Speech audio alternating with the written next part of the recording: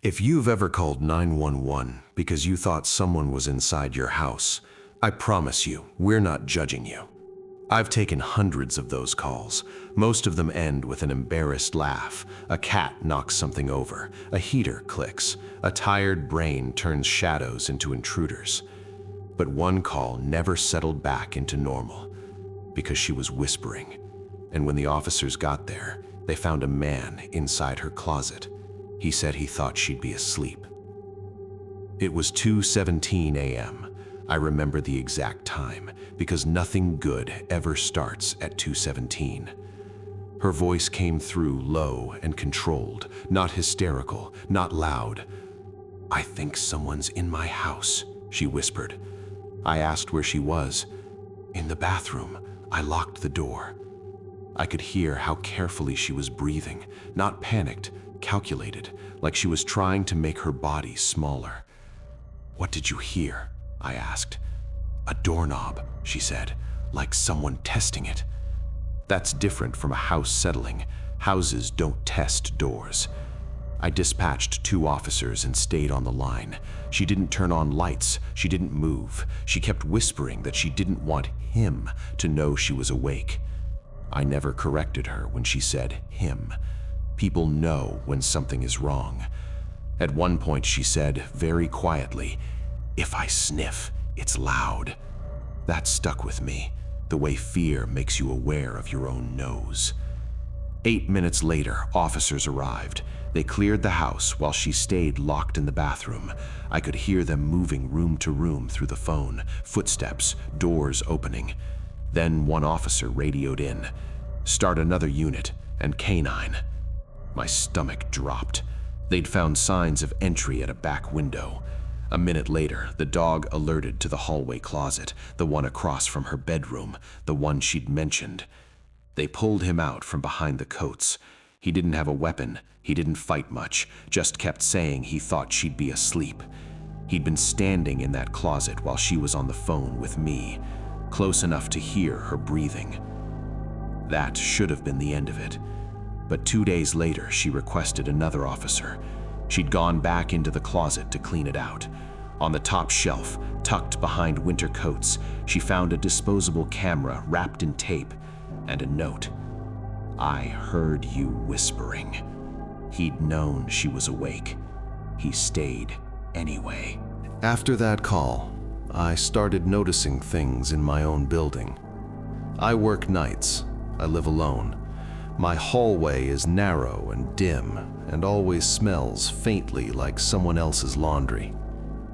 One night, I came home and found blue painter's tape partially covering my peephole. Probably kids. That's what the responding officer said. Maybe. But when I opened my hallway closet later, my winter coat was turned the wrong way on its hanger. I'm not neat, but I'm consistent.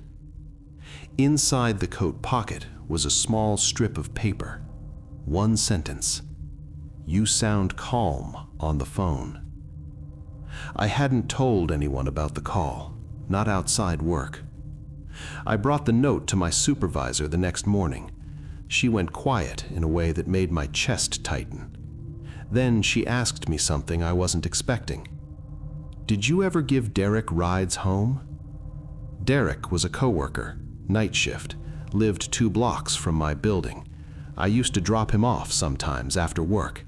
He'd been in my car. He knew exactly where I lived. He'd quit suddenly a month earlier. My supervisor told me another agency had contacted ours. Derek was a person of interest in a homicide investigation. My mouth went dry. "Why are you asking about him?" I said. She hesitated. Then she told me something else. The man found in the woman's closet had worked security part-time.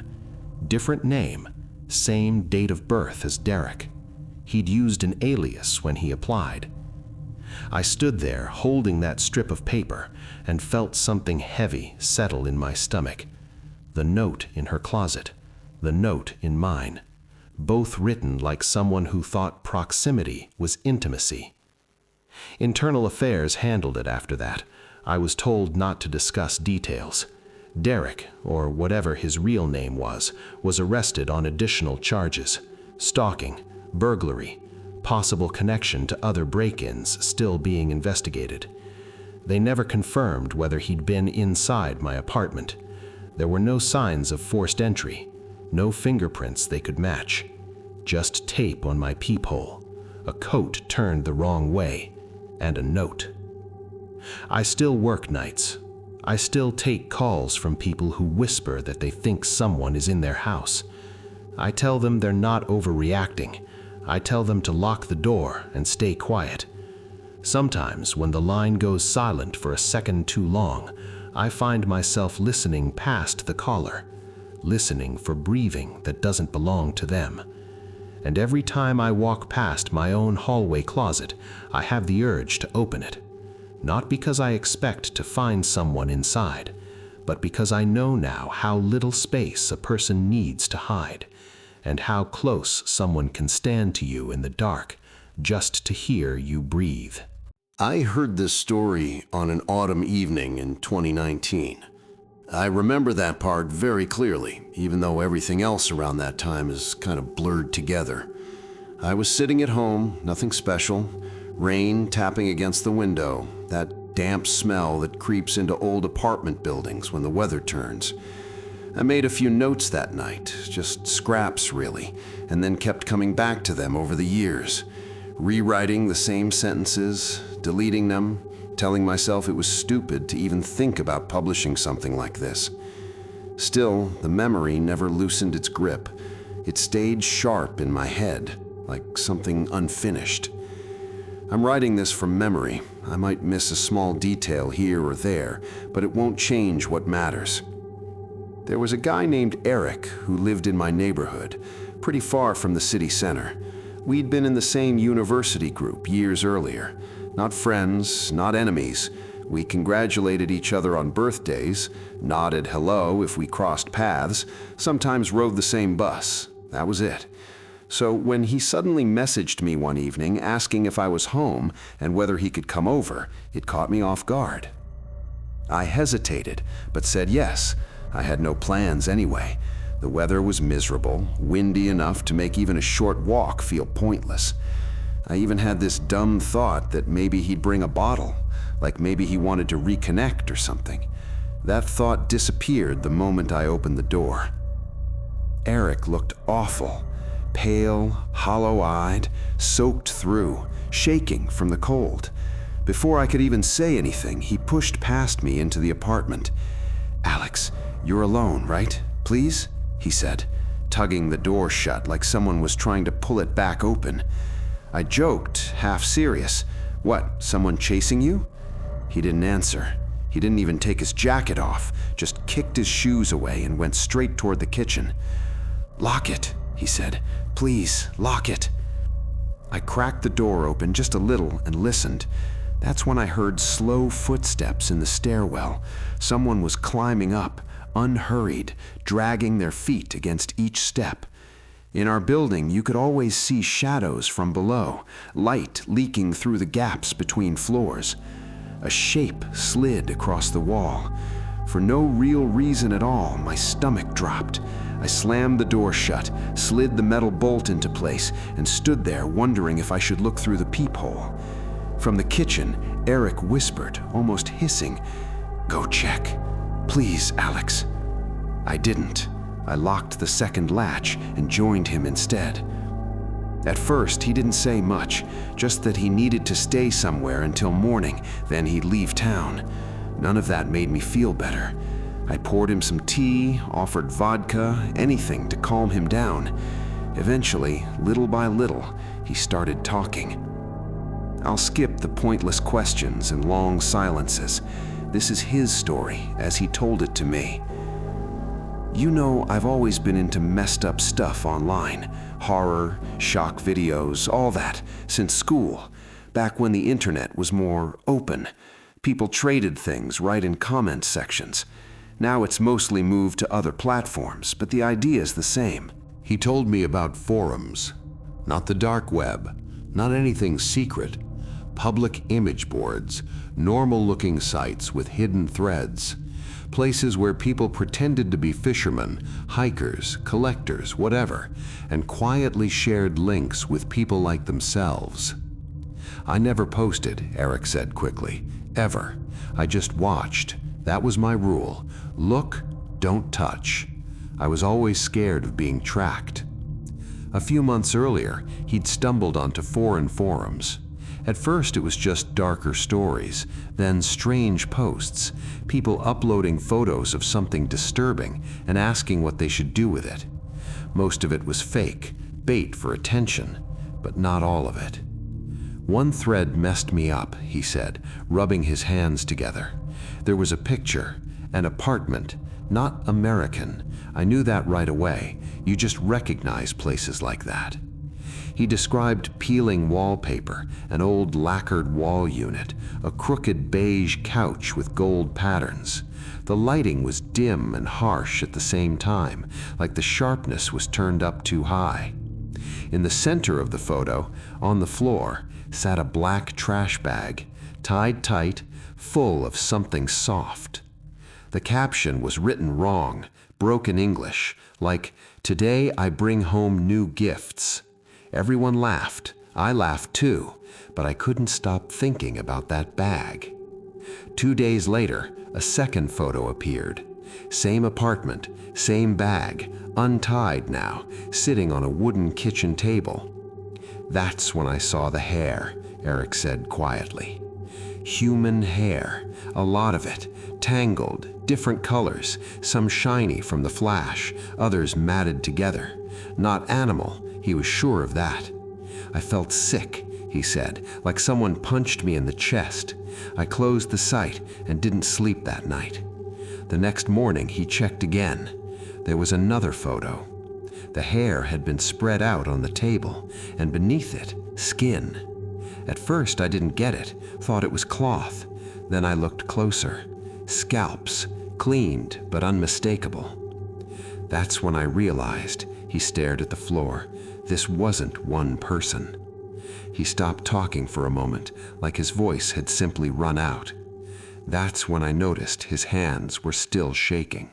He said the replies under that post were the worst part. A couple of people asked where he got it. Most of them joked, suggested things, typed nonsense like it was all a game. Eric told me that was when something inside him finally cracked. Not fear at first, anger, real hot anger, the kind that makes your jaw hurt from clenching it. "Where did he get the nails, Alex?" he asked me suddenly, like I could answer. "Tell me that. Where do you get that many human nails?" That photo showed up later the same day, a small, clear zip bag on a table, stuffed full of nail clippings, so many the plastic was stretched tight. The caption asked how long it would take to digest them. Eric said he sat there all night with coffee and music, trying not to think, trying not to open the forum again. He failed. Around 4 in the morning, he refreshed the page. There was a new post. The image hadn't even loaded yet, just text above it. "For my friend Eric," in Russian. He told me his phone started lagging, the page freezing, like it didn't want to open. He crawled into the room on his knees without realizing it. Rain was pounding outside, wind screaming through the gaps in the building like someone crying. When the image finally appeared, it was the same apartment again, same rolled-up carpet, same warped couch, but the angle was different, slightly to the left. The black bag was there too, empty now, huge, the kind you'd use for a body. Eric said he stared at it for several seconds before noticing the reflection in the edge of the frame. He didn't describe it right away, just sat there breathing through his mouth, eyes unfocused. "The face wasn't right," he said finally. "No eyes, just black like tar. The skull was too long. The neck," he swallowed. "People don't have necks like that." The caption still read, "For my friend Eric." The thread vanished seconds later, deleted, wiped clean. Eric laughed then, a short, broken sound, said that was when he understood it was only the beginning. For a week, he barely slept. Lights on all night, clubs, bars, anywhere but home. Every time he closed his eyes, he saw hair, skin, that face in the mirror. Then last Saturday, his phone buzzed. A message from an unknown account. A photo. A dark basement lit only by flash.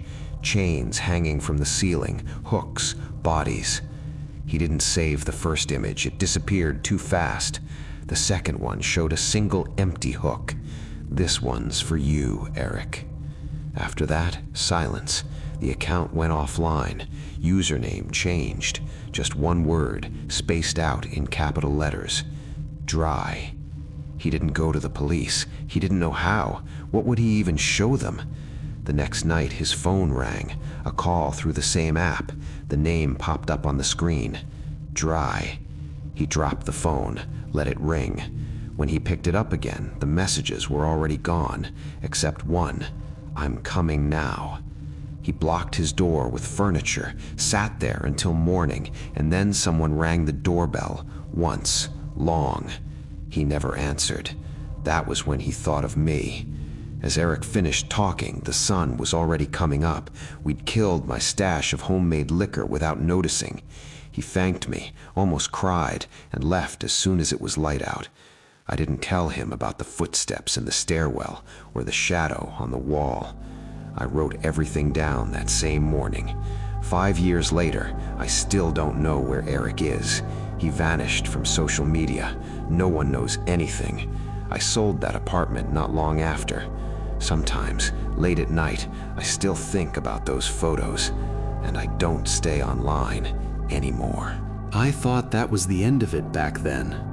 That's the part I don't like admitting, because it makes me sound stupid or cowardly, or maybe just selfish. Eric left, the sun came up, the city went back to pretending nothing ever happens here, and I let myself believe that whatever had followed him around would lose interest once he disappeared from my kitchen. For a while, it even worked. I moved not long after. Different end of town, newer building, thinner walls, neighbors who smiled too much and asked pointless questions in the elevator.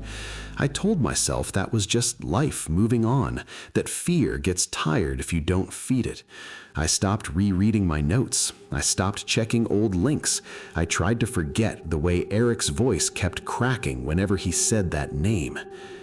Dry. Years passed like that. Not peacefully, but quietly enough. Then, about a month ago, I couldn't sleep.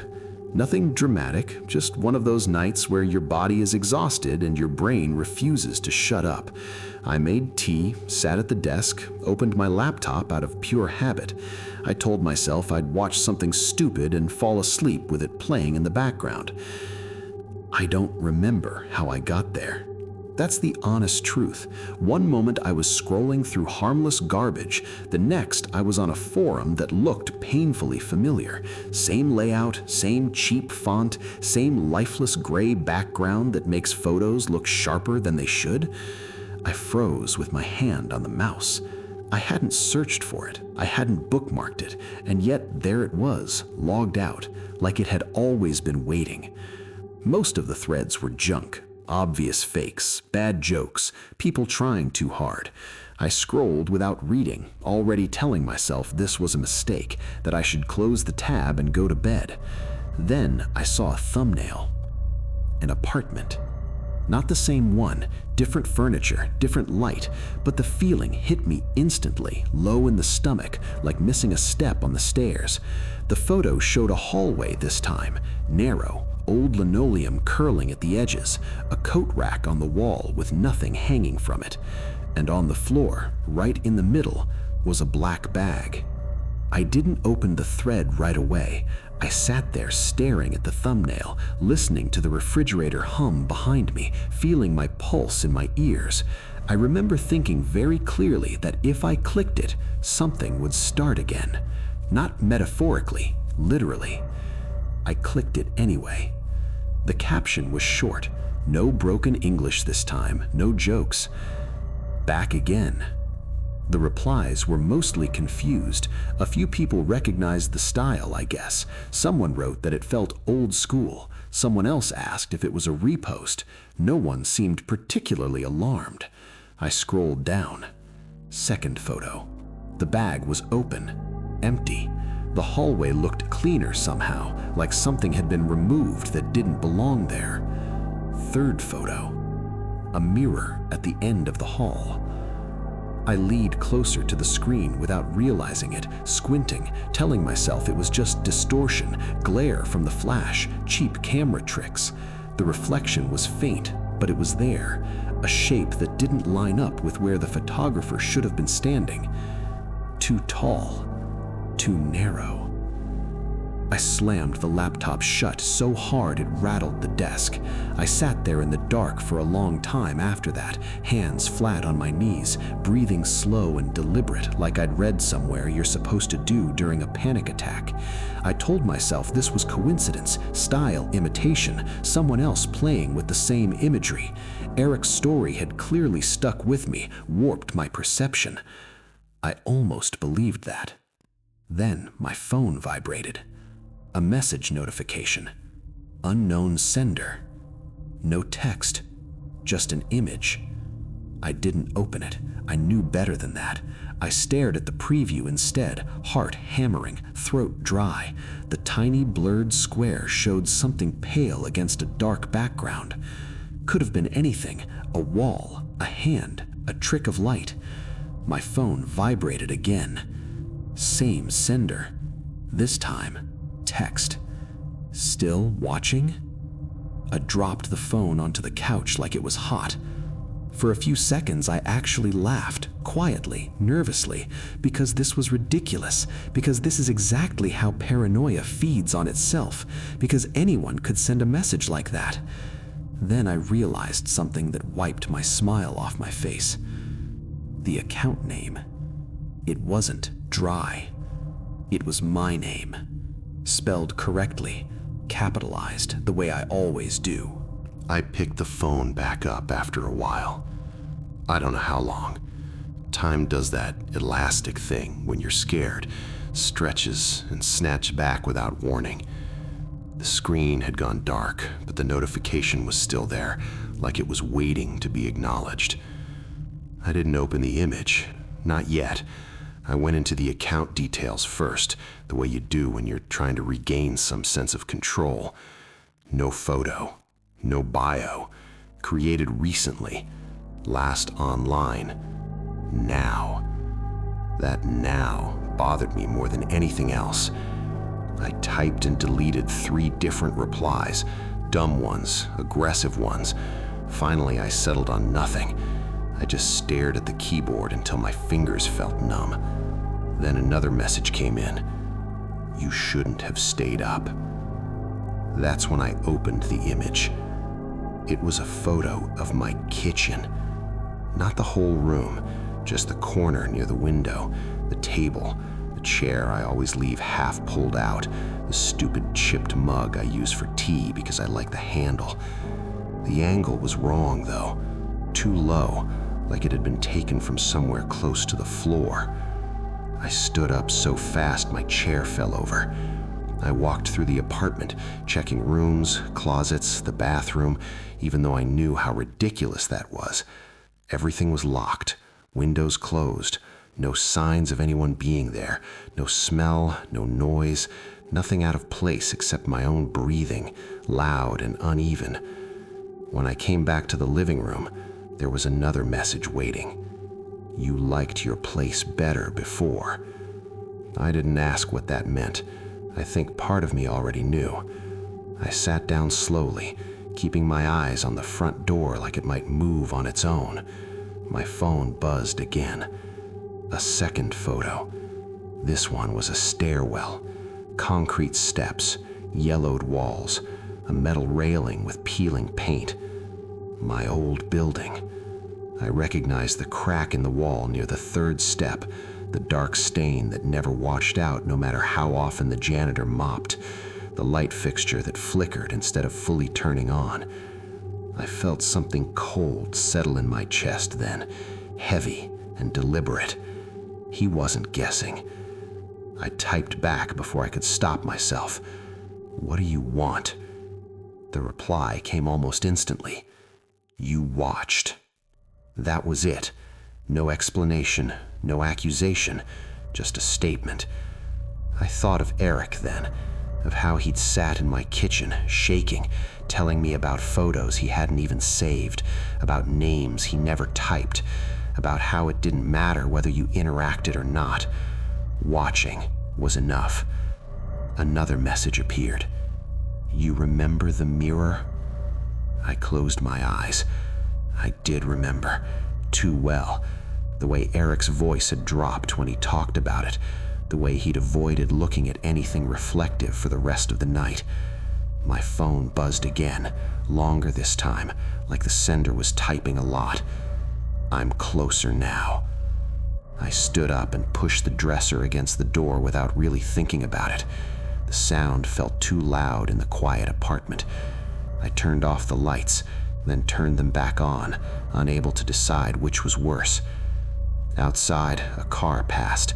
Somewhere above me, someone flushed a toilet. Normal sounds, anchors. Another photo. This one was blurry, taken in motion. A hallway. Not mine. Narrower, carpeted, but at the end of it, unmistakable even through the blur, was a mirror, and in the mirror, a shape. I didn't scream, I didn't throw the phone. I just sat down on the floor and stared until my vision started to tunnel. The last message came a minute later. "Don't worry, I won't knock." I've been awake ever since.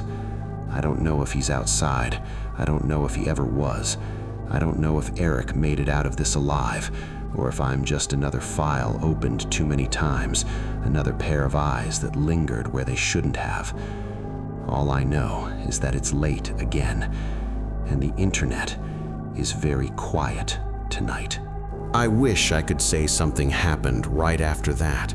A knock, a sound, a shape in the doorway, anything that would let me point at a moment and say, that's where it all finally broke.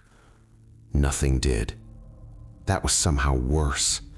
I sat on the floor until morning with my phone face down beside me, like it might bite if I looked at it too directly. Every vibration of the building made my muscles tense. Pipes ticking, elevator cables whining, someone coughing behind a wall. Normal apartment noises, all suddenly suspicious, like they were trying too hard to sound normal. When the sky outside started to lighten, I stood up and realized my legs were barely holding me. They felt hollow, like I'd been sick for weeks. I checked the door again. Locks intact, dresser still pressed against it. No marks, no signs. The phone stayed silent. That silence stretched through the day, through the next night, then another. I called in sick to work, told my manager I had food poisoning. It wasn't even a lie, not really. I couldn't keep anything down. I'd take a sip of water and feel it churn, like my body was rejecting the idea of staying alive in the same space as whatever had found me. I kept replaying one thing over and over. You watched. Not you interacted, not you shared, just watched. On the third day, I forced myself to open the laptop again. I don't know why. Some part of me wanted proof that I wasn't imagining things. Some other part, the worse one, needed to know if the thread was still there. The forum loaded slower than I remembered, or maybe my hands were shaking too much to notice it was normal. I searched for the thread, no luck. I searched by images, by phrases, by anything I could think of. Nothing. For a moment, relief washed over me so strong I had to lean back in the chair. I laughed, out loud this time. It sounded wrong in the empty room, like someone else had made the noise using my mouth. Then I noticed something new. A private message icon, unread. I hovered over it for a long time before clicking, long enough that my coffee went cold beside the keyboard. The message wasn't from the account with my name. It was from Eric. or rather, an account using his name. No profile picture, no status, just text. "You shouldn't have answered." My fingers went numb. I stared at the screen, rereading the sentence until the words stopped looking like language and turned into shapes. I typed back, "Is this you?" The reply came after a pause that felt deliberate. "I don't know anymore." That was the moment something finally cracked open inside me. Not fear, not panic, a heavy, dull certainty. Eric hadn't escaped. I asked where he was. I asked if he was safe. I asked things you ask because you're supposed to, because silence feels worse than stupid questions. Minutes passed. Then a photo appeared in the chat. A room I recognized instantly. My old kitchen. Not a recent photo.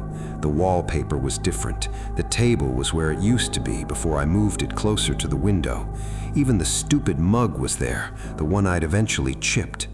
The angle was higher this time, eye level, taken from where someone would stand if they were watching the door. "I didn't answer either," the message below the photo read. I thought that mattered. I felt something slide down my spine, slow and cold. I asked when the photo was taken. The typing indicator blinked, on, off, on again. "While I was sitting with you." I closed the laptop. I didn't smash it. I didn't throw it away. I just closed it, gently, like you'd close a door in someone's face because you don't trust yourself to keep it polite if you say anything else. I packed a bag that night. No real plan, just clothes, documents, cash. I slept in a cheap hotel near the highway, then another one the next night, and another after that. I stopped unpacking, started sleeping with the TV on for noise. I avoided mirrors without fully meaning to. No more messages came. Weeks passed. I started to think very carefully that maybe it had burned itself out, that whatever this was needed attention to exist, and I'd finally starved it. That thought lasted until yesterday evening. I was walking past my old neighborhood by accident, cutting through to save time. The building was already half empty, windows dark, renovation notices taped to the entrance. As I passed, I glanced up. One window still had light. In it, something moved.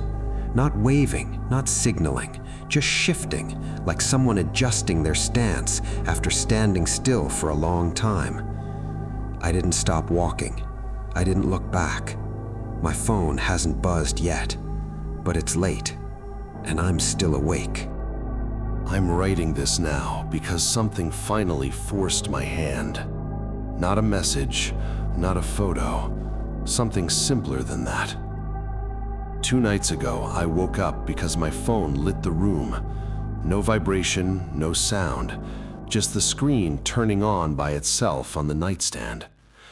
I lay there watching it, convinced that if I moved, I'd somehow make things worse. Like the way you don't touch something fragile because you don't want to be the reason it breaks. There was no notification, just an open photo gallery.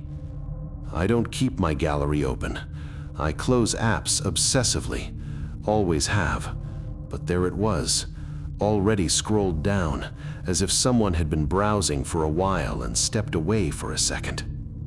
The top image was recent, taken a few hours earlier.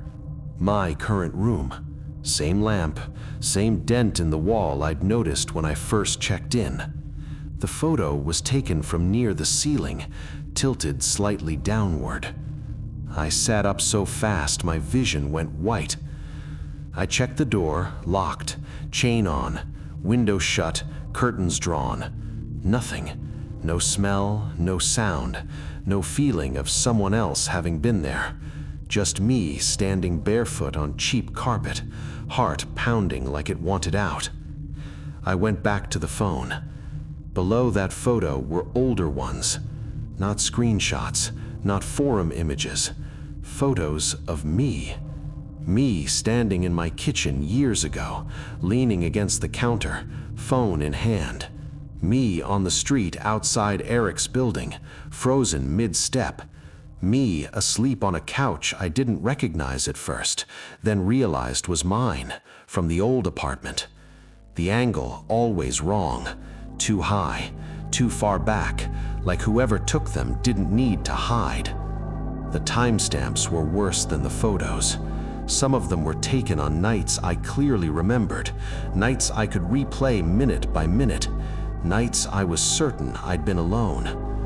At the very bottom of the gallery was one final image, a mirror. Not the mirror from the forum, not exactly. This one was clean, modern, mounted in a hallway I didn't recognize right away.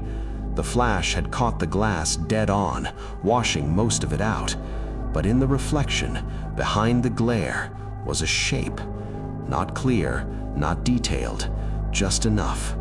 Tall, narrow, head slightly tilted like it was studying the person holding the phone, like it was curious how much longer it would take.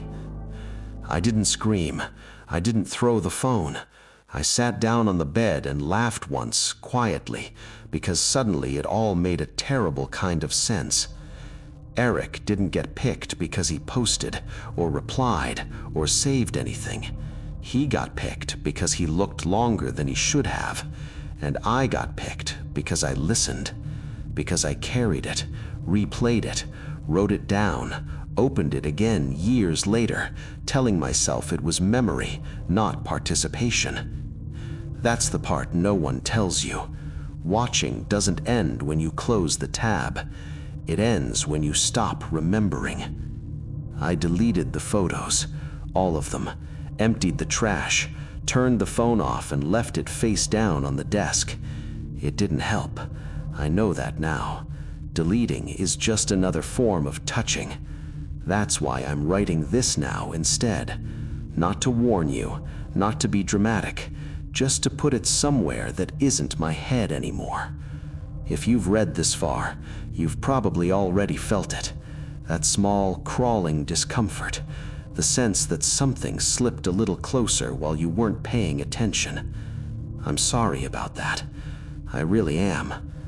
It's late again. I haven't slept. The room feels too shallow, like the walls moved in while I was typing. Every reflective surface is covered now, even the dark screen of the laptop when I pause. I don't know if this will make a difference, but I know one thing for sure. I won't be checking my phone tonight. I used to think insanity was something sudden, like a switch flipping. You're fine, then you're gone. Now I know it's slower than that. It's more like getting pulled into mud. At first, it's just your shoes, then your ankles, then your knees. You keep telling yourself you can still get out, right up until the moment the cold hits your mouth and you realized you should have started screaming earlier. For me, it started on a Monday. A completely ordinary Monday, ruined by sirens and something on the asphalt that didn't make sense. My name is Andrew Miller. I'm 38. I'm a structural engineer, at least on paper. In reality, I mostly sit in an open-plan office, stare at drawings, and feel tired in a way sleep doesn't fix. At the time, I lived alone in a small two-bedroom apartment on the 5th floor of an aging concrete building in a quiet part of town. Inherited it from my grandmother. Nothing special, cheap, quiet, forgettable. The courtyard outside looked exactly like you'd expect. Cracked asphalt, rusted swings that screamed when the wind touched them, a line of old garages squatting like metal coffins, and a basement entrance with a broken door that never closed, a dark hole that swallowed trash, light, and common sense. That morning, the sirens dragged me out of sleep around 6. Police lights flashed blue against my bedroom walls, turning everything sickly and unreal. I pulled on a jacket over my pajamas and went outside with the rest of the building. The air smelled like wet leaves and disinfectant. Neighbors clustered near the dumpsters, some in robes, some half-dressed. Someone was crying. In the middle of it all, On the ground was a body. I recognized him immediately. Vic. Everyone called him Vic. He practically lived on the bench by the third entrance, always smelled like cheap wine and old clothes. Harmless. Loud sometimes, but harmless. People whispered. Stray dogs, someone said. Another voice swore they'd seen him alive the night before. I pushed closer, mostly out of habit. Years of engineering teaches you to notice when things don't line up. The blood didn't line up. The dark, almost black pool was several yards away from the body. Between it and Vic was a clear smear across the asphalt, like someone had dragged him. And near the pool, pressed into drying mud, was a footprint. Not a dog's. Too long, no pads. Not human either. 3 long toes pointed forward, narrow and deep, ending in sharp impressions. Behind them, set back, was a smaller 4th mark, like a hooked claw dug hard into the ground.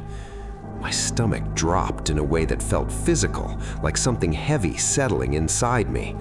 No one else was looking down. They were all watching the cops, the body, anything but the ground. I crouched like I was tying my shoe and took a few photos with my phone. My hands were shaking badly enough that I had to take more than one. At work that day, I was useless. I told my coworkers I hadn't slept. That part was true. My head kept replaying the same details over and over. The trail, the wounds, the footprint that didn't belong to anything I could name. That evening, I sat in my kitchen with the TV on, not really watching. It was already dark outside when the feeling hit me. That sense you get when someone is staring at you.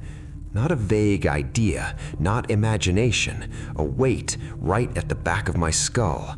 I turned slowly toward the window. At first, I saw nothing, just the courtyard swallowed by night. Then my eyes adjusted. Between 2 garages stood a figure, tall, way too tall, thin in a way that didn't look healthy or natural.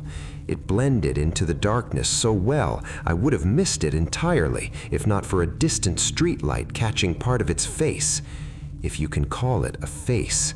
It looked like a mask, long, oval, dirty yellow like old bone or a bad tooth.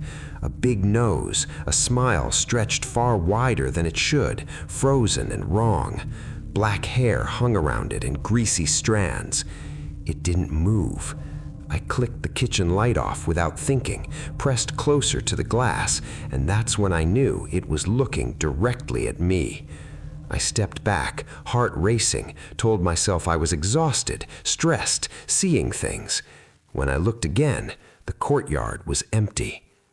The next morning, I found 3 deep scratches on the outside of my windowsill, perfectly parallel, on the 5th floor. I stood there for a long time staring at them before the fear finally set in for real.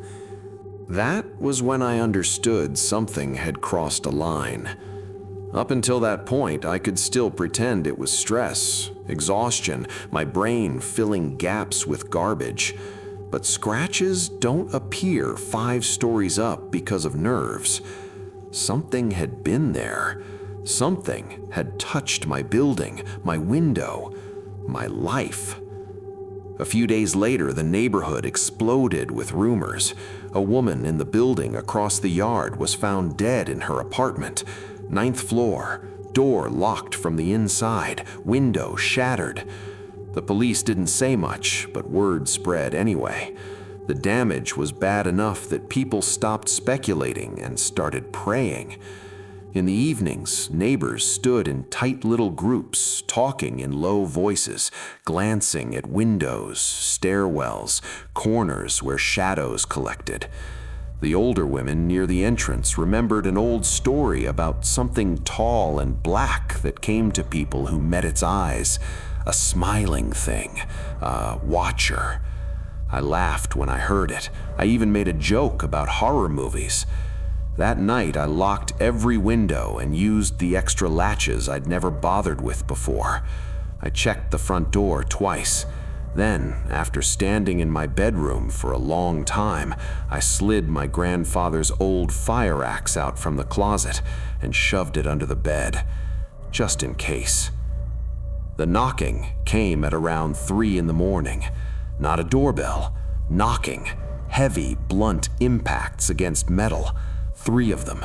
Each one rattled the frame and went straight through my chest. I sat up in bed, frozen, listening to my own heartbeat hammering in my ears. For a second, I told myself it was the police, or a fire alarm, or a neighbor in trouble. Then it happened again. Same strength, same wrong lack of rhythm. I crept to the door and looked through the peephole. The hallway was dark, empty. The silence afterwards was worse than the noise, thick, pressing.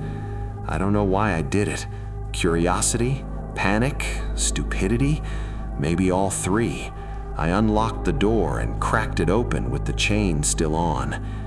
It was standing right there, so close I could have reached out and touched it. It filled the hallway, tall and thin and impossibly black, like a shape cut out of the dark itself. The mask was inches from the gap in the door, that same stretched smile, that same blank attention focused entirely on me. I slammed the door shut, locked it, and backed away until I hit the opposite wall. I don't remember getting the axe. I just remember sitting on the kitchen floor until morning, staring at the door and listening to something scratch softly on the other side, like stone dragged across metal. In the morning, there were deep gouges in the door. Not surface scratches, cuts. That was the moment I stopped pretending. I didn't go to work. I didn't answer my phone. I barricaded the door with furniture, tied fishing line with bells across the windows, stacked pots and glass wherever something might come through. It was ridiculous and desperate, and it was all I had.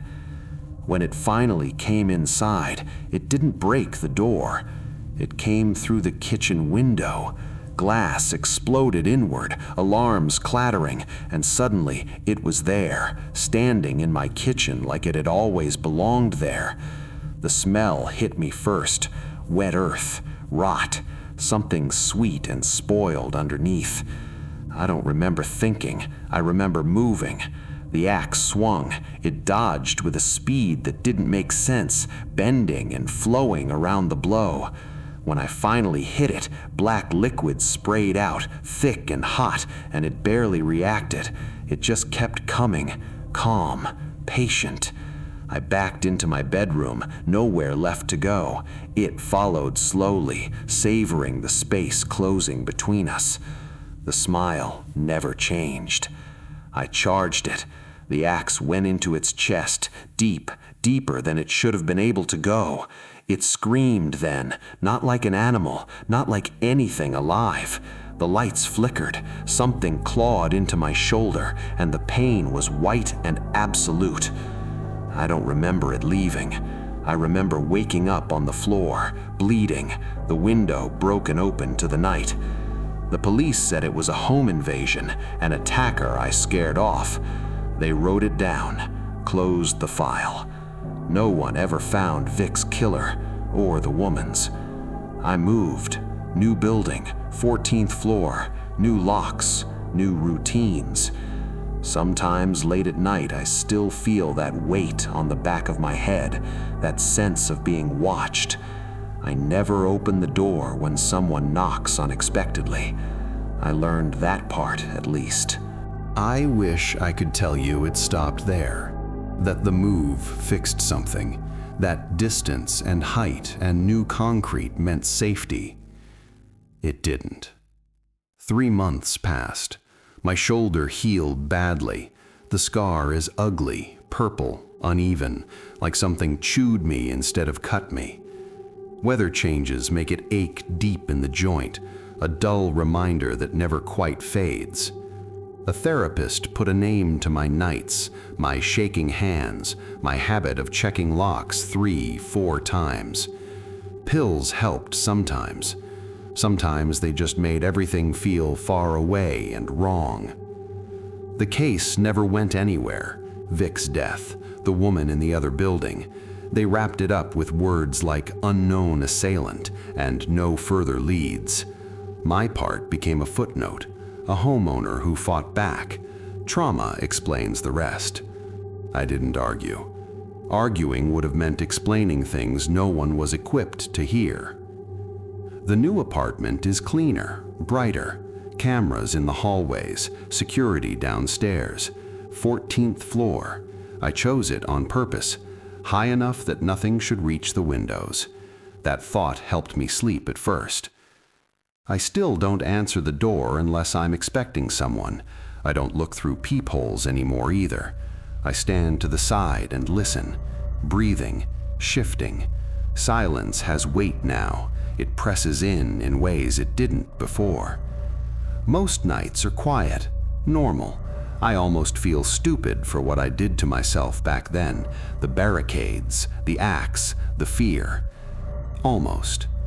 And then there are nights when I wake up before anything happens. No sound, no reason, just that familiar pressure at the back of my skull, like fingers resting there, patient, curious. I lie still and stare at the ceiling, counting my breaths, waiting for it to pass. Sometimes it does, sometimes it doesn't. Once, a few weeks ago, I got up and went to the living room window. I told myself it was nothing, just anxiety looking for a shape to wear. The city lights were bright below, cars moving like veins full of light. And for a second, in the reflection of the glass, I thought I saw something behind me. Tall, thin, out of place. I turned around so fast my neck hurt. Nothing was there, just my apartment, my locked door, my shadow stretching wrong across the wall because of a passing car. I laughed after that, quietly, a little hysterically. Then I sat on the couch until morning. Here's the thing I don't tell the therapist or anyone. That thing didn't force its way in the first time. I opened the door. Just a crack, just enough. Sometimes I wonder if that's all it ever needed. Not a victim, not even a fight, just permission, however small, however brief. I don't know if it's still coming. I don't know if it ever really left. But I know this, and I know it the way you know when you're about to fall asleep or when someone is standing too close behind you. If it knocks again, if I hear that sound at my door in the middle of the night, I won't make the same mistake twice, no matter what it sounds like, no matter who it pretends to be. I didn't think anything of it at first. That's probably the worst part, looking back. If I had thought it was strange right away, I might have stopped him, or at least asked a question that mattered. It was already late, not absurdly late, but late enough that the building had settled into that quiet where you can hear the pipes knock and the heating cycle through like it's breathing. I was sitting on my bed with my laptop open, pretending to work, actually scrolling, when I heard movement in the hallway. Just socks on cheap flooring, normal sounds. Ethan came out of his room wearing jeans, sneakers, and a hoodie. No jacket, no gloves. His hood wasn't even up. I remember noticing that because it was cold. Not kind of cold, not throw on a jacket cold. This was the kind of cold that makes your nostrils sting the second you step outside. The weather app had sent alerts all day, wind chill warnings, stay indoors unless necessary, that kind of thing. Heading out? I asked, mostly out of habit. Yeah, he said. He hesitated, like he was about to add something, then didn't. Just for a minute. I nodded. That was it. That was the whole exchange. No tension, no argument, nothing that would make it stand out if I replayed it out of context.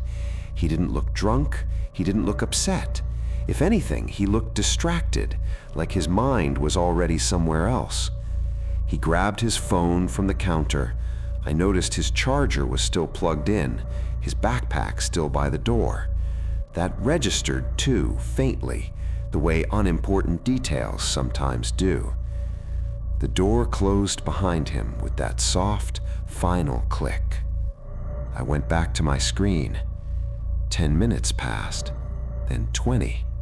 I didn't check the time exactly, but I remember the feeling of it, the way the quiet stretched.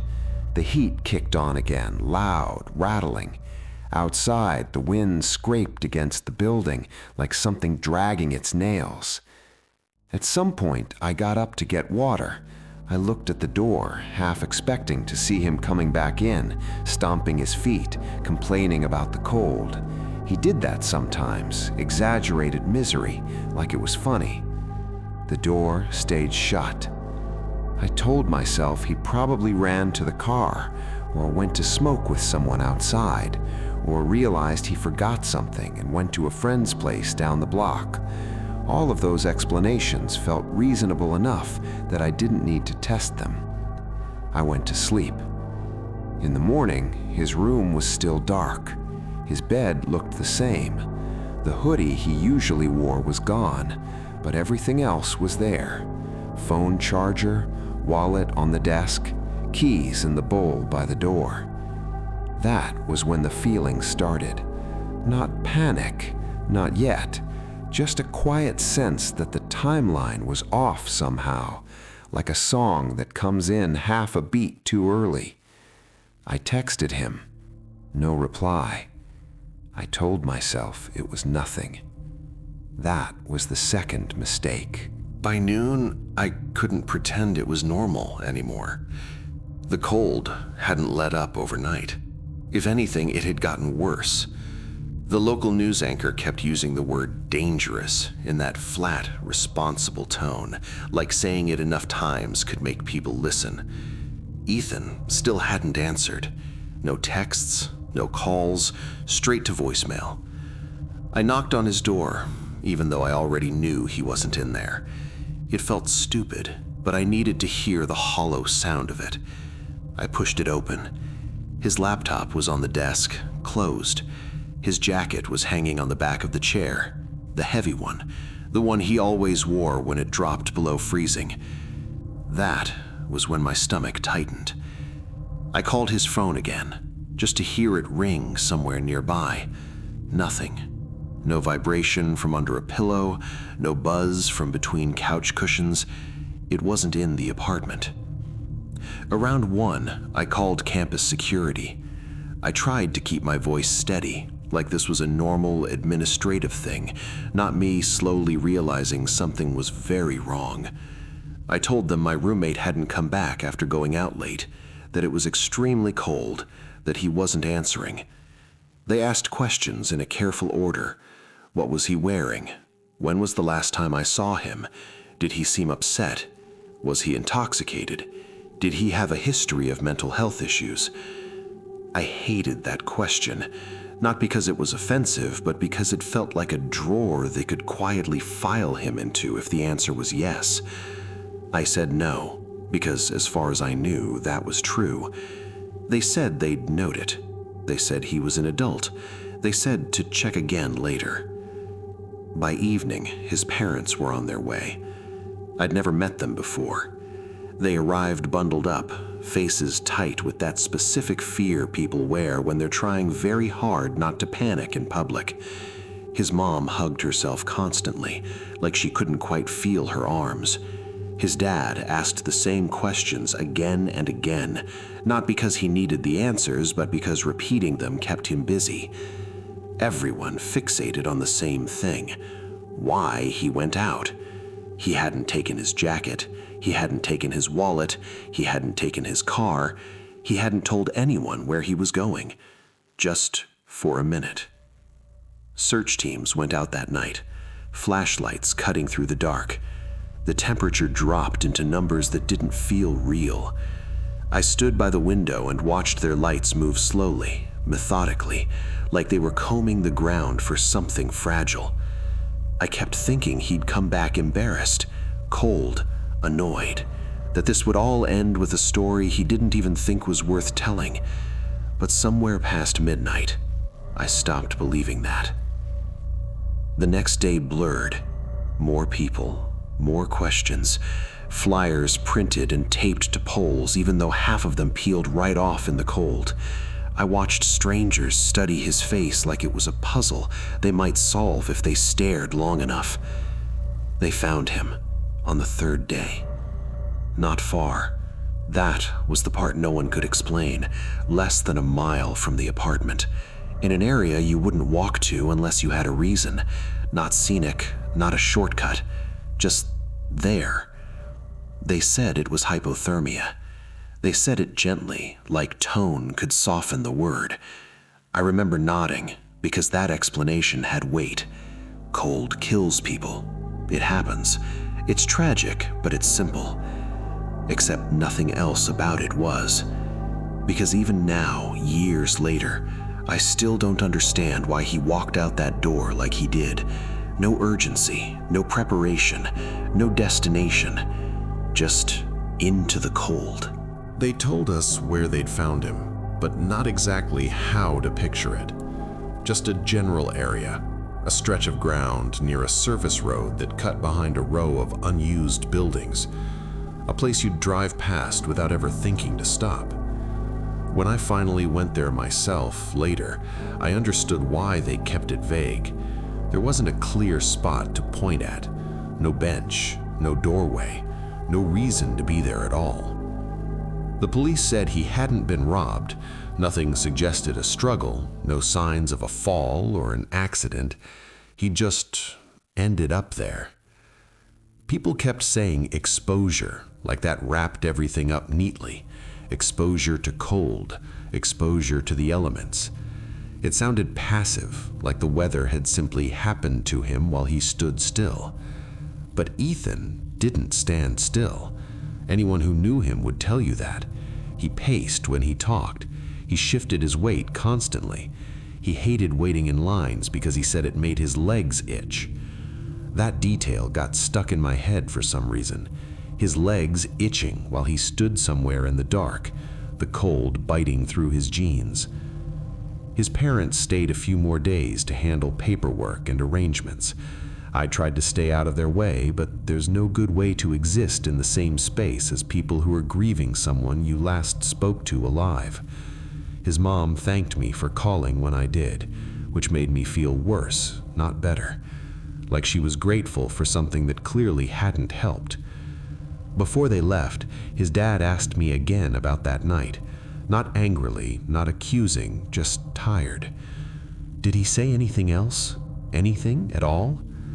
I searched my memory like it was a crime scene.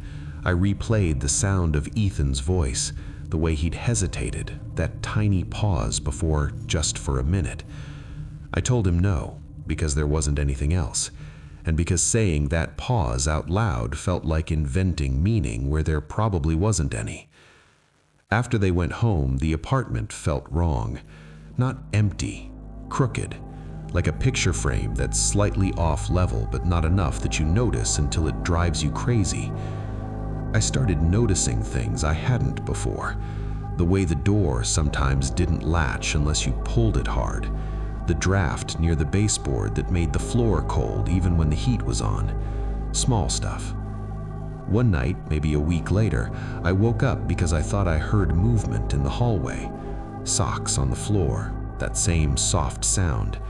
For a few seconds, still half asleep, I was convinced he was back, that this whole thing had been some elaborate misunderstanding, and he was about to mutter something sarcastic and grab water from the sink. When I opened my door, the hallway was empty. The front door was still locked. I told myself it was grief doing what grief does, your brain reaching for familiar patterns, filling in gaps. That explanation made sense. It was comforting in a way. Except it kept happening. Always late, always quiet, never enough sound to be sure of, and always followed by that same thought, uninvited and stubborn. Why did you go out? I don't think Ethan planned to die. I don't think he was running from anything. I don't even think he knew where he was going when he stepped outside. That's what bothers me most.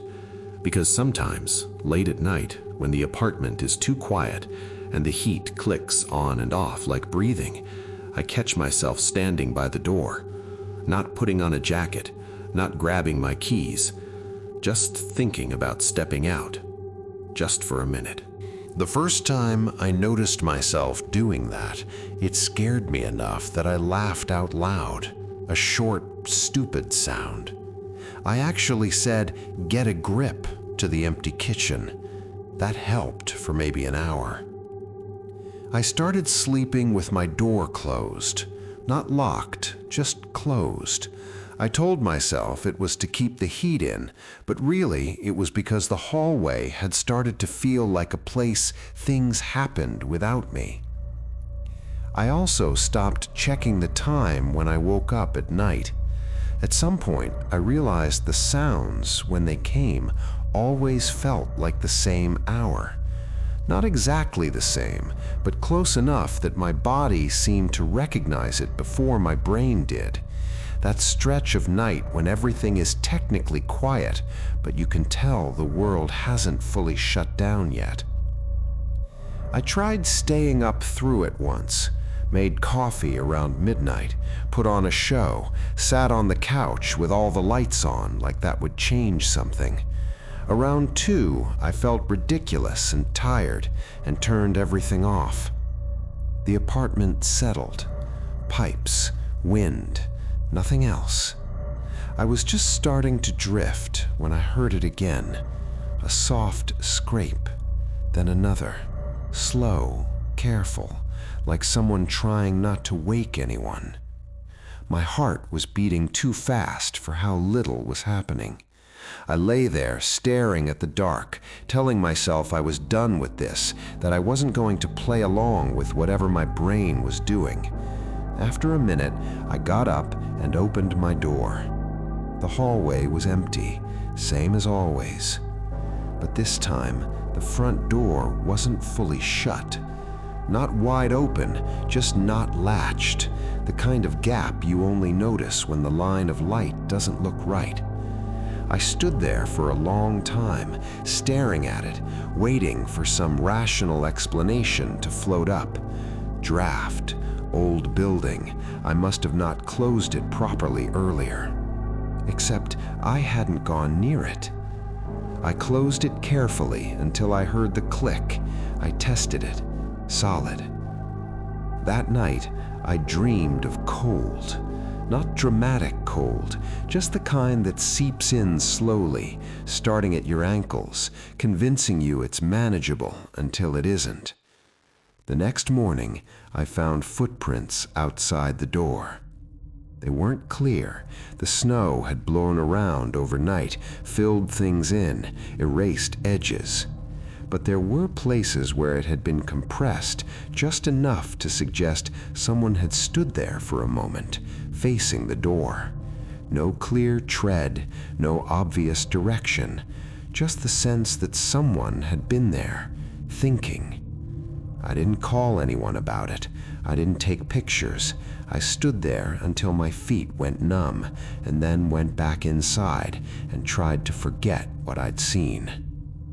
That was around the time I started wearing my jacket indoors.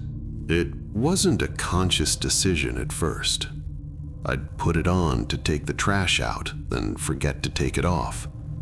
Hours would pass before I realized I was still wearing it, sitting on the couch, zipped up like I was waiting for a bus.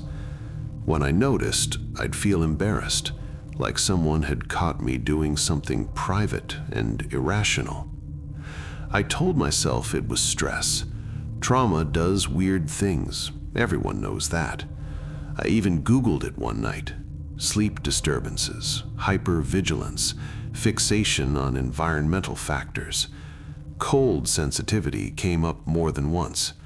Seeing it written in clinical language made it feel manageable, like something with edges. But there were moments that didn't fit. I started finding my shoes closer to the door than I remembered leaving them. Not lined up neatly, just angled toward it, toes pointing forward, like I'd kicked them off in a hurry. Once I was sure I'd left them by my bed. I stood there holding them, trying to reconstruct how they could have moved without me noticing.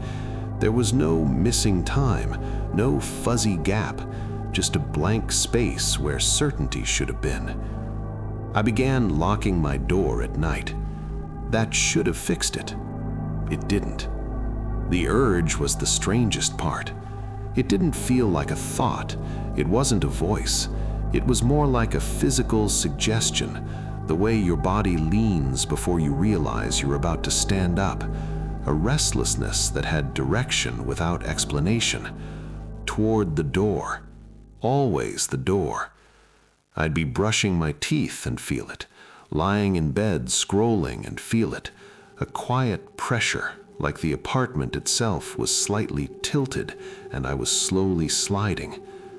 I never went, that's important. I need to be clear about that. I never opened the door and stepped outside. But I did start standing there, sometimes with my hand on the knob, sometimes just close enough to feel the cold leaking through the frame, that thin line of winter sneaking in no matter how high the heat was set. The air there smelled different, sharper, cleaner, like it was already outside, waiting. I thought about Ethan a lot during those moments, not in a dramatic way, not images of him freezing or lost, just the memory of his pause in the hallway, that fraction of a second where he'd seemed undecided, like he was listening for something I couldn't hear. I moved out at the end of the semester, packed fast, didn't look back much. The new place was warmer, newer, tighter, no drafts, solid doors, deadbolts that slid into place with a reassuring weight. For a while, I slept better. Then, one night, weeks later, I woke up with that same feeling. Not fear, direction. I sat up in bed, heart steady, already knowing where I was about to go. The apartment was silent. The heat hummed softly. Everything was fine. I stood. I took 2 steps toward the door before I stopped myself. I don't remember deciding to stop. I just did, like hitting the end of a leash you didn't know was there. I stood in the dark, breathing, jacketless, listening to my own pulse. That was the first time it occurred to me that whatever had taken Ethan out into the cold hadn't stayed there. It had learned the way back. I didn't sleep after that. I sat on the edge of the bed until the sky started to lighten, watching the door like it might do something on its own. When morning came, I felt stupid and wrung out, like I'd spent the night arguing with myself over something that shouldn't exist. I told myself the same things again. Stress, habit, your brain latches onto patterns when it doesn't get closure. I even said Ethan's name out loud just to see how it sounded in the new place. It felt flat, like saying it into insulation. For a while, things were quiet. Weeks passed. I started to relax. The feeling didn't disappear, but it dulled, like a scar you only notice when the weather changes. I went back to classes. I met people. I stopped wearing my jacket inside. Winter deepened. The night it came back properly, I was studying late, past midnight. Snow had been falling all evening, thick and steady, the kind that muffles everything. I remember thinking how peaceful it looked through the window, the streetlights glowing like they were underwater. That was when I noticed the cold. Not the room temperature, that was normal. This was different. A thin band of cold air, low to the ground, brushing against my ankles. Familiar in a way that made my stomach drop. I stood up slowly. The front door was closed, locked, chain in place. Still, the cold was there. I crouched and pressed my hand near the base of the door. The draft was stronger than it should have been, like the seal wasn't doing anything at all. I leaned closer, and that smell hit me again. That clean, sharp outside smell, snow and distance. My phone buzzed in my hand, and I nearly dropped it. It was a text from an unknown number. Just one line. "You don't need much time." I stared at it until the screen dimmed. I didn't reply. I blocked the number. I told myself it was a wrong text, a prank, spam that happened to land on the worst possible words. That explanation almost worked, except my hand was already on my jacket. I stood there for a long time, fingers curled into the fabric, breathing slowly, deliberately. My body felt ready in a way that scared me, calm, like this was something I'd done before. I thought about Ethan's shoes by the door, his keys left behind, his jacket hanging uselessly on the chair. I took my hand away. The cold receded, not at once. It pulled back gradually, like something disappointed but patient. The next morning, I deleted the text and tried to move on. But now, every winter, when the temperature drops low enough and the night gets quiet enough, I feel it again. That subtle pull, that suggestion without words. I understand something now that I didn't before. It doesn't drag you out screaming. It doesn't chase you. It doesn't force anything. It just waits for a moment when you're tired or distracted or slightly off balance and offers you an excuse to step outside, just for a minute. Last winter, someone in my building went missing for a night. That's how it started. A note in the lobby, printed paper curled at the edges from the heat. "Have you seen this person?" A photo taken at a party, half smile, arm around someone cropped out of frame, name underneath, apartment number 2 floors above mine. They found him the next morning, alive. That should have made me feel better. It didn't. People talked about it like a funny scare. He'd gone for a walk, couldn't sleep, needed air, lost track of time, his phone died. That was the story he told, anyway. I saw him once after that, in the stairwell. He looked normal, in the way people do when they're actively trying to be. Clean, awake, focused on not thinking. He didn't meet my eyes. After that, I started paying attention. Not obsessively, I don't think, just noticing. The way people lingered by the exit at night, the way conversations sometimes trailed off when someone mentioned the cold, the number of jackets left hanging untouched during storms. Nothing dramatic, nothing you could point to. One night, coming home late, I found the front door of the building propped open, just a crack held by a rock. Snow had drifted in, thin and white, like someone had tested the temperature and changed their mind. I kicked the rock away and pulled the door shut. The lock slid home with a heavy sound that echoed more than it should have. For a moment, I stood there with my hand still on the handle, breathing in that familiar smell. Outside. I don't know how long I stood there. Long enough that my fingers went numb through my gloves. I wish I could say I'm stronger than Ethan was, or smarter, or that whatever this is only takes people who are already broken in some obvious way. But the truth is, it feels democratic, patient, like it's not interested in who you are so much as when you're weakest. I still live alone. I still lock my doors. I still tell myself that what happened to Ethan was a tragedy with a medical explanation and nothing more. Most days, that's enough. Some nights, when the cold gets sharp enough and the world goes very quiet, I feel that same tilt, that gentle suggestion, and I understand how easy it would be to stand up, leave everything behind that proves you meant to come back and step into the dark without really deciding to. Because it doesn't feel like leaving. It feels like responding. My name's Connor.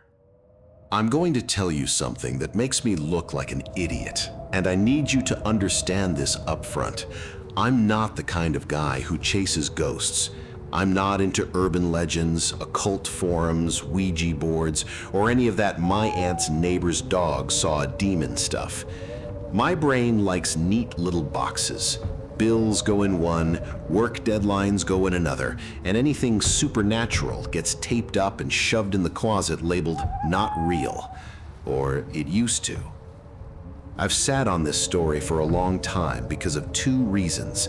First, nobody believes it, which is fair because if a stranger told me this, I'd nod politely and back away like they were trying to sell me essential oils. Second, through most of it, and especially at the end, I behave like a complete moron. Not the lovable kind, the kind you want to shake by the shoulders while yelling, "Stop doing that, you beautiful, dumb animal!" If I leave out details, it's not because I'm trying to be dramatic. Some pieces just slipped, like a dream you can't hold on to once you wake up. And some things I'm not proud of remembering. There are memories you don't display. You keep them face down in a drawer and pray the drawer doesn't open by itself. Anyway, I should start a little earlier because you need context. I'm a pretty ordinary guy in a pretty ordinary city. I work an unglamorous job, pay rent, pretend my back doesn't hurt when I stand up too fast, and try not to think about how much of my paycheck goes to keeping the lights on. But I have one thing I truly love: hiking. My parents shoved me into scouts when I was a kid, mostly, I think, to get me out of the house and away from the TV. I complained, I sulked, and then I learned how good it felt to sleep outdoors with smoke in my clothes and stars over your head, like the whole world had quieted down for you personally. I never became a hardcore survival influencer or one of those people who eats a raw fish while staring into a drone camera like it's a religion. But the hobby stuck. High school, college, adulthood, if I didn't spend at least one day a week with a pack on my back, I started to feel itchy inside my own skin. And I wasn't alone. There was a little club of us, a hiking group that started as a few friends and grew into its own ecosystem. Inside jokes, fake rules, like you had to complain about your feet at least once per trip or you didn't count as a real member, local memes, and of course, a group chat. That's where I met Ethan. If you've ever known one of those people who isn't just into something but possessed by it, you know what I mean. Ethan was a hiking addict, the kind who would blow an entire paycheck on gear that looked like it belonged to astronauts. He'd do a brutal ridge trail solo for fun, then come back and immediately start planning the next one like his lungs ran on gasoline. He was the guy you wanted around when things went wrong, because they did go wrong sometimes. We got lost in fog thick as spilled milk. Another time, we camped in a spot that turned into a shallow lake at 2 a.m. when it rained like the sky was trying to drown us personally. Ethan always stayed calm. He always had a plan. He always made it feel manageable. Our friendship spilled out of the hiking world fast. We broke in his first car together, the one he bought on credit and treated like a throne. We fell through thin ice on a fishing trip like a pair of cartoon idiots and had to crawl out spluttering and laughing in the kind of panic that becomes funny only once you're alive. We got into a fist fight with some drunk guys at a club. Nothing heroic, mostly flailing and getting hit in the face like amateurs. We spent one unforgettable night in a holding cell when the cops swept the parking lot and decided we looked involved. Ethan was my best friend. He died a little over a year ago. He and his girlfriend, Lena, were driving back from a weekend trip. The road was wet, the curve was nasty, and the universe did what it does sometimes. It rolled the dice and didn't care who it landed on. The car spun, it hit something, a truck finished the argument. Ethan died, Lena died. 2 lives erased like someone swiped them off a chalkboard. In our little circle of fearless, stupid youth, it was the first time death showed up and proved it wasn't a rumor. After that, everything changed. We saw each other less, the hikes slowed, then stopped. The group chat went quiet in the way a room goes quiet after a funeral, where even the air feels like it doesn't want to disturb anyone. Messages dwindled to an occasional "miss you guys" and "we should get out soon," which are the kind of lies people tell each other because they want comfort more than truth. Then, one day, I opened the chat and saw the system notification. Someone left the group. Then another. Then another. People peeled away like they couldn't stand seeing the chat name, like it was a bruise they kept bumping. Eventually, the group had 2 members, me and Ethan. That's where it started. The first message came at 3:02 a.m. I know because I shot awake like someone had slapped the mattress. My phone screen glowed on the nightstand, and there it was, a green notification, a message in the old hiking group, from Ethan. "Connor, come outside. I'm downstairs." For a second, my brain tried to do something helpful, like explain it away. It's a dream, sleep brain, phone glitch, spam. I typed back, my thumbs slow and clumsy. What? Where? Why? Those 3 dots appeared at the top of the screen, bouncing like a heartbeat. Ethan is typing. Then, "Connor, what floor are you on? I'll come up." I remember feeling cold, like the room temperature had dropped 10 degrees. I remember sitting up. I remember thinking, absurdly, he knows where I live. He's been here 100 times. He knows the floor. Then it goes fuzzy, like someone smudged that part of my memory with a thumb. I must have fallen back asleep. I must have convinced myself it was a nightmare, because when I woke up in the morning, the chat was empty.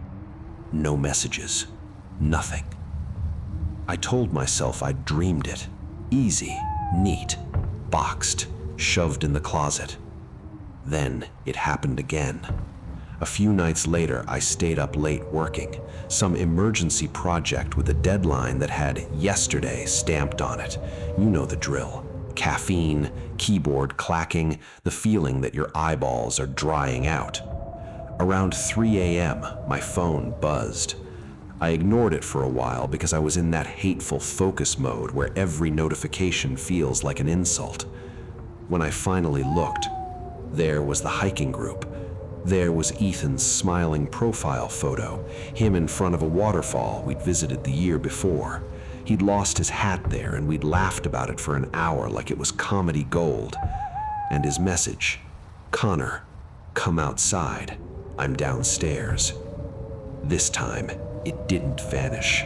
This time, it stayed on the screen like a stain. I stared so long my eyes started to hurt. Then I got up on legs that felt borrowed and walked to the window. My apartment overlooks a small courtyard, benches, a little playground, a couple sad trees that look like they're trying their best. The courtyard lights make everything sharp and clear. There was nobody down there. Nobody. No shadow under the lampposts. No hunched figure near the benches. Nothing. I went back to the desk, hands trembling, and typed, "Ethan, is this you?" And listen, I know how this sounds. I'm aware of the math. I attended the funeral. I saw him in the casket. I saw his face, pale and wrong, like a wax version of him. He wore a suit, which was almost the cruelest part. I'd never seen him in a suit before. Ethan was flannel, old t-shirts, hiking jackets. A suit belonged on him at a wedding or a job interview, not in a box surrounded by flowers. So no, it couldn't be him. But grief does strange things. Grief is a liar that learns your voice. No response came. I was about to put the phone down when the typing dots appeared again. Ethan is typing. My stomach dropped like an elevator cable had snapped. The message that came through was short. "Connor, what floor? I'm coming up." That was the moment my body made the decision for me. I flung the phone onto the couch like it was hot. I rushed to the door and checked the locks, deadbolt, chain, everything. I checked them twice, then a third time, like repetition could turn fear into fact. I pressed my eye to the peephole. The hallway outside was dark, but not normal dark, not just the lights are off. It was thick, like someone had filled the space with black paint. And I had the sudden irrational certainty that if I kept looking, I would see an eye on the other side looking back. That night, I did the one smart thing I did in this entire story. I called the police. I lied to the dispatcher and said someone was trying to break in. The patrol officers arrived, annoyed but professional. Their radios crackled, their boots made normal sounds on the stairs. One of them smelled of aftershave and gum, all very real. They found nothing, no one. When they left, the air felt warm again. I didn't touch the phone until morning. In daylight, the chat was still there, not empty. Worse, it was filled with messages, dozens, all from Ethan. "Connor, I see you, don't hide. Connor, it's me. Connor, the sky is broken. Connor, it wants my legs. I'm scared, it listens, it walks behind me. Connor, it has no face. The lights are on, I see them in the dark. Are you here? Come with me." The last message was time-stamped 9 a.m., like whoever sent them had eventually gotten bored or tired. Reading them in daylight didn't make them less horrifying, it just made them feel wrong in a different way, like a clown sitting in your kitchen at noon. I needed a rational explanation, so I made one. The simplest answer was that someone had Ethan's phone. Maybe it got lost after the crash. Maybe it got stolen. Maybe it passed through a dozen hands. Phones are slippery objects after tragedy. They don't stay politely where you leave them. Bureaucracy, tow lots, personal effects, things disappear. And maybe some idiot had found it, seen old contacts and photos, and decided to prank a grieving friend. People do crueler things for less. I tried calling the number. It was either off or out of service. So I did what you do when you want to sound brave while shaking inside. I typed a threat I didn't have the power to back up. "Whoever you are, that's my dead friend's phone. Stop. Answer me, or I go to the police." It wasn't impressive. It was the verbal equivalent of holding up a plastic fork. Still, after that message, I managed to function for the rest of the day. I worked. I ate something. I watched a dumb show. I told myself it would stop. That night, I woke up a couple seconds before the phone buzzed, like my body felt the vibration coming. New message. "Connor, it's me." Sleep dropped off me like a blanket yanked away. I turned on the bedside lamp and sat upright, staring at the screen. "Ethan?" I typed. "If this is you, say something real. Where are you?" Silence. Dots. Ethan is typing. They lingered for a long time, then disappeared. And then the chat filled with photos. one after another, after another. At first, I thought they were blank, just darkness, but my eyes adjusted. The phone's flash had caught scraps, ground cover, pine needles, wet leaves, branches that looked like fingers reaching into the frame. The photos were chaotic, tilted, smeared, like whoever took them was running or shaking. Then two of them made my throat tighten. The first showed a clearing, flash-lit grass, and a line of trees beyond.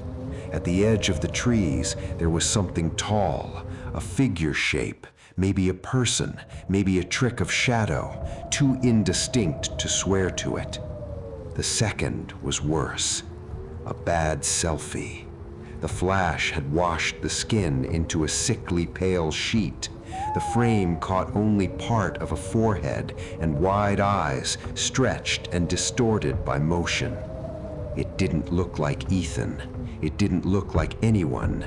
It looked like an animal caught in headlights. Then came a message. Connor, I'm here. It wants to watch. That did it. I turned the phone face down like it was a cursed object. I didn't sleep again that night. I sat on the couch with the lights on and a kitchen knife in my lap like that would make any difference against whatever was whispering through a screen. The next day, I showed the chat to two old members of our hiking group, guys who'd known Ethan, guys who'd carried him through mud and laughed with him around campfires. Their faces did that slow shift from confusion to discomfort, like watching a harmless magic trick and realizing it's not a trick. One said, "Dude, someone's messing with you." Another said, "You need to leave that group and block the number. Ethan's dead." They were right. I didn't do it. Because here's the ugly truth. Even when your brain knows someone is gone, some part of you, some stubborn, grieving animal part, keeps a door cracked open. And the messages kept coming. Not every night, but often enough to ruin my sleep and poison my days. Whenever I tried to ask direct questions, I got nonsense. Where are you? In the dark, the sky is broken. How can I help? Your legs, come with me. Cold, someone is breathing in the ground. Sometimes I called the number at 3 a.m. when it was alive. It rang. It rang and rang. No one answered. Now, I'm grateful no one did, because I've thought about what might have been on the other end. A voice like Ethan's? A stranger pretending? Nothing but breathing? There's a kind of fear that doesn't scream. It just sits in your gut and grows teeth. Then, the video started. 3 of them are burned into my mind like cigarette burns on film. The first video opens on a nighttime clearing. The phone camera is pointed outward, steady-ish, like the person holding it is sitting down. There's a weak orange light behind the camera, maybe a small fire. Not bright enough to show much, but enough to make the trees look like cut-out shapes. You can hear breathing, loud, hoarse, wet. Not the breathing of someone who's been jogging, the breathing of someone sick or terrified, or both. For almost a minute, nothing happens, just the clearing and that awful breathing, getting under your skin like a song you can't turn off. Then the breathing changes, it stutters, quickens. The camera shakes hard, swings wildly, catches only blur and darkness. When it steadies again, there's a figure at the far edge of the clearing. At first glance, you think it's a tree trunk, tall, thin. Then it moves. It's a man, bare-chested, too skinny, skin tight over bones, but the details don't matter because of how he moves. He's walking backwards, not like backing away, like his body is oriented the wrong way. Step, stop, Stand perfectly still for several long seconds. Step, stop, stand still, again and again. Slow, patient, like he has all the time in the world. The camera shakes so much it's hard to see his head, but when the light catches it, the back of his skull looks wrong, narrow, elongated. He gets closer. You can see shoulder blades like knives under his skin, arms hanging limp. He reaches about the middle of the clearing, and the phone drops, the frame tilts, and the video ends. The second video is also at night. The camera points at a stone basin on the ground, like a shallow bowl made of rocks, water inside, reflecting firelight. You can't see the fire itself, but the light plays on the surface. The person filming, Ethan or whoever, holds the shot too long, then tilts the camera up into the black sky. The phone can't handle it, it's just darkness. Then back down to the basin, up to the sky, down again, like he's trying to show a connection. On one of the returns to the basin, stars appear in the water's reflection, tiny points scattered. At first it seems normal, but then you notice the water surface isn't rippling.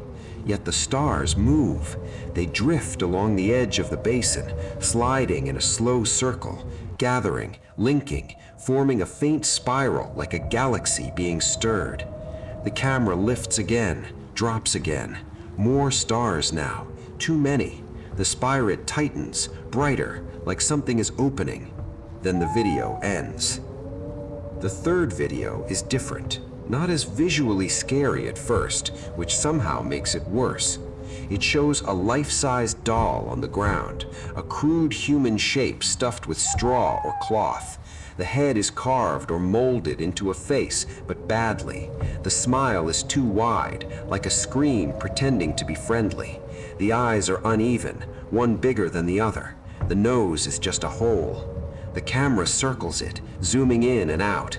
The doll wears something that might be women's clothing, rags, a dress, hard to tell. Then the person filming leans in and whispers, "Lena, get up." He presses the doll's chest. A shriek erupts, like a toy squeaker amplified into a siren. I flinched so hard the first time I watched it that I nearly dropped my phone. Again, "Lena, get up." Press, shriek, again, again. Then the video stops.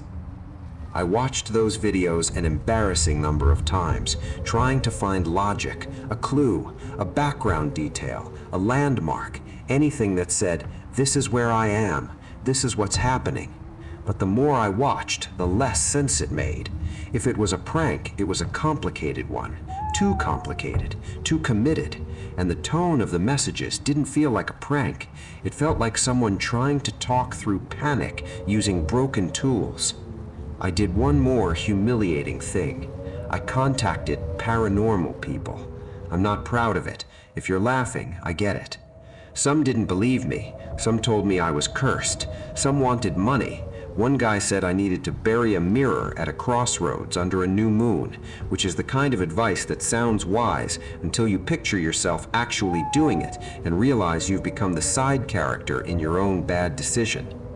Then, after about 2.5 weeks of this, it stopped. No goodbye message, no final warning. The number went silent. Phone off, out of service, dead. For several nights, I still woke up at 3 a.m. with my heart pounding, grabbing my phone like a life raft. Nothing. Eventually, my body released the habit. With bitterness and a small guilty relief, I accepted that whatever it was had crossed into a place I couldn't reach. I left the group. I deleted the chat. I deleted the photos. I deleted the videos.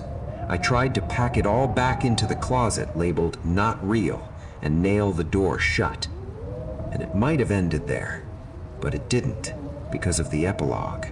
A friend from the old hiking group messaged me one afternoon with the kind of text that makes your stomach go cold before you even click it. "Dude, you're not going to believe this."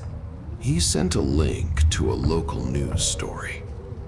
I read it, and I did not, in fact, believe it. Ethan's crash happened on a lonely stretch of highway near the forest.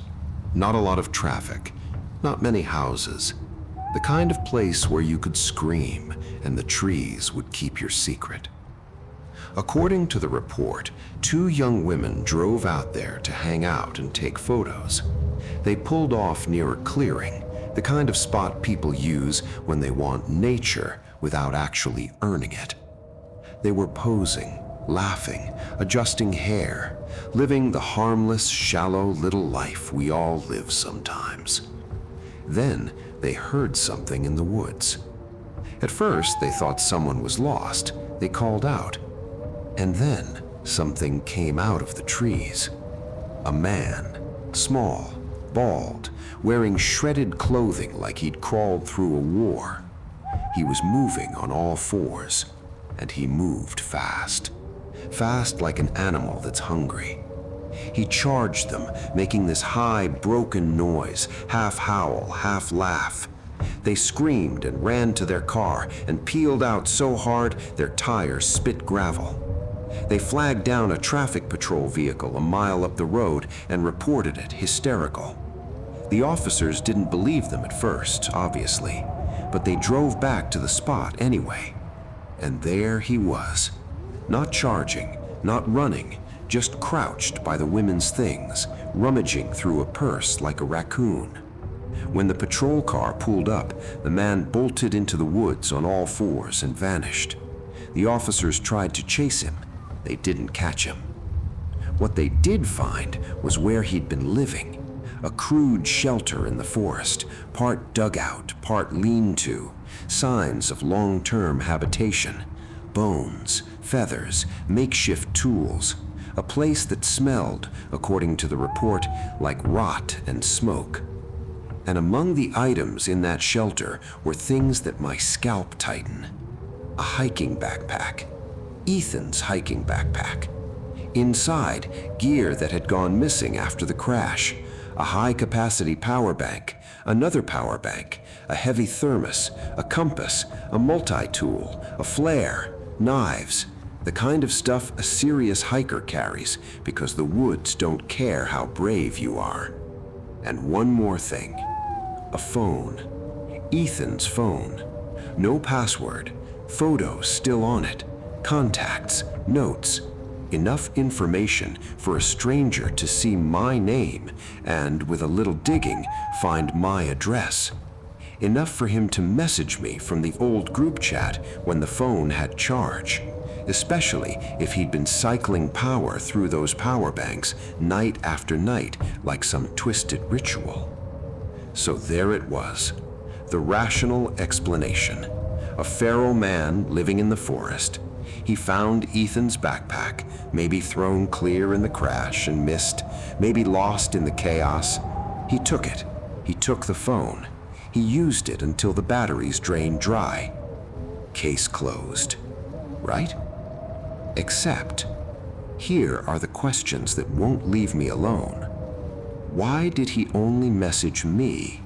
Out of Ethan's contacts, why was I the one he latched onto like a hook? Was it a trap, a lure, some strange attempt at conversation? And the videos, the backward walking figure in the clearing, the stars swirling in still water, the doll. I saw those. They happened on my screen. I can't explain them with feral guy steals phone. Not entirely. Not unless that man had props, planning, and a creativity that doesn't match the image of him sprinting on all 4s like something that crawled out from under the world. I even went out there after the story broke.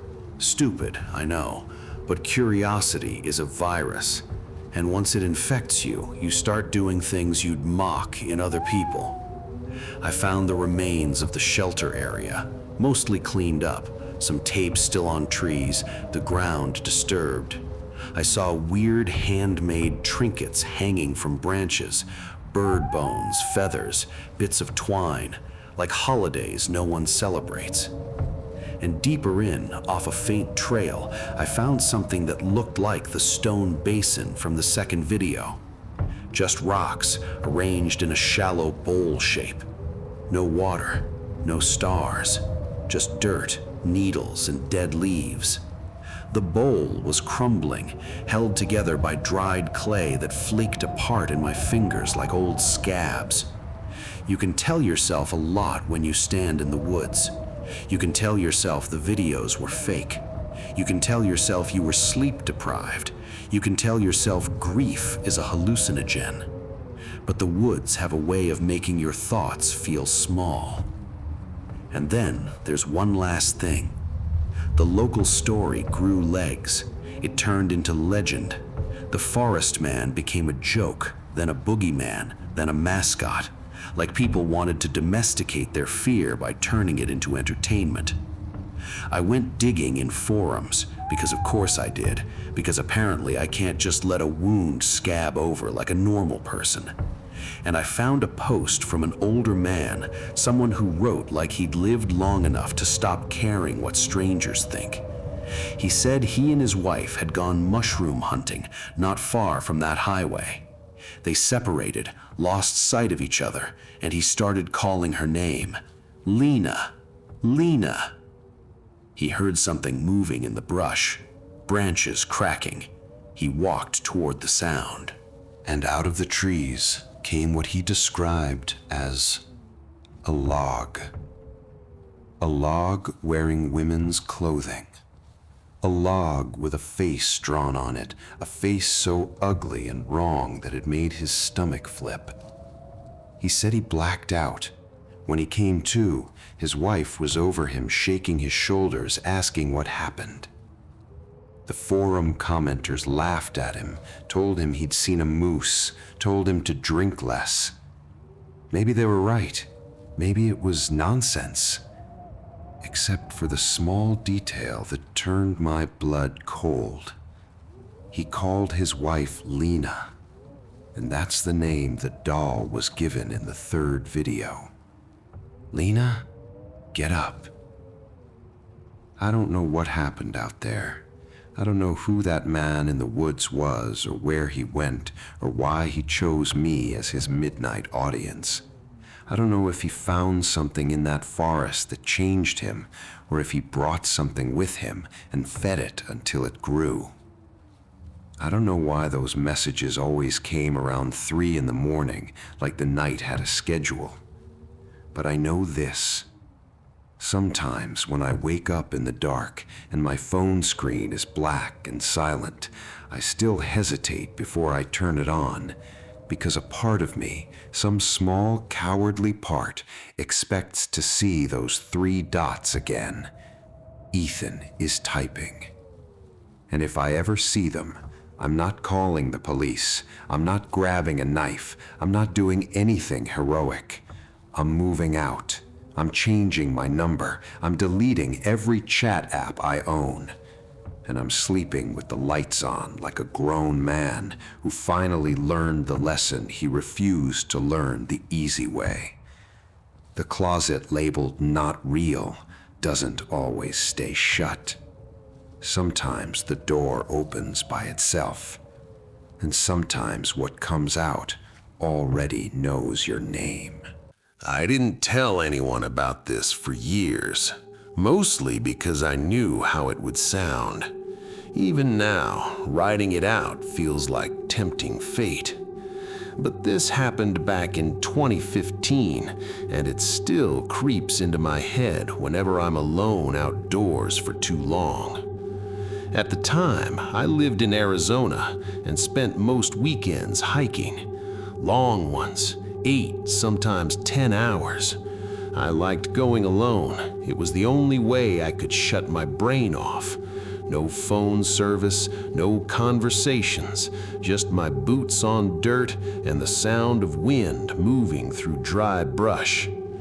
That day, I picked a trail I'd never been on before. There wasn't even a real parking area, just a wide patch of dirt on the side of the road. The trailhead was almost hidden, tucked behind a wall of thick bushes, like someone didn't want it to be found. The path itself was faint, barely more than disturbed earth. I didn't mind. I actually preferred it that way. The trail started in open desert, then slowly climbed into a medium mountain range. As I went higher, the trees thinned out and looked wrong, dry, gray. A lot of them were dead, some fallen straight across the path, others split and rotting like they'd been dead for years. It was obvious no one maintained the trail anymore. Eventually, the path narrowed into overgrown brush, thorny enough to snag my clothes and scratch my arms. Still, I could tell I was on a trail, so I kept going. That's when I heard it. A whistle. It came from somewhere up the mountain, faint but clear. A short melody, just a few notes, then silence. I stopped walking. My first thought was another hiker. It wasn't that weird, I told myself. People whistle. I stood there for a few seconds, listening, then shrugged it off and continued. About 20 minutes later, I heard it again. Same tune, this time louder and closer. That uncomfortable knot formed in my stomach, but I forced myself to ignore it. I wasn't about to turn around just because some guy decided to whistle on a trail. Still, I slid my hand into my pocket and wrapped my fingers around my pocket knife, just in case. Not long after that, I came across a tree that had fallen directly across the trail. Thick branches blocked the way, and the thorns made climbing over it a bad idea. I stepped off to the right to go around. That's when I noticed the valley. It was shallow, like a dried riverbed, and right in the middle of it sat something that immediately made my skin crawl. A den.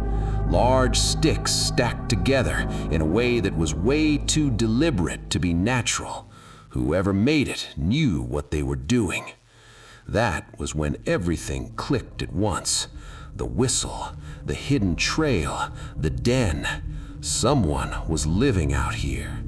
I decided right then that I was done. I turned to leave, and the whistle came from directly behind me. I froze. My heart felt like it stopped entirely. Slowly, I turned back toward the valley, expecting to see a person standing there. Instead, there was a goat. It stood perfectly still near the den, exactly where the sound had come from. It was massive, far bigger than any goat I'd seen before. Its eyes locked onto mine, and I had the overwhelming sensation of being examined, like it was sizing me up. For a few seconds, neither of us moved. I started backing away, never breaking eye contact. As soon as my foot hit the ground behind me, the goat opened its mouth.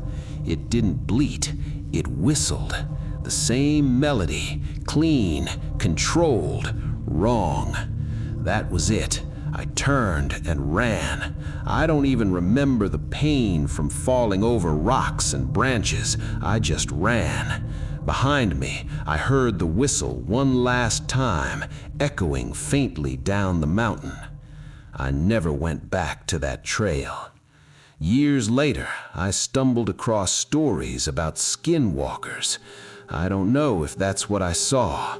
All I know is that whatever stood in that valley wasn't just an animal. Story 2. The Snipe Hunt. Every summer, my family went camping in Wisconsin with a group of family friends. It was tradition. Same campground, same RVs, same jokes. One of those jokes was the snipe hunt. If you know what that is, you already know where this is going. My dad and his best friend Billy convinced all the kids that snipes were real, aggressive bird-like creatures that lived in trees and only came out at night. Every year they swore they'd heard one nearby. We were kids, we believed every word. The year this happened, I was 8. My sister and I were buzzing with excitement all day when they announced that tonight was the night. They handed out sticks for protection. One kid even brought a wooden sword. As the sun went down, we headed into the woods. Billy ran ahead to scout. About 10 minutes in, we heard rustling overhead.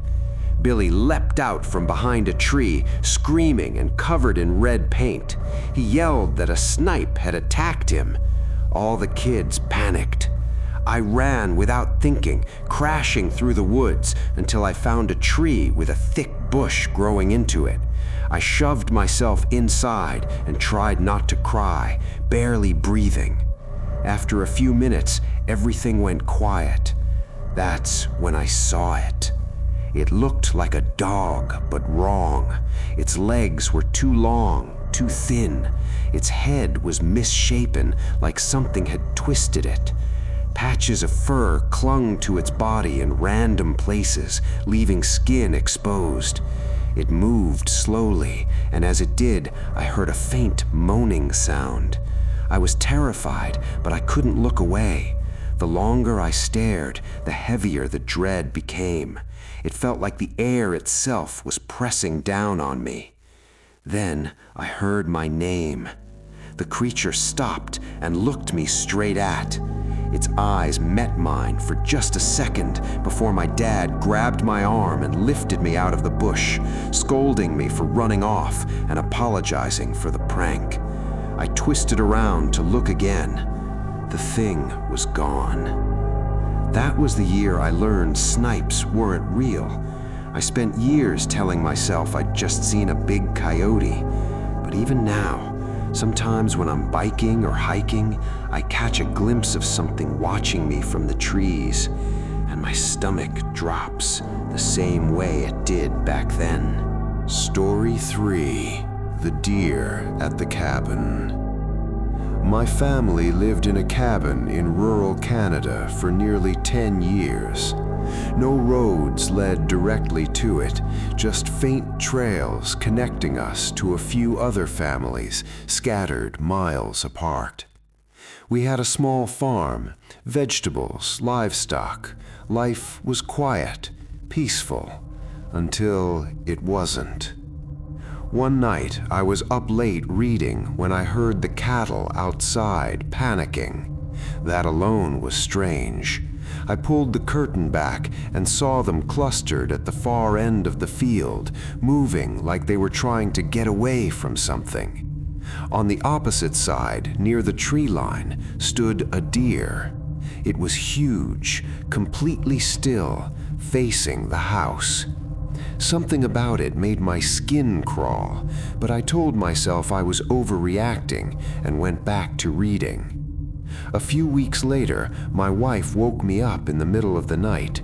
She told me to listen. Something was moving outside the cabin, slowly. It sounded like a stick dragging along the walls, circling the house. I checked on the kids, grabbed my rifle, and looked out every window. At the last one, I saw the deer again, standing in the trees, watching.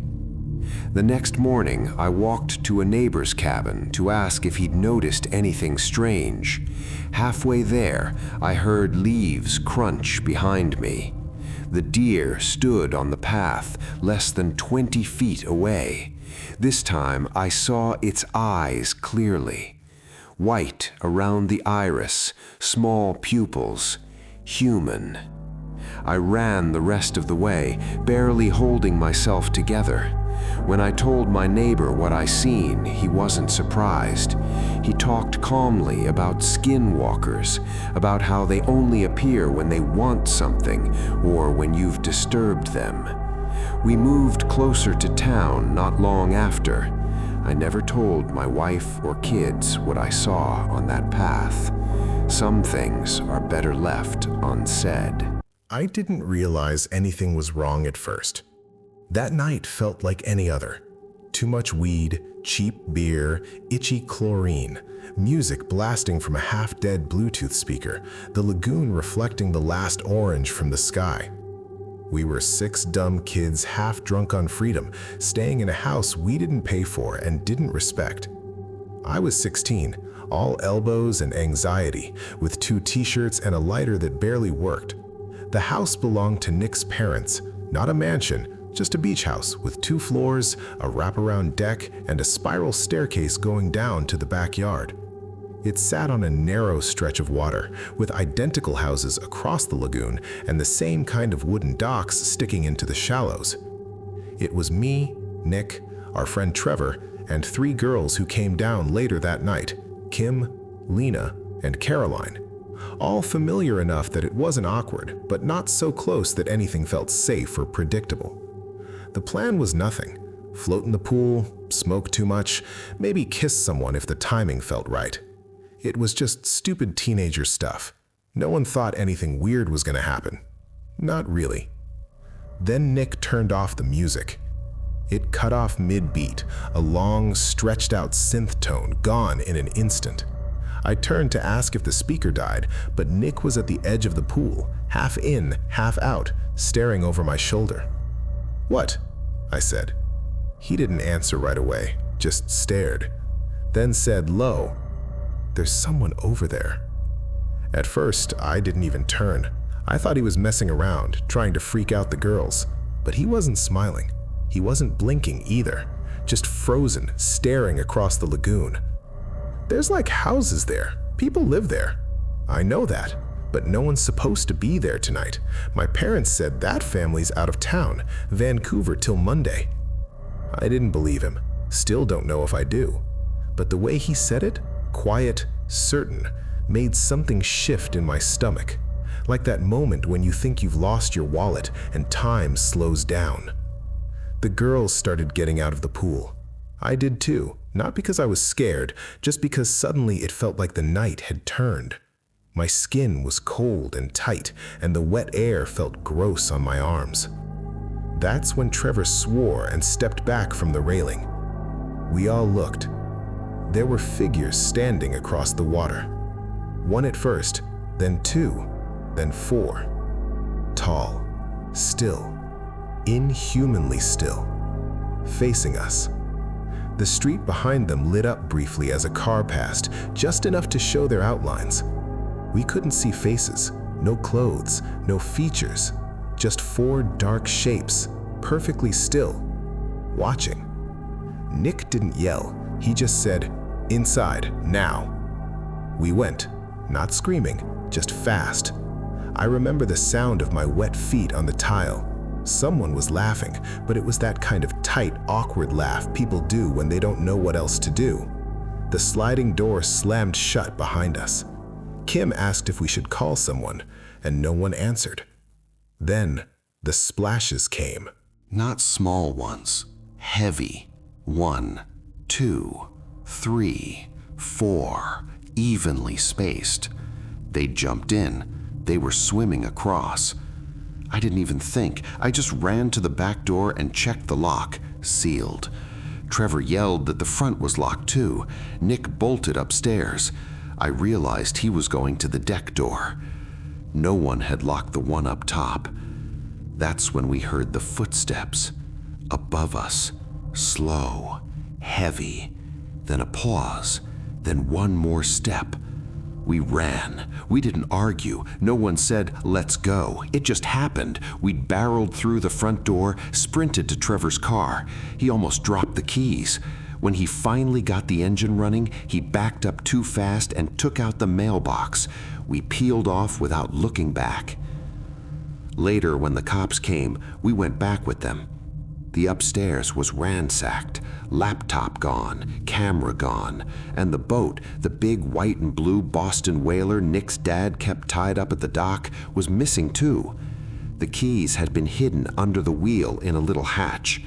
Only someone who knew the house would have found them that fast.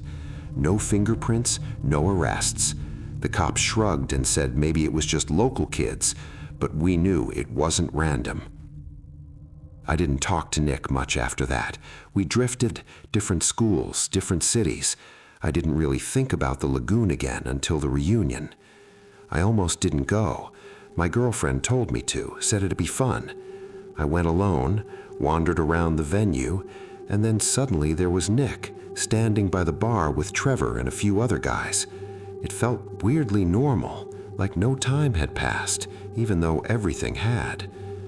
Later, after most people left, Nick asked if I wanted to grab a drink. Trevor bailed. I said sure. We ended up in this tiny dive bar a few blocks away, just two tired adults trying to remember who we used to be. At some point, the old story came up, the night at the beach house, the boat, the shadows.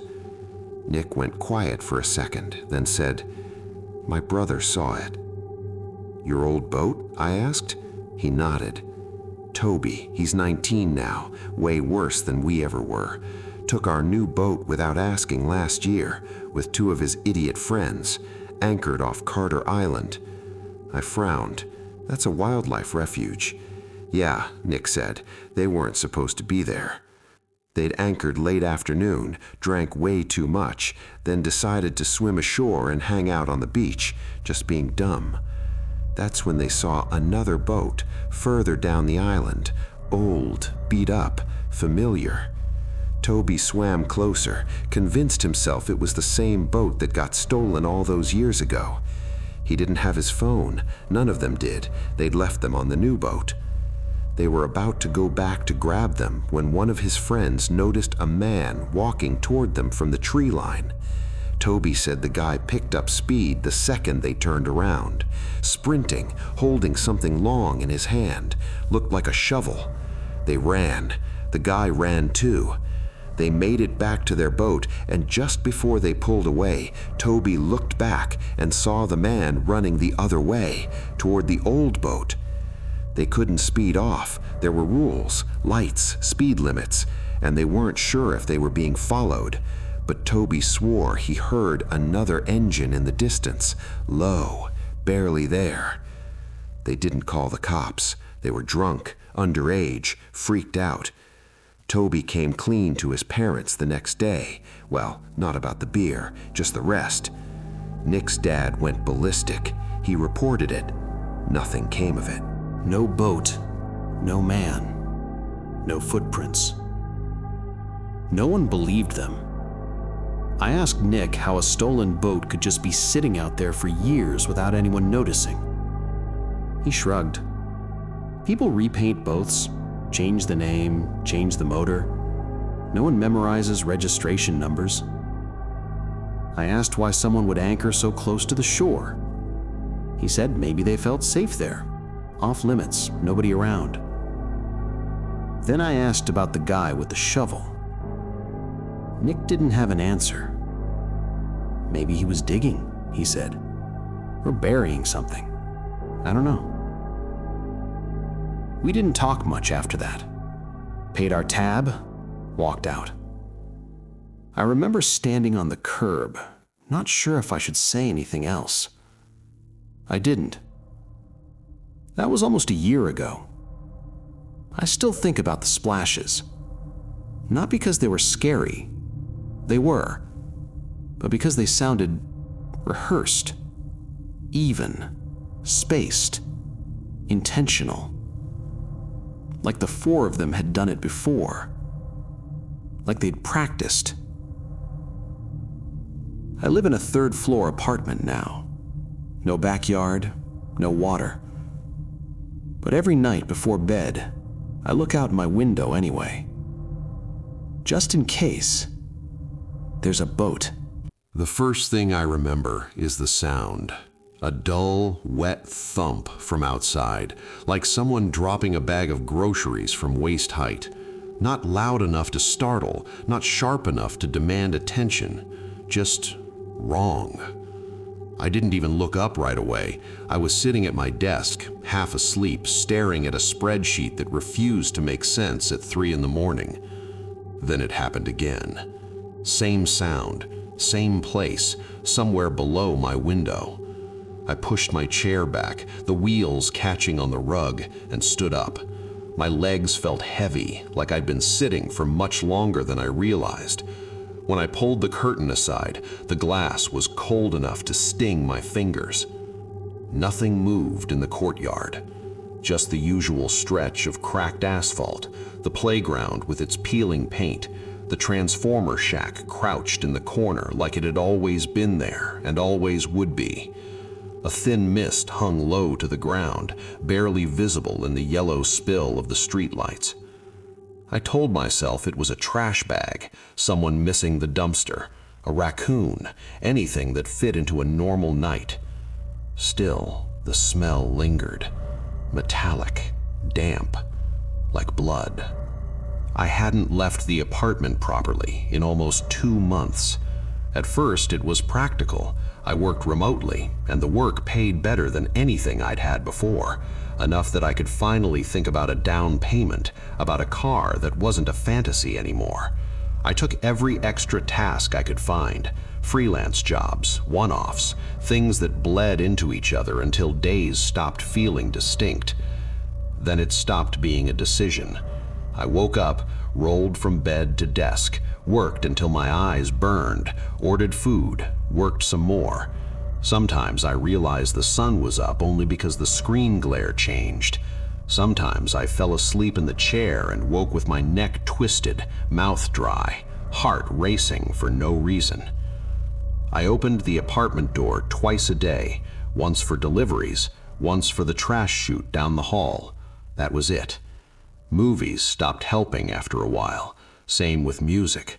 Silence didn't work either. It just made me too aware of my own breathing. The window was different. From the 3rd floor, the courtyard of Maple Court felt like a controlled environment. I could watch life happen without being part of it. Kids running, someone smoking under the awning, leaves collecting in corners and never quite going away. I kept the curtains open all the time. It reminded me of school, of those biology videos teachers played when they didn't feel like lecturing. Time-lapse plants, stems bending, leaves unfurling, proof that something was moving forward even if you were stuck in a chair. I told myself it was temporary, that once I hit my savings goal, I'd step outside, laugh at myself, promise I'd never do this again. October slid into November while I was telling myself that. The days got shorter, the light got thin and gray. When the sun did break through, it felt like a reward. I found myself checking the window more often just to catch it. That's how I noticed her. She walked into the courtyard late one morning, pushing a stroller. At first glance, there was nothing remarkable about her. Long gray coat, knit hat pulled low, the kind of figure you register and forget. I probably would have if not for the way she moved. She limped. Not the uneven, compensating limp of someone with an injury, but a precise, repeated motion. Her left leg lifted higher than it needed to, knee bending too much, foot setting down carefully, every single step the same. I leaned closer to the glass. She moved slowly, but she never stopped, not once. The stroller didn't roll so much as jolt forward in short, sharp pushes, timed to her steps. Push, push, pause just long enough to reset her balance, push again. My first thought was a prosthetic. It made sense, it fit. Still, I watched her cross the courtyard, something in my chest tightening without a clear reason. The next day, she came back. Same time, same route. She emerged from behind the transformer shack on the left, past the line of dead bushes, skirted the playground. This time, she stopped. A pack of stray dogs was sleeping near the rusted pull-up bars, 5 of them, ribs visible under mangy fur, tangled together for warmth. She paused a few feet away. I cracked the window open and leaned out. She reached into the stroller. I smiled without thinking. Parents did that, showed their kids things, dogs, birds, whatever happened to be there. Then she lifted the bundle out. It took my brain a moment to catch up.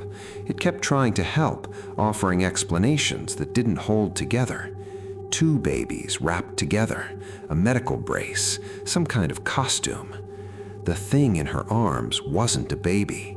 The head was far too large for the small body beneath the blankets.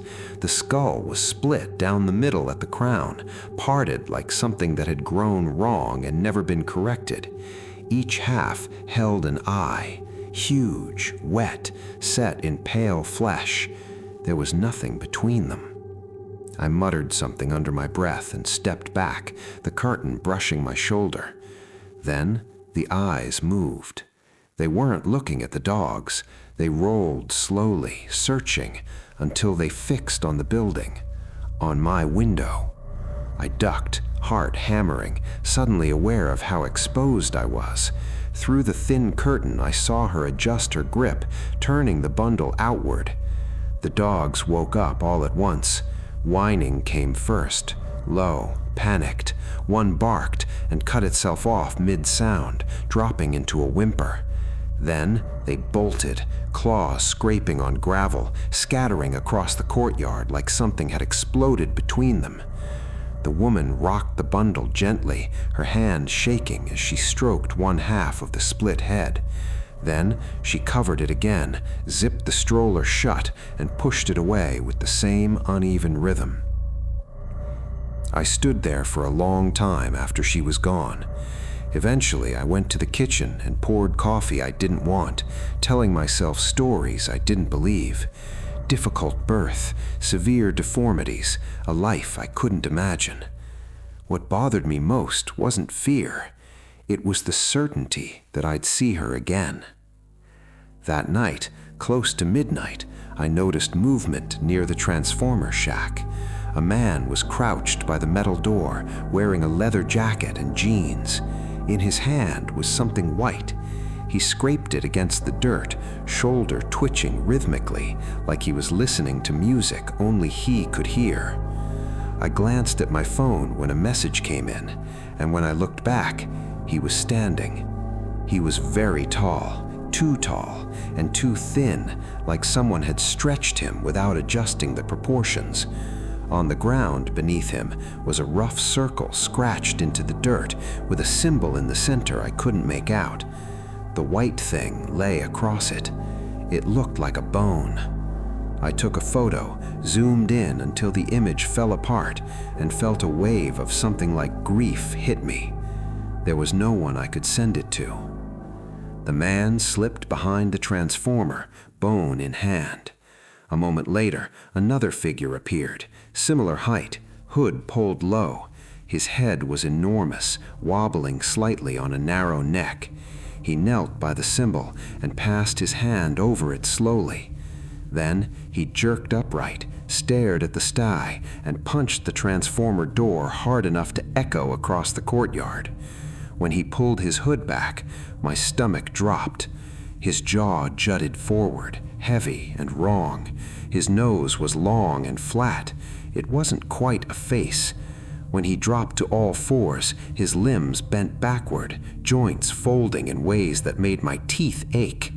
He sniffed the ground, erased the symbol frantically, and sprinted after the first man, disappearing behind the shack. A delivery scooter buzzed through the courtyard, loud and normal and jarring. The courier stopped near the next building, beige delivery bag on the back. He made a call, frowned, tried again. That's when I saw the liquid. A dark line ran down the side of the bag, then another, then more. 2 more couriers arrived. They gestured at each other, arguing without sound.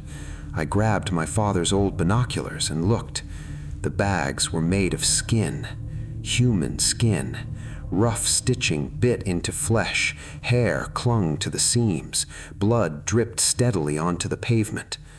I sat down hard when my phone rang. Work, urgent. I forced myself back to the computer, fingers barely cooperating, counting the minutes until I could look again. When I did, the blood was gone. A janitor was mopping the spot, face calm, movements practiced. The next morning, the woman returned. She stopped by the transformer. She lifted the child again, angling it toward the dirt. The thing convulsed, blankets falling away, skull halves flexing as it screamed. It wasn't a baby's cry. It was a man's voice. Another scream answered from somewhere I couldn't see. The woman panicked, shoved the child back into the stroller, and hurried away. That afternoon, the couriers came back. They moved like broken puppets now. Blood poured from their bags again. 2 of them went into my building. I couldn't watch anymore. When I looked again, one of the creatures was drinking blood directly from the pavement, its tongue long and pale. Another joined it. They fought near the transformer. I filmed until one bit the other's throat open. The janitor arrived after. He cleaned everything. He shrank the body with his tools, packed it away like trash. That night, the intercom buzzed. Delivery. The voice was inside my head. I didn't open the door. Instead, I ran to the window. 3 couriers stood below. One came out of my building, furious, bag soaked through. He threw it down, and organs spilled across the asphalt. As the janitor collected them, I noticed movement in the opposite building. In a 3rd-floor window, a man stood who looked exactly like me. Same face, same posture, different clothes. He watched the courtyard, then turned and looked straight at me. When he came back, he held a knife. He pressed his hand to the glass and began cutting himself apart with calm, practiced movements, finger by finger, hand, arm. The janitor caught the pieces. I couldn't breathe.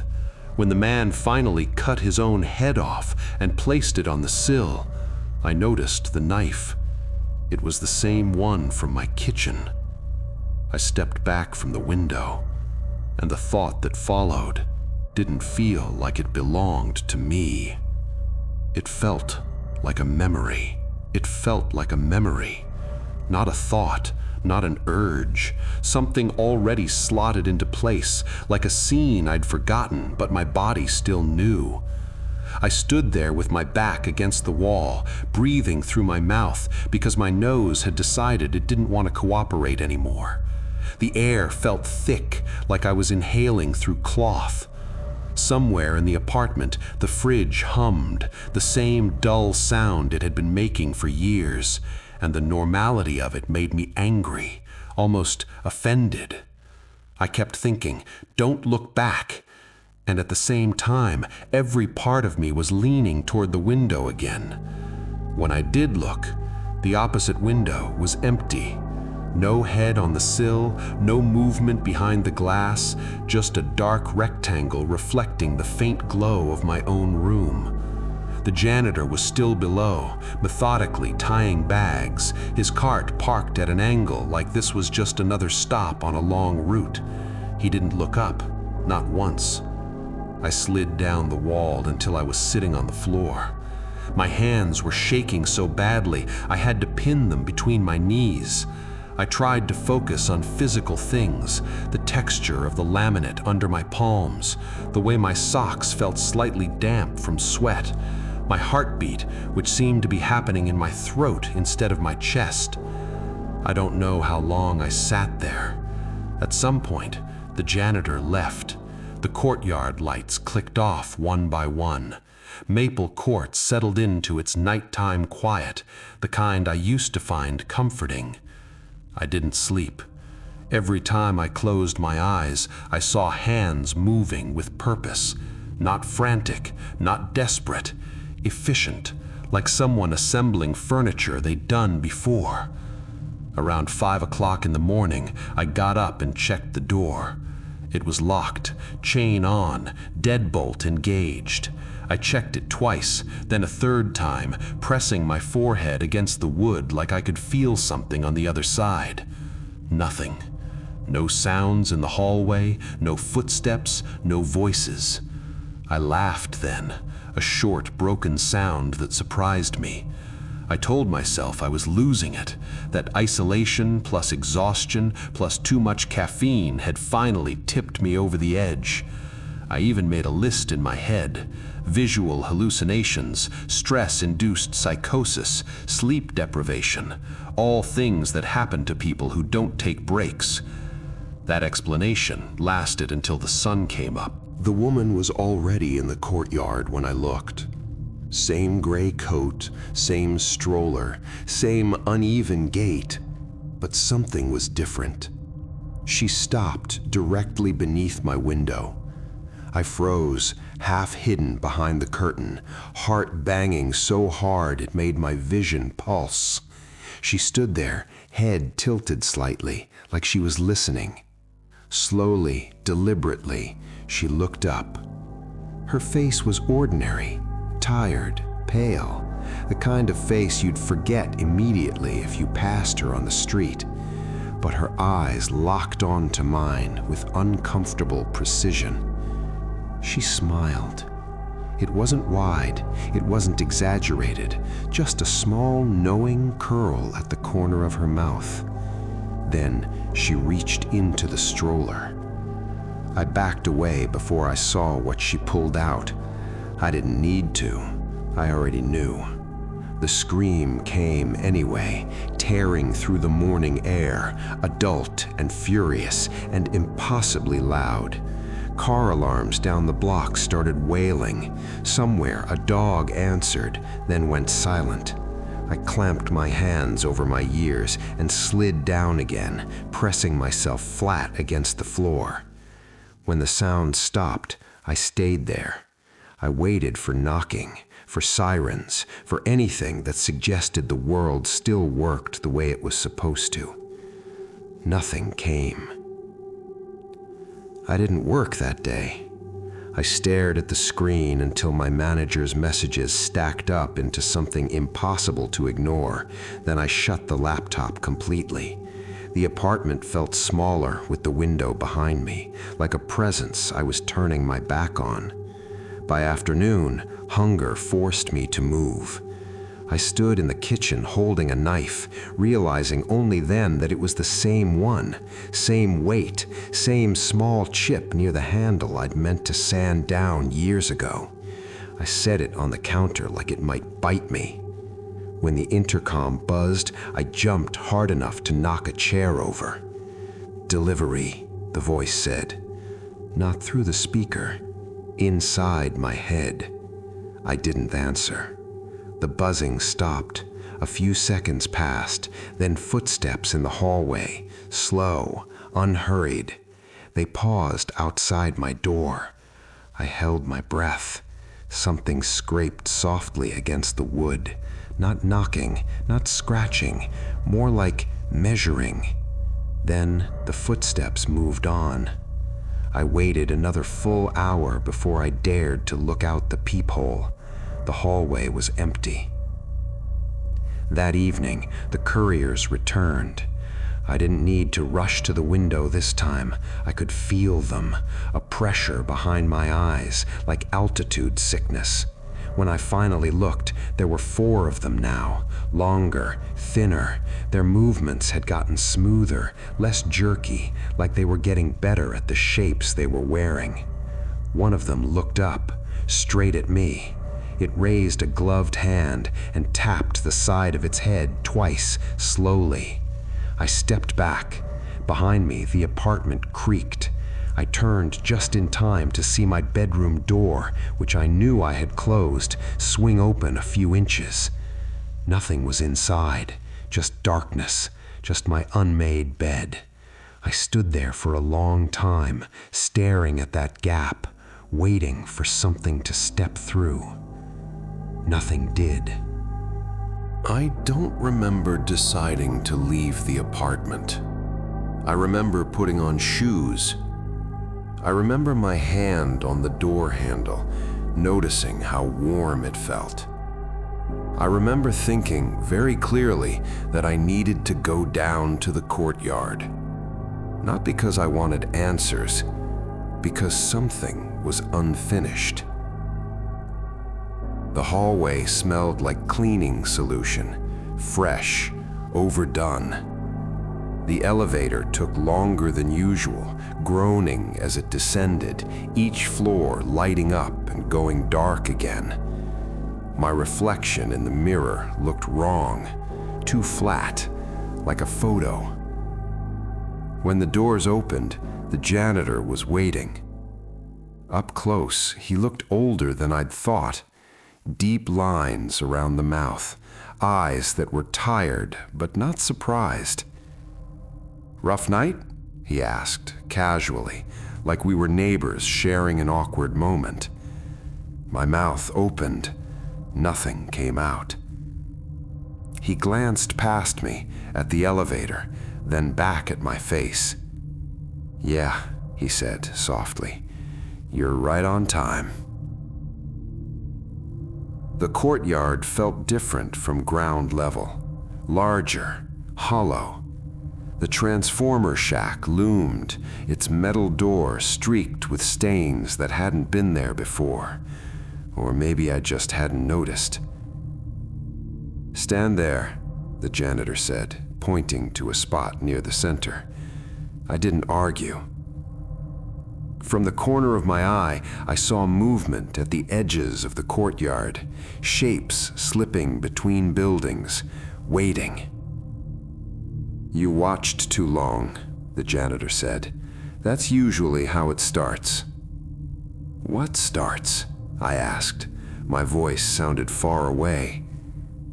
He smiled, not unkindly. "Replication." Something shifted behind me. I didn't need to. I could feel it, the exact weight of my body, the familiar tension in the shoulders, the breath sinking with mine. The janitor sighed. "This part's always messy." The hand settled on my shoulder. It was warm, familiar, and when it tightened, I finally understood why the window had never made me feel alone. Because it had been a mirror the whole time, and I'd been standing too close to the glass. Before we start, I need you to understand something. None of these stories begin with screaming or blood or monsters in the dark. They start the way real fear usually does, with something slightly off. A roommate who shows up without paperwork, a security guard who feels a little too calm, a family member everyone quietly hates until one day they're gone. These aren't stories about jump scares. They're about that moment when your brain says, "This is weird, but probably fine." And then you realize, way too late, it wasn't fine at all. So if you're the kind of person who ignores that feeling in your gut, you might want to pay attention. Let's start with the first story. My new roommate wasn't on any paperwork. Senior year blurred together for me. Same campus, same cracked sidewalks, same apartment with the heater that either screamed or did nothing at all. My old roommate, Tyler, had graduated in December and moved back to Ohio to live with his parents and reset, which is what everyone calls it when they're broke and tired. I didn't blame him. I just kept thinking about the empty bedroom across the hall and who they'd put in there next. Housing said they'd fill the vacancy shortly. That was the phrase, shortly, like it was a package delivery. The knock came the next afternoon while I was standing in the kitchen eating cereal out of a mug because all the bowls were dirty. 3 knocks, hard, too close together. I remember thinking it sounded impatient, like whoever it was already felt annoyed with me for not opening the door fast enough. I opened it, spoon still in my hand. A guy stood there, about my age, maybe early 20s, tall but slouched, like his posture was borrowed. His hair was dark and stringy, hanging in his face, and he was holding a single cardboard box against his chest. not sealed, just folded shut. He looked past me into the apartment before he spoke.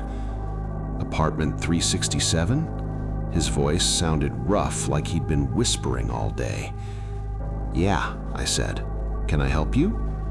I'm moving in. That wasn't how it usually went. Tyler's replacement was supposed to check in with housing first, get keys, sign things. This guy just showed up. Oh, okay, I said, because I didn't know what else to say. I'm Mark. He shifted the box to one arm and offered me his hand. It was cold, damp. Ethan, he said. His grip lingered half a second too long, then dropped away like he'd forgotten why he reached out in the first place. When he stepped inside, the smell hit me. Not sweat, not body odor, something sharper, chemical, like a freshly mopped hospital hallway. My eyes actually stung a little. You, clean a lot? I asked without thinking. Ethan's mouth twitched. You'd be surprised how dirty things are.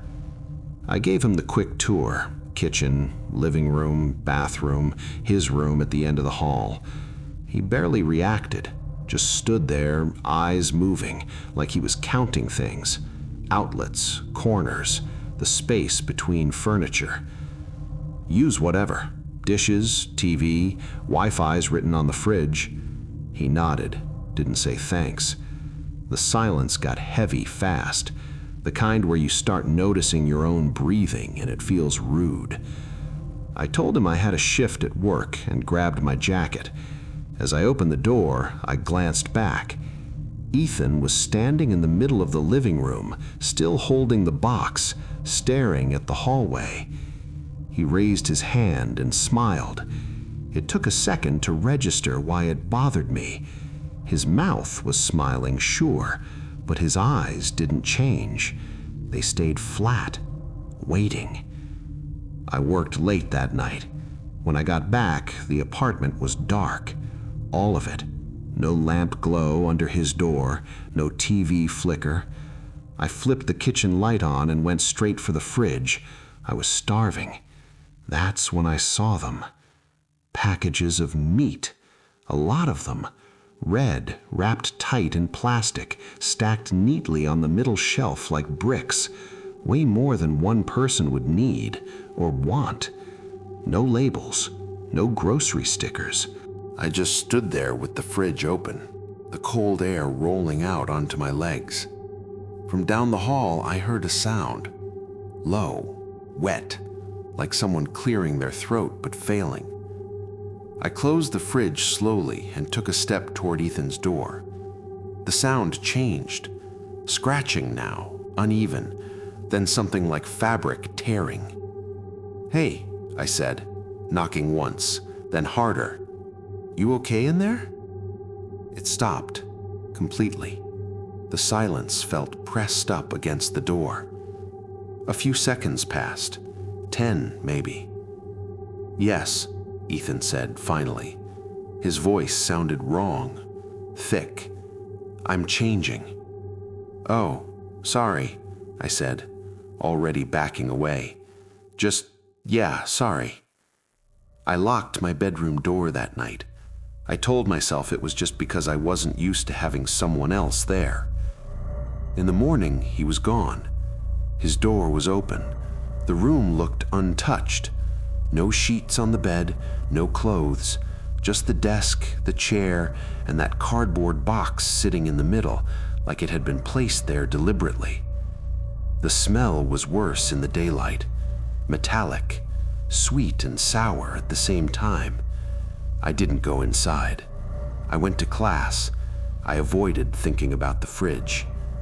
When I came back that afternoon, 5 of the meat packages were gone.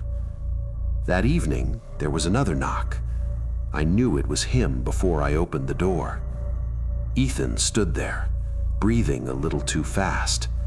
Next to him was a woman, about my height. Same dark hair, same empty eyes. "This is my sister, Lily," he said quickly, like he'd practiced it.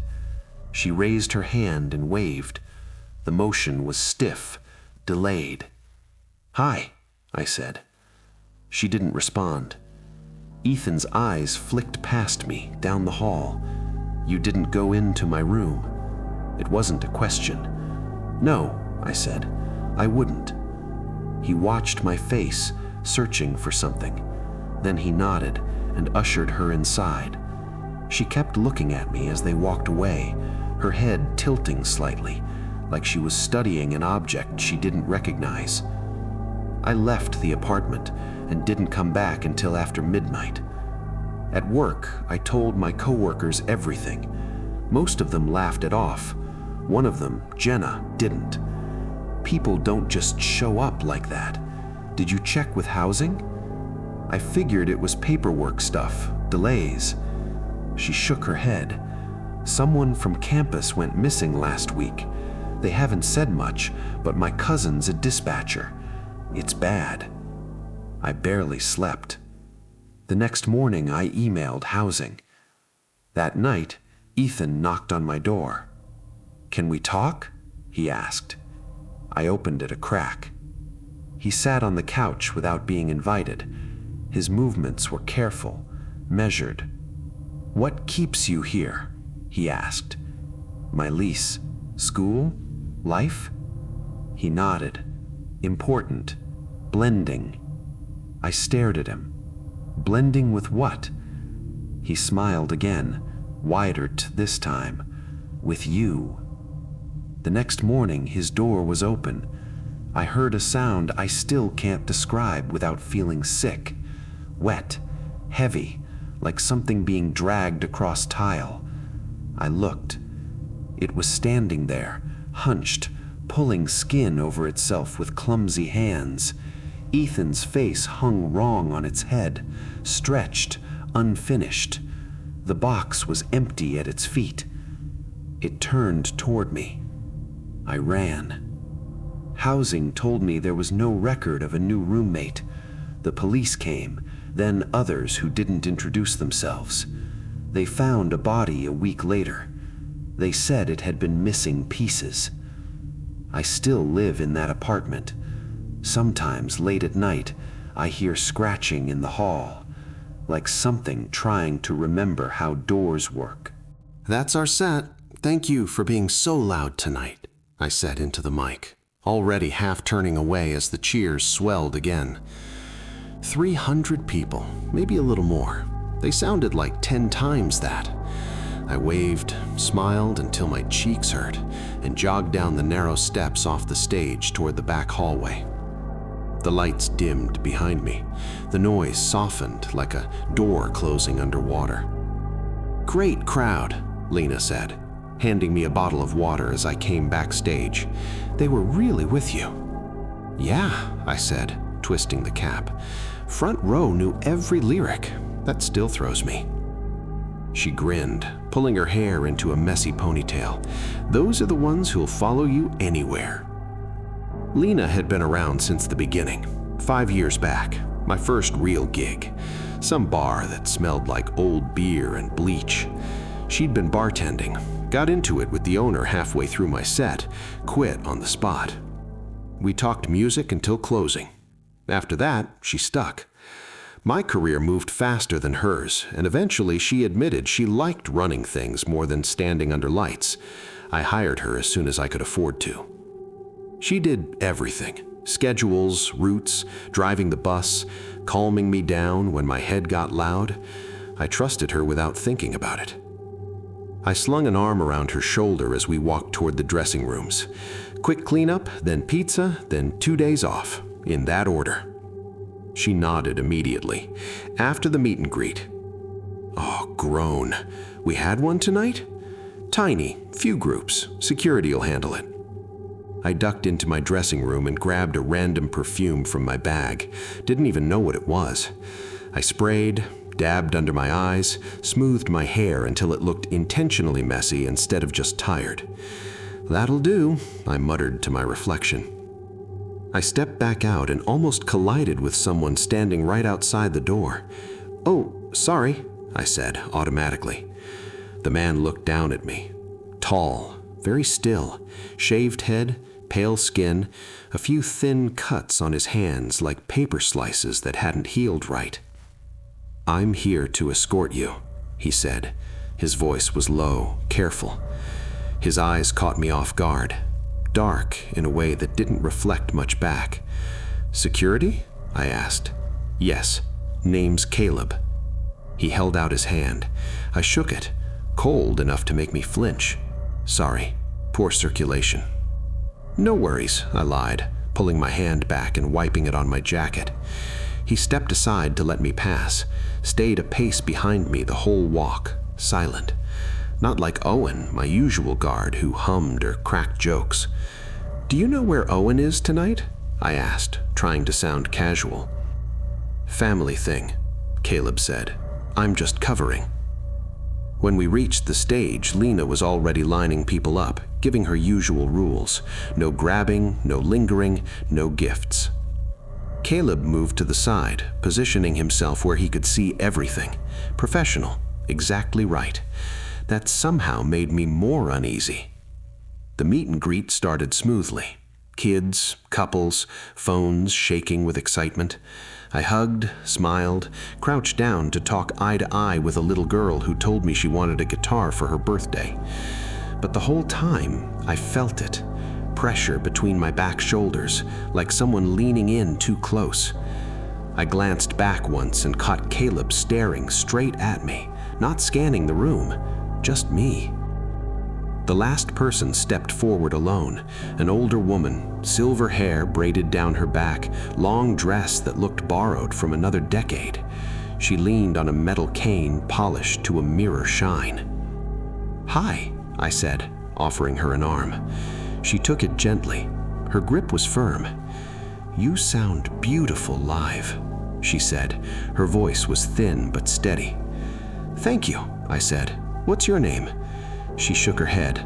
"Not important." She leaned closer, too close. "You need to leave," she whispered. "Not later, tonight." I stiffened. "Excuse me?" "You are not safe," she said, eyes flicking past me. "Someone here wants something from you, something violent." I smiled automatically as Lena glanced over. "Okay," I whispered. "Why me?" "Because they've been watching you for years, waiting." My stomach dropped. She went on. "I see a vehicle, large, enclosed. That's where it happens." "The bus?" I whispered. She nodded once, sharp. "Do not get on it." A voice cut in behind us. "Time's up." Caleb stood there, expression blank. The woman squeezed my hand once more. "I've done what I can," she said louder now. "Thank you for the music." He helped her down the steps. She looked back at me once. Pity, not fear. Lena was beside me a second later. "Everything packed? Pizza?" "Yeah," I said too fast. "Just forgot my bag. I'll meet you outside." She studied my face. "You okay?" "Just tired." She hesitated, then nodded. "Caleb, walk her back." My chest tightened. "I'm fine. I really am." Non-negotiable. Lena was already turning away. I walked fast. Caleb followed. No footsteps somehow. I locked myself into the dressing room and leaned against the door, breathing through my mouth. I pulled my pepper spray from my bag, thumbed the safety off. There was a knock. "Miss," Caleb said, "we need to head out." I flung the door open and sprayed him full in the face. He screamed. I screamed. He staggered back, hands up. I ran. Outside, the bus idled. Lena stood by it, phone in hand. "He's not safe. Drive now." She didn't argue. She started the engine. I collapsed on the couch as the bus pulled onto the road. "We'll call the police at the hotel," she said calmly. "You're okay." I nodded, dizzy. Exhaustion hit me all at once. When I woke, it was dark, highway lights flickering past. My wrists burned. They were tied. "Lena!" I croaked. She didn't turn around at first. Do you know how exhausting it is to build someone else's life? My stomach dropped. She looked back at me. No warmth, no familiarity.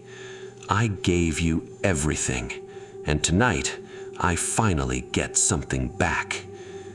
The bus sped up. I remembered the woman's eyes, and I screamed until my throat gave out. Every family has someone everyone pretends not to dread. The one whose name drops into a conversation and makes the room go quieter. In ours, it was Aunt Margaret. If you're trying to picture her, imagine a person who treated every interaction like a complaint desk. Tight, gray haircut that never moved, mouth permanently set like she'd just tasted something spoiled. She had this talent for finding the weakest person in the room and pressing exactly where it hurt. Once, at a diner, a waiter forgot her lemon slice. She stood up and yelled until his voice cracked and his hands started shaking. She didn't stop then. She never did. When she visited, the air in the house changed. Chairs were wrong. Food was wrong. We were wrong. Too loud, too slow, too stupid. She made my mom cry more than once with a single sentence tossed out like it meant nothing. I remember my mother locking herself in her bedroom, face red and swollen, while Aunt Margaret sat at the table, poking at her plate, unimpressed. "That diet isn't doing you any favors," she'd say, without even looking up. My dad just stared into his food. I learned early what silence looked like. Still, she came every month. I didn't understand until I got older. She had money, a lot of it, and she held it like a weapon. Everyone knew she'd never spend it on anyone while she was alive, but the hope of what came after kept people polite. When she finally died, no one cried. We didn't even fake it well. Her death was a relief wrapped in something uglier. I told myself I wouldn't think about how it happened, that I'd forget. That didn't work. My therapist says writing it down might help. I don't know if that's true. I just know I'm tired of waking up sweating, swatting at the air. Margaret hated me most. She never hid it. Said I was plain compared to my younger sister, pinched my cheeks too hard, commented on my weight like it was public property. I learned to stay quiet. If I didn't react, she'd move on to someone else. That system broke the day she kicked my dog. He was lying in the grass, old and gentle, tail thumping when anyone came near. She could have stepped around him. There was space.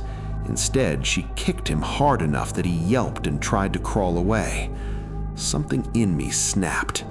I don't remember deciding to move. I remember my hands shaking. I remember seeing my dog's eyes wide and wet, his body tucked in on itself. I pushed her. I didn't know there was a slope behind her. I didn't know how close she was to the edge. She fell fast, rolling, screaming. She hit at the bottom with a sound I still hear sometimes, usually when I'm half asleep. Her leg broke, bent wrong. The shouting started, my parents calling for help, her screaming like an animal. I stood there, empty, holding my dog while everything blurred. The ambulance came, the hospital. She survived, and she never let it go. She couldn't sue a 10-year-old, but she tried anyway. When that failed, she demanded payment, my payment. I was sent to her house every day after school to work it off. Her house sat near a swamp, low and squat, always buzzing with insects. I'd know I was close when the gnats found my arms. She never greeted me, just barked from her chair for me to shut the door. She sat there with her cast propped up like a trophy, drinking glass after glass of red wine. Her toes curled on the cushion, pale and claw-like. "Clean," she'd snap. I scrubbed everything, floors, counters, bathroom. My hands cracked and burned from bleach. The smell never left. Wine, cabbage, and something sour underneath. She ate boiled cabbage every day. Watching her spoon it into her mouth made me nauseous for years afterwards. A month of orders, of slaps, of silence. Then summer hit hard, a heat wave that pressed down on everything. The flies came with it, big black ones. They hovered in clouds, buzzing thick enough you could feel it in your teeth. Margaret loved the heat, kept the radiators on, wore sweaters, never opened a window. On my last day, the flies were everywhere. I swatted my way to her door, already counting the minutes until I never had to come back. She wasn't in her chair. That was strange enough to stop me. I heard a sound from the back room, a low hum, steady, too steady. I knocked, called her name. No answer. The sound grew louder as I moved closer. Not humming, buzzing. I opened the door. The heat inside hit me like a wave. The curtains were drawn. The room was dark. Then my eyes adjusted, and I saw the bed. There she was, or what was left. Flies covered her, crawling, feeding.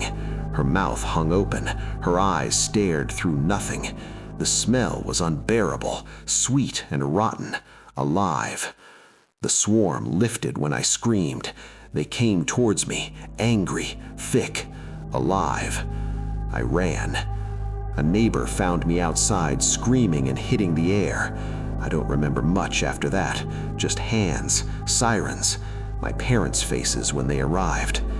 They said she died in her sleep, choked. The flies came through an open window. I never went back inside that house. Even now, years later, I sleep with every window shut. I don't care how hot it gets. I still hear it sometimes, that buzzing right near my ears, waiting.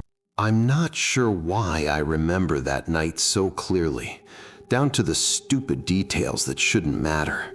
The hum of the fridge, the way the clock on my phone glowed too bright in the dark.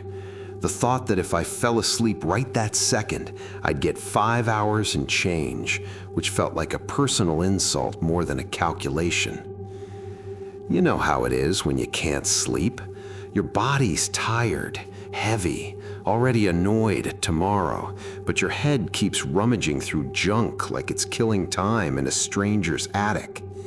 Half-remembered songs from when you were 16, faces you haven't seen in years, things you said wrong once and apparently need to rehearse forever.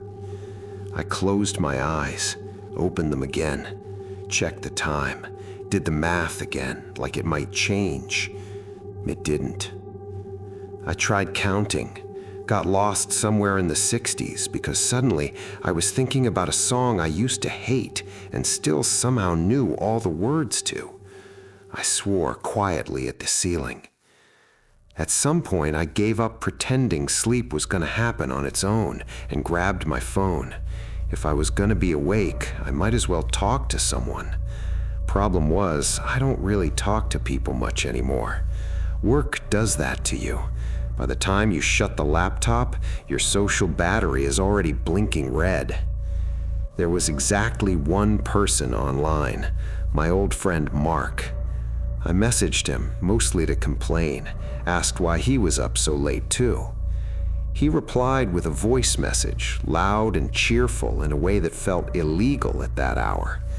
He said they dragged him out to some bar last minute, somewhere outside town. There was music in the background, laughter, glasses clinking. He sent a photo after, him with a bunch of people I didn't recognize, all leaning too close to the camera mid-smile. That used to be me, or at least I tell myself it was. He invited me to come out, wrote that it'd be good to see me, that it had been a while. I sent back a voice message so he could hear how exhausted I sounded. Told him it was a work night, that I hadn't slept, that I'd probably collapse on the dance floor and die. Someone near him, some woman I didn't catch his name, yelled that I should drink hot milk if I couldn't sleep. I snorted at that. But when we hung up, the idea stuck. I remembered there was a bit of milk left in the fridge, probably just enough for 1 mug.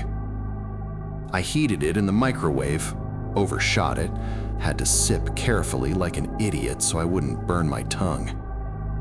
I stood by the kitchen window while I drank it. Outside, everything was dead quiet. No wind, no cars passing. The courtyard looked like a paused video. The same bench, the same empty trash can. All the apartment windows dark, like the whole building had decided to sleep at once. That's when I noticed the carousel. I'm still not sure how I missed it before. It stood beyond the sidewalk, on a patch of bare ground that always looked temporary, like no one had decided what to do with it yet. Old, painted yellow once, now more like a sick, faded version of yellow. No plastic, no bright colors, just metal and wood. From above, it looked almost like a crooked cross. The seats were wooden planks, worn smooth. The metal handles were polished where countless hands must have grabbed them. It didn't belong there. The actual playground was on the other side of the yard, newer, safer, with rubber ground and cheerful slides. This thing looked like it had been forgotten or left behind on purpose. I caught myself thinking that if someone really spun it hard and fell off, they could die. Those old carousels were brutal. I remembered scraped knees, elbows, the time I got smacked in the head by a swing and pretended I was fine because crying felt worse. Why haven't they removed it? The thought drifted off, slow and warm, like the milk finally doing its job. I finished the mug, rinsed it, went to bed. I slept. The alarm felt like a mistake. 8 a.m. already. My body protested, but I dragged myself up, showered, got dressed, shoved myself out the door. Halfway to work, the image of that yellow carousel popped into my head for no reason at all. At lunch, I decided to check if it was really there.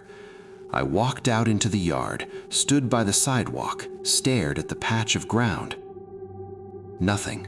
No carousel, no metal base, no scuffed dirt where it should have been.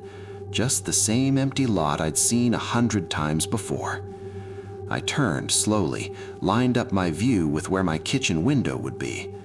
I was standing in the exact spot. Had they removed it overnight? That made no sense. Or had I dreamed it? That made a bit more sense given how tired I'd been. I didn't have time to stand there arguing with myself. Work was work. By the time I got home that evening, the whole thing felt thinner, less solid. Just another weird half-dream your brain throws at you when you're exhausted. Until I saw the empty mug on the windowsill, right where I'd left it. I remembered standing there, remembered the silence, remembered the carousel's chipped paint. The memory felt real enough to be annoying. Still, I told myself I didn't care, as long as I slept that night. I watched an episode of a dumb nostalgic show in bed, something about a band I loved as a kid. Let the familiarity wash over me. Turned toward the wall, closed my eyes. That's when I heard it. A sound so light it barely existed. A thin scrape, like something brushing metal the wrong way. It hooked my attention before I could decide whether it mattered. I listened. There it was again. Metal against metal. Dry. Unlubricated. Like an old bike wheel. Like swings that haven't been used in years. The playground was far from my windows. This sounded close. I sat up, heart already doing that annoying thing where it speeds up before you've agreed anything is wrong. I looked out the bedroom window. Nothing. The empty lot. Dead grass. No carousel. The sound came again, a little louder this time. Wrongly rhythmic. I had a stupid thought then, one of those thoughts you get that you don't want to admit you had. What if I looked from the kitchen? Same side of the building, but a better angle on the yard. I got up and walked down the short hallway, feeling ridiculous for being nervous, flicked on the kitchen light, looked out the window. The carousel was there. Yellow, old, real. Each scrape matched its movement. It was rotating slightly, back and forth, like something was testing it.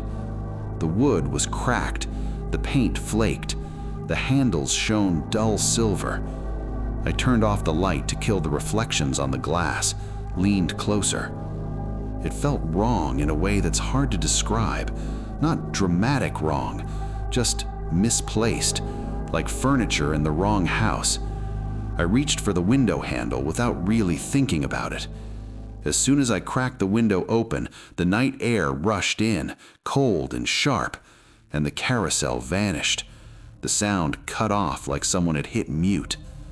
I stood there, breathing fog onto the glass, feeling stupid and shaky. I messaged Mark immediately, skipping any greeting, dumped the whole thing on him in one long, rambling text. Hallucinations, no sleep, carousel appearing and disappearing. He replied fast. Said it sounded like a campfire story. Then said more seriously that he'd had stuff like that happen when he was overtired. Hearing his name called, seeing things overlap with reality. Told me about once after being awake too long when he thought he was sitting at a computer in the back of a taxi and tried to type on an invisible keyboard while the driver stared at him like he was insane. "Your brain's fried," he wrote. "Get some sleep." It made sense. Too much sense. I agreed with him, put the phone down, and slept hard. The next day was better, clearer. Work didn't feel like it was happening underwater. Even the usual office doom talk about automation and being replaced slid right past me. That night was Friday. I went home instead of out, decided to fix my sleep schedule like an adult. Went to bed early. I fell asleep almost immediately. The sound dragged me out of it. This time it wasn't subtle. The scraping was loud, aggressive, layered with something else. Footsteps, heavy, wet thumps against dirt. The carousel wasn't being nudged, it was being ridden. I covered my ears. The noise dulled but didn't stop. When I pulled my hands away, it surged back, insistent, like it knew. I looked out the kitchen window. The carousel was there again. And it wasn't empty. Something was on it. Not a child, not an adult. Something proportioned wrong. Its head was enormous, bulbous like a pumpkin stretched too tight.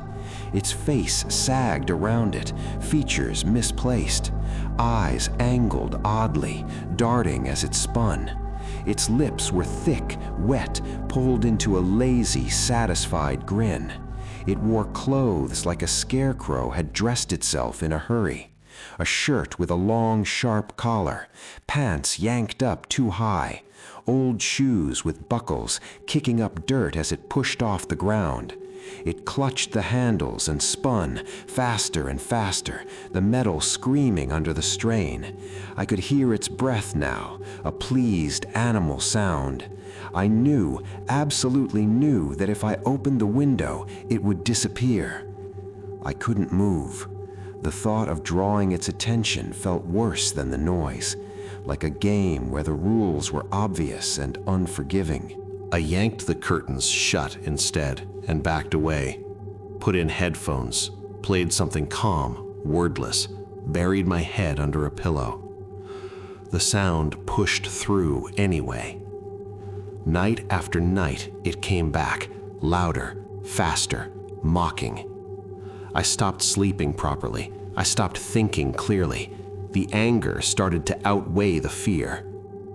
One night, I snapped. I marched to the kitchen, jaw clenched, telling myself it was all nonsense, hallucinations, stress. I grabbed the window handle hard enough to make my hand ache. The thing saw me. It slammed its foot down, stopping the carousel dead. Looked up. Its expression changed. The stupid grin collapsed into panic. Its eyes locked on mine, wide and shaking. It was afraid. That startled me more than anything else.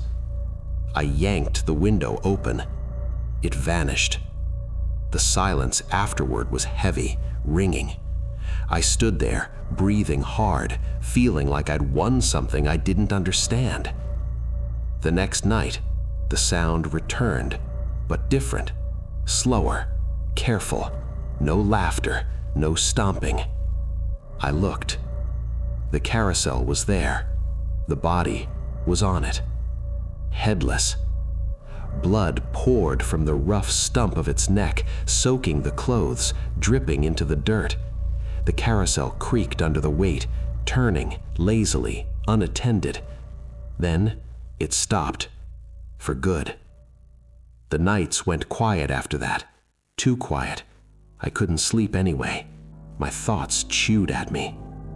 I went outside with a flashlight, poked around the empty lot, kicked at the soil, found metal buried there, part of a base, proof that something had once stood there. That should have comforted me. It didn't. I looked up at my apartment. Someone was in the kitchen. Something worse than the thing on the carousel.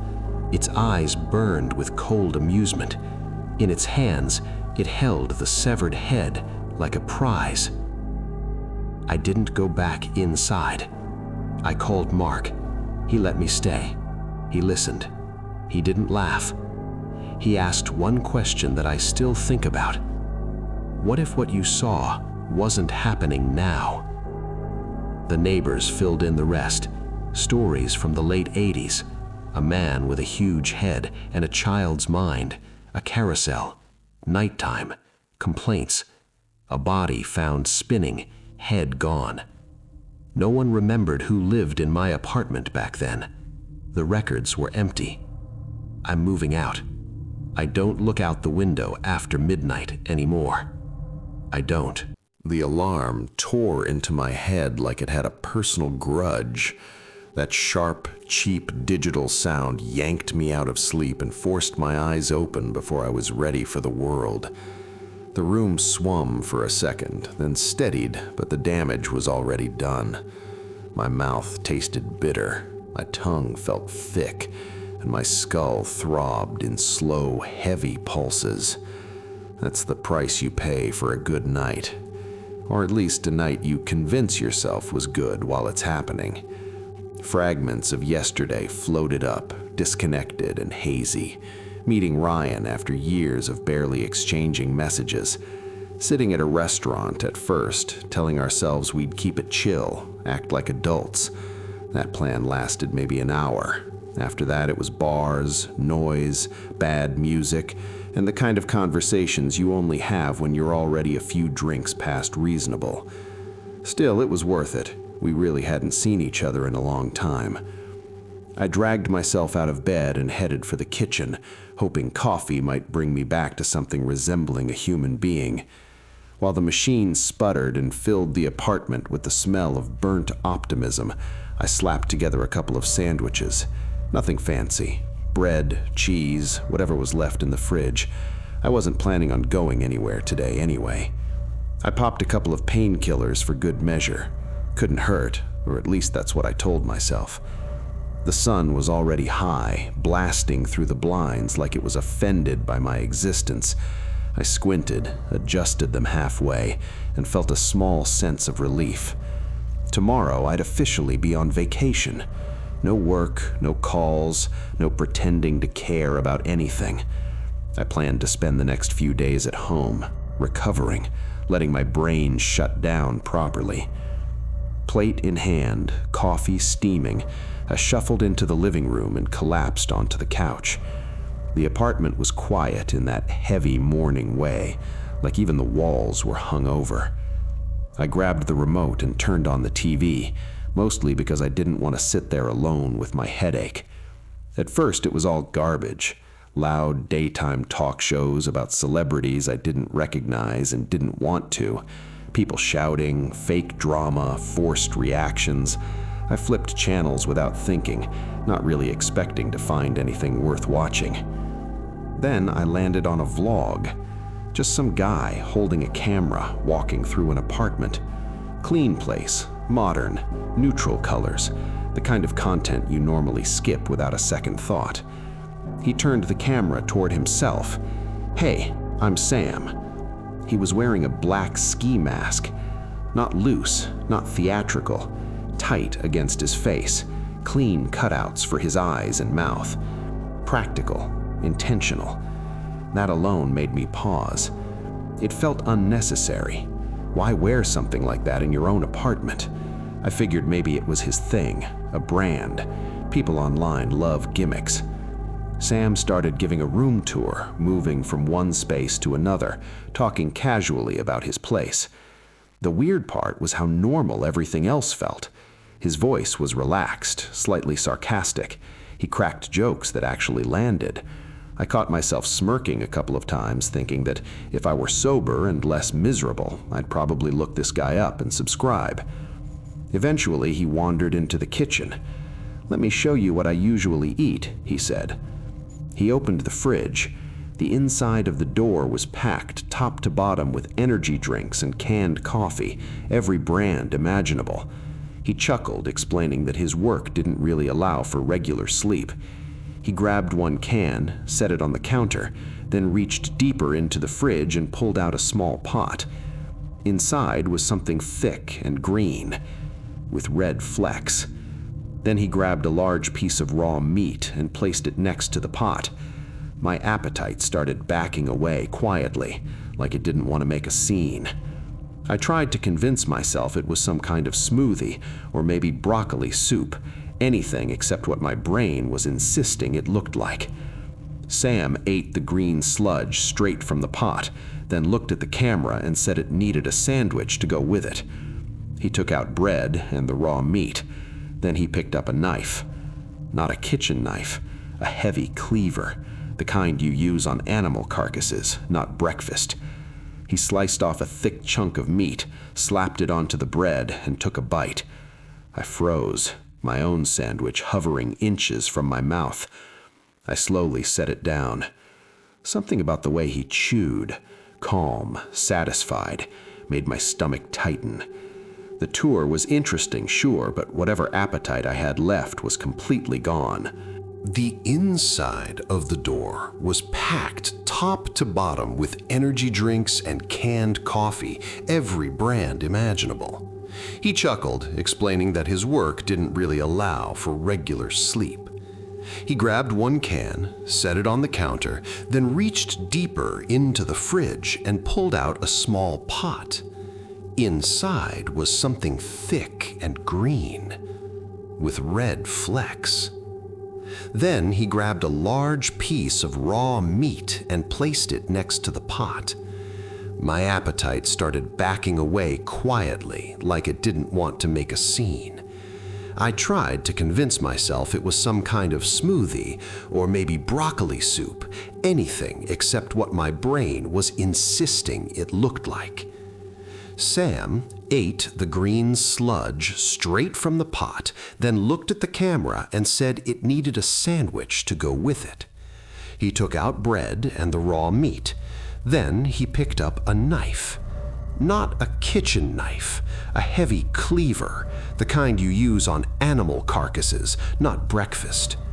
He sliced off a thick chunk of meat, slapped it onto the bread, and took a bite.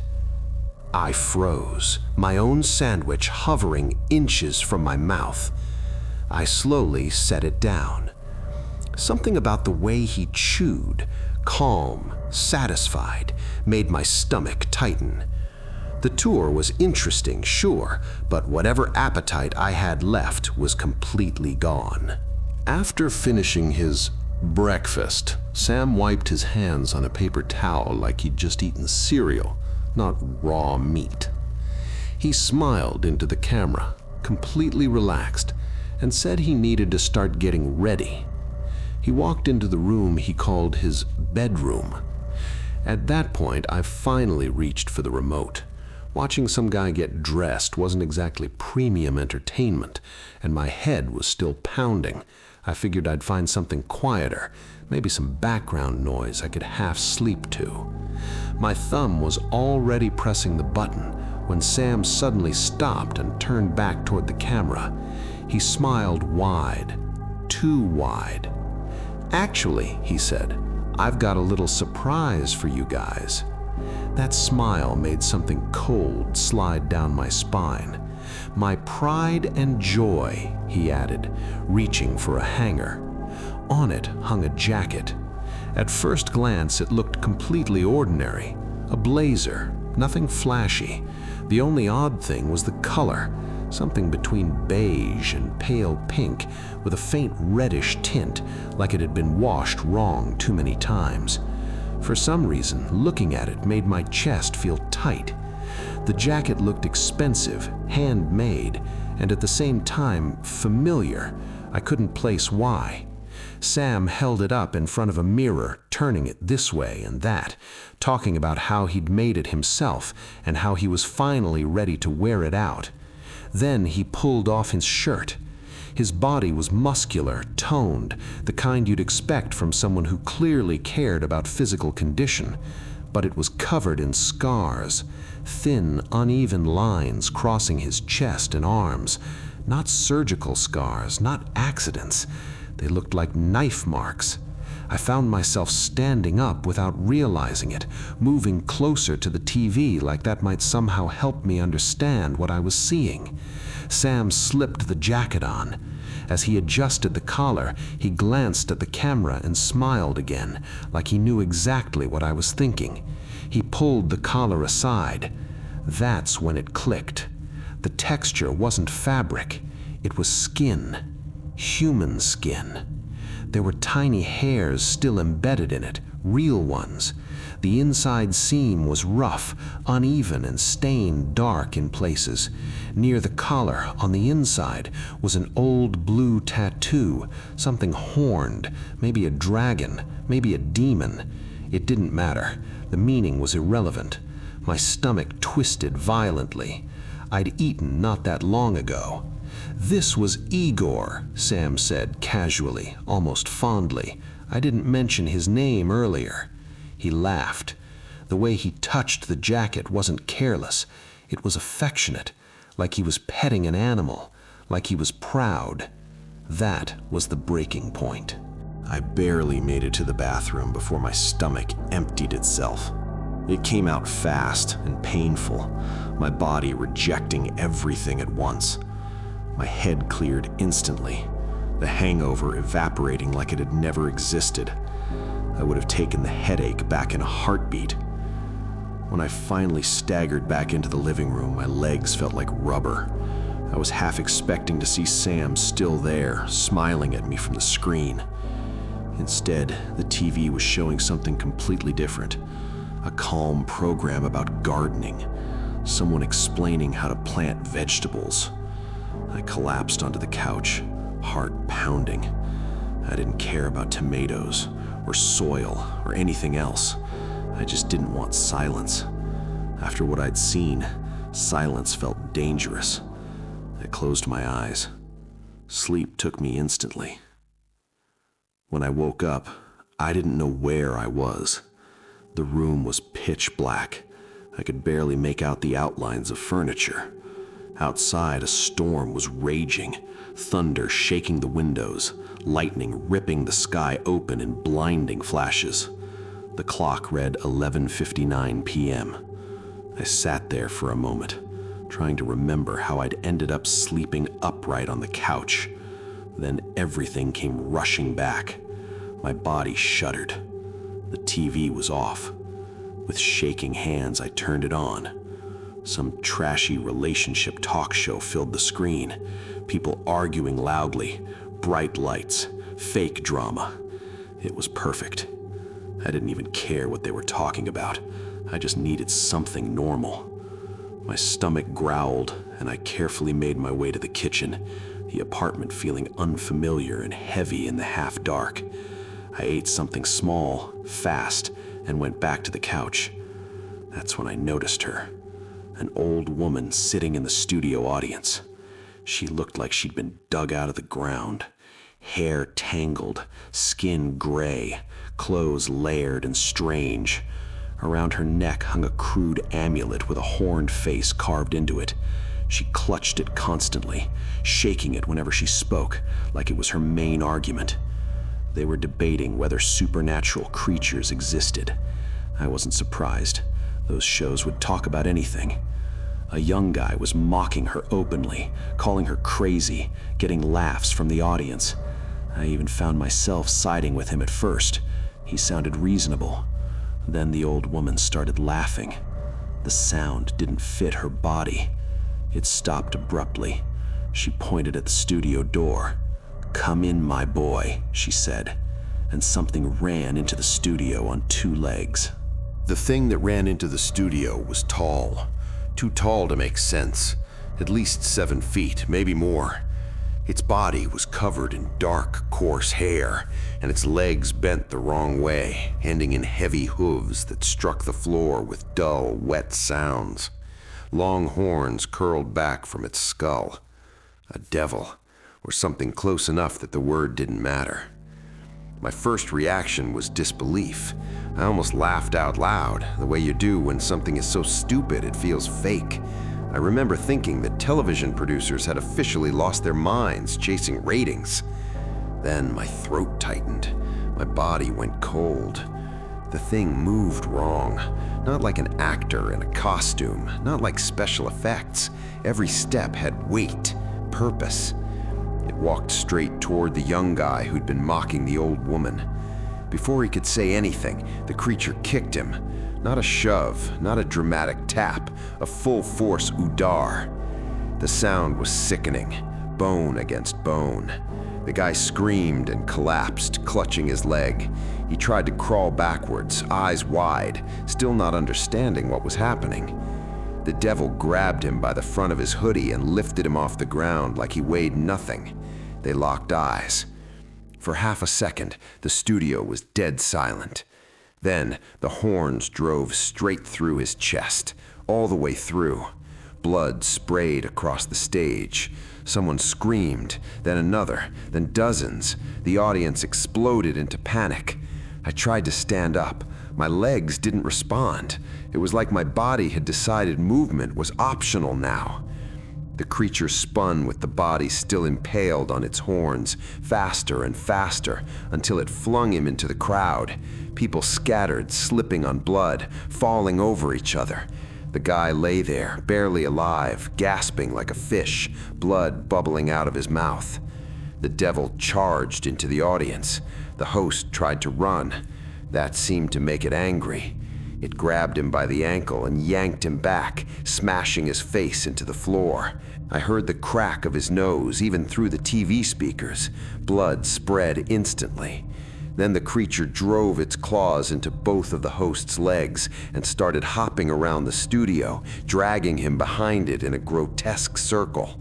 Hooves thudding, screams echoing, blood smeared across the floor in a widening ring. When the circle was complete, the creature stopped, pulled its claws free, and began licking them slowly. Someone in the studio threw up. The old woman smiled. She raised her hand and pointed again. The devil turned and lunged at a young woman near the front row. It tore at her clothes, scratching every exposed inch of skin. She screamed and tried to cover herself, but it didn't stop. Her pale skin bloomed red with fresh wounds. I was shaking so badly my teeth hurt. This is bullshit. This is bullshit. This can't be real. I couldn't look away. The creature suddenly stopped. It turned its head toward the camera, toward me, its eyes locked onto mine through the screen. "Don't believe in me," it growled. My blood ran cold. "Then I'll come for you." I slammed the power button and ran. I don't remember crossing the apartment. I just remember diving under the covers in my bedroom like a terrified kid, pulling them over my head and curling into myself. My entire body shook violently. I couldn't relax. Every muscle felt like it was about to tear itself apart. Eventually, the shaking turned into cramps, and exhaustion dragged me under. I don't remember falling asleep. Morning came with rain hammering against the window. Gray light filled the room. The storm from the night before had settled into steady drizzle. I lay there for a long time, staring at the ceiling, feeling ridiculous. It had been a nightmare, obviously. Stress, alcohol, lack of sleep. My brain had stitched together nonsense from whatever I'd watched. I got up with a strange sense of defiance. The fear from the night before felt thin now, embarrassing, like something I should have grown out of years ago. I walked into the living room and looked at the TV. The screen was black, innocent. For a moment, I considered calling Ryan, telling him everything, laughing it off. I wasn't scared anymore. I wanted proof. I wanted to prove to myself that none of it was real. I headed to the kitchen to grab something to eat. The fridge was almost empty. I was halfway through pouring coffee when I heard it. The TV turning on. A voice started talking. My skin prickled. I forced myself not to panic, made myself finish pouring the coffee, picked up the mug with hands that didn't quite feel like mine. I walked toward the living room. Something was pulling me there. Not fear, not curiosity exactly. Something else. The screen flickered. Static crawled across it for a long moment. I stood there, staring, waiting. The static cleared, and a new video began. The picture stabilized, and for a second I thought the TV had switched to some old rerun. The apartment on screen looked dated, cramped, ugly in a way that felt intentional. Yellowish walls, cheap linoleum, too many shoes piled near the door, bags and junk stacked like no one had cleaned in years. A heavy-set young guy came into frame, breathing hard as he carried a small grocery bag into the kitchen. "Mukbang?" I muttered. "Seriously?" He set the bag down and started unpacking. A tiny piece of sausage, a jar of sun-dried tomatoes, some kind of sauce in an unmarked container. He turned on the kettle and wiped sweat from his forehead. I realized then that I hadn't actually eaten anything with my coffee. My stomach tightened, so I quickly went back to the kitchen and slapped together a sandwich, not wanting to watch someone eat on an empty stomach. When I returned, the guy on screen was already sitting at the table. His meal looked sad. Several open-faced sandwiches with sausage, tomatoes, cucumbers, all drowned in that same mystery sauce. The camera was positioned directly in front of him, close enough that I could see every movement of his mouth. He ate like an animal, smacking, slurping, chewing with his mouth open. Oil dripped onto the tablecloth. He kept reaching back into the jar with greasy fingers, piling more tomatoes onto the bread, staining everything around him. The kitchen itself was disgusting. Grease on the stove, brown stains on the tablecloth, sticky cabinets. Just looking at it made my skin crawl. My appetite vanished. At one point, his eyes drifted upward, past the camera. It looked like he was staring at my ceiling. He froze for a second, then slowly stood up and walked out of frame, leaving behind half-eaten bread. I leaned forward, strangely tense. When he came back, he was clenching something in his fist. I heard a soft crunch. I didn't want to guess. He opened his hand. Cockroaches. 4 or 5 of them, crushed, still twitching. I felt bile rise. He carefully placed them on the remaining piece of bread. When he took a bite, the crunch echoed through the room. That was it. I barely made it to the bathroom before vomiting again. My body emptied itself like it was trying to escape. When I came back, wiping my mouth, the screen was no longer showing the mukbang. It was showing me. Not a reflection, a live feed. I was sitting on my couch, staring at the TV with a slack, terrified expression. The angle was wrong for a mirror. It was like someone was filming me with a front-facing camera. I watched myself slowly sink into the chair. Then I felt my own legs give out. The version of me on screen did the same thing, just a fraction of a second later. My limbs felt useless, heavy, like they'd stopped responding to commands. The camera moved closer. I could see my lips trembling, my eyes darting. I didn't dare move. Then the camera turned away. It showed my hallway, the front door, the kitchen sink with dirty cups from the day before, breadcrumbs on the counter. Someone was walking through my apartment. The camera drifted past my bedroom without stopping and turned toward a narrow hallway I almost never used, the storage room. I had forgotten about it, honestly. Old boxes, junk, things I never bothered to sort through. The camera pressed close to the door. It stopped. I waited. Then something slammed against the door from the inside. I jumped. The sound came again. This time I heard it in the apartment, not from the TV. The last thing I remember clearly is turning toward the hallway. Then darkness. I woke up to white noise. The TV was blasting static, drilling into my skull. My head throbbed like it was splitting open. I checked the clock. 5:30 p.m. That didn't make sense. I could have sworn I'd woken up this morning already. The static cut out. A morning show appeared. 2 hosts sitting at a table with coffee mugs, smiling too wide. I closed my eyes, trying to steady my breathing. I listened. Jokes, banter, fake laughter. "Good morning, Alex," one of them said. My eyes snapped open. They were staring straight at me, smiling, waiting. I'd had enough. 15 minutes later, I stood by a dumpster behind a nearby building, smoking, staring at the TV I'd just thrown away.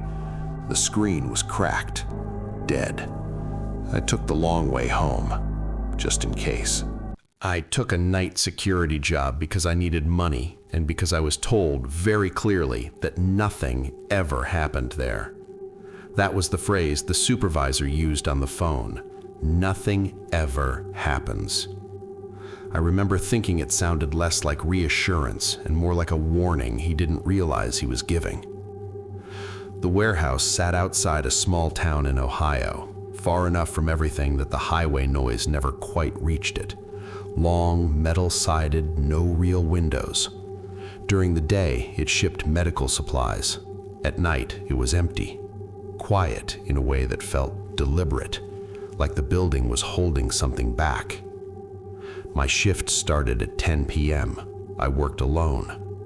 There was a small security room near the loading docks with a desk, an old swivel chair, and a wall of monitors. 12 of them, grainy black and white feeds. Parking lot, loading bays, storage aisles, break room, long hallways with lights that hummed faintly. The room smelled like burnt coffee and disinfectant. The chair was too comfortable, which made staying awake harder than it should have been. The first night was exactly what I'd been promised. Boring, uneventful.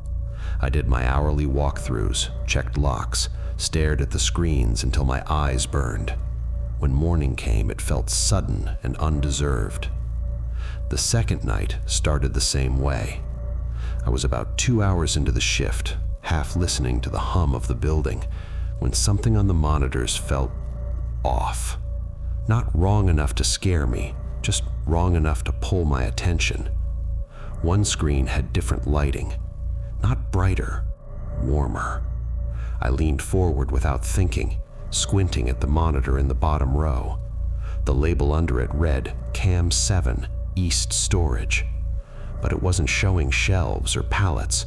It was showing a hallway, narrow, carpeted, beige walls, a framed picture hanging slightly crooked near the middle. For a few seconds, my brain refused to connect it to anything. I told myself it was a wiring issue, a crossed feed, some other building using the same system. Then I noticed the camera angle. It was too low, mounted at about chest height, child height. That's when the feeling hit me, sharp and cold, right behind my ribs. Because I knew that hallway. Not from photos, not from stories, from muscle memory. The scuff mark near the baseboard, the way the carpet darkened closer to the bathroom, the faint dip in the ceiling that always made the light flicker. It was the hallway outside my bedroom from when I was a kid. I stood up so fast my chair rolled backward and hit the wall. I laughed once, quietly, because the alternative was worse. "Okay," I said out loud, to no one. "Okay." I unplugged the monitor and plugged it back in. The screen went black, then flickered back to life. Concrete floor, metal shelving, east storage. I remember how relieved I felt and how stupid I felt for that relief. Nothing else happened that night. I went home at 6, told myself I was overtired, and slept like someone who keeps waking up to check if they're really alone. The third night, Cam 7 showed the hallway again. This time, the bathroom door was open. I didn't unplug it right away. I just stood there, staring, feeling that slow, sinking pull in my stomach. Because I remembered something I hadn't thought about in years. I used to be afraid of that bathroom. Not the dark, the mirror. I was convinced that if I stared at it too long, something would be wrong with my face. Not monsters, just delayed. Like my reflection would move half a second after I did. I never told anyone that. While I was thinking about it, the bathroom light turned on. I jumped so hard the chair scraped loudly across the floor. The light was harsh now, flattening everything. I could see details that shouldn't exist anymore. A cracked plastic cup by the sink, a blue toothbrush with frayed bristles. My toothbrush. That's when I realized something else. The camera wasn't just showing the house. It was showing it exactly as I remembered it. Not how it really was, how it felt. And that's when I saw movement at the edge of the frame. A shadow passed the hallway entrance. Small, fast. A child running. I stood there longer than I want to admit, staring at the hallway feed, waiting for the shadow to come back. It didn't. The bathroom light stayed on. The hallway stayed empty. The house felt paused again, like it was listening. I checked the time. 2:17 a.m. I forced myself to look at the other monitors. Parking lot empty. Loading bays still. Storage aisles untouched. Everything exactly where it was supposed to be. That made it worse. If one thing was wrong, I needed something else to be wrong too. A glitch, a flicker, anything that would let me say the whole system was failing. But it wasn't. I didn't call my supervisor. I didn't write anything in the logbook. I sat back down slowly, keeping Cam 7 in the corner of my vision, like you do with something you don't trust not to move when you're not looking. The rest of the shift passed without anything else happening. When I left that morning, the sky was that dull gray that makes it feel like the day hasn't fully decided to exist yet. I drove home with the radio on too loud, just to have another human voice in the car. I didn't sleep. Every time I closed my eyes, I saw the hallway, the bathroom light, that open doorway. On the fourth night, I almost didn't go in. I sat in my car in the parking lot for a full minute with the engine running, watching the building. It looked harmless, just metal and concrete and locked doors.